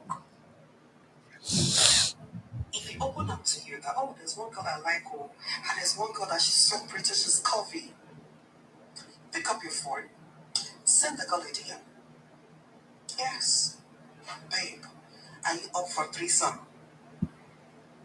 Yes. If she agreed, pay her off. You guys should go home and have a good time. I swear your man will not cheat on you. He will always ask your permission before he takes any step. Your man is not inside cage. Stop caging him. Stop. You can't be eating rice every day, every day, every day, every day. He's a liar. That's why many married women today. You think I'm taking advice from a bitch who didn't change her skin color? you think I'm taking advice from a bitch who didn't change her whole skin color on her entire body? She looks cute there. Girl, it's these filters, girl. Girl. She look like a cartoon. She's now that ponytail cute. Yeah. I did want to talk about this. Girl, I'm ready to go home. Faith Evans is sued by Biggie's late mom estate for holding a $100 million catalog sale. So according to this story, Faith Evans sold Biggie's music catalog. And apparently the estate is suing her for part of the money. First of all, the estate ain't nobody but that daughter of his. Because that's the only living next of kin other than Faith's son that she had with Biggie, which is Christopher Jr. So ain't nobody suing her, but what's the little girl's name? Tiana or something? But my thing is, Faith was married to him at the time of his death. Of course, they weren't together. But she inherited it all. So I don't even understand this lawsuit. And maybe that explains why Faith ain't recording no songs, why she ain't on tour, because she got plenty of money. Wait a minute, how much was it? It says that she sold the catalog for $100 million. Is Biggie's catalog worth $100 million? Possibly. I mean, I wouldn't see why not. People still listen to him till this day. Well, what about Puff Daddy? Well, how much do he get? He need it. You think he gave that money to Cassie?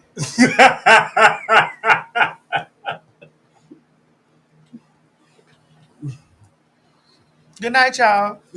Bye, y'all. It was nice. Don't forget the Houston show. Yes. We got 3 nights. Those tickets are really selling. We were joking earlier, but them tickets are moving, so don't be waiting because those 3 shows are going to sell out. Get your tickets. Bye, y'all. Attention. You met me. Attention. Attention. Houston, Texas. Honey, y'all have been calling for the fags, and now we are here. We need y'all to get up and stop what you're doing right now and run down there and get your tickets at www.phagtalk.com. That's right, bitch. August 19th, 20th, and 21st, the fags will be invading Houston, Texas, coming to you loud, live, and in color from the House of Blues. Tell them, Craig. Now, Houston, I can almost guarantee that all 3 shows are going to sell out because guess what? They've already started selling. Yes, even before we release this promo. And remember, don't meet me there, bitch. Beat me there. www.phagtalk.com. Get your tickets. I'm sorry. Hallelujah. And so, I beg your pardon. I'm rich. Say it again. I am rich. You're what? That's right, girl. Hey everybody, this is T.S. Madison, and if you are trying to grow your business, brand, or product, why not advertise with me? Email me at booktsmadison@gmail.com so that you can get in on our comprehensive advertisement packages. Unique visits, unique subscribers, honey, a broad demographic. Advertise with me today. Quit talking and listen. Get over to my Patreon right now so that you can receive some exclusive content from the TS herself. Who you said? The TS. Patreon is filled with one-on-one, exclusive content, behind the scenes. You can even chat with me in there. Me and you. It's just me and you. So get to www.patreon.com/TS Madison Hinton, and you'll be glad you did. I promise. This has been a T.S. Madison and RDE Multimedia Group presentation. Hey guys, if you just enjoyed watching this video, don't forget to subscribe to my YouTube channel, www.youtube.com/TS Madison Hinton. Or if you're already here, click that bell up there, one of them, and subscribe so that you don't miss this or any other excellent content that I have for you. Don't meet me here, beat me here. Ciao. You ain't gonna have no other choice but to see me because I'm in everything. There it is, you ain't right gonna there. have no other choice but to see me because I'm in everything and everywhere. Ooh. I'm in film, television, streaming, music, bitch, and pornography. Bye.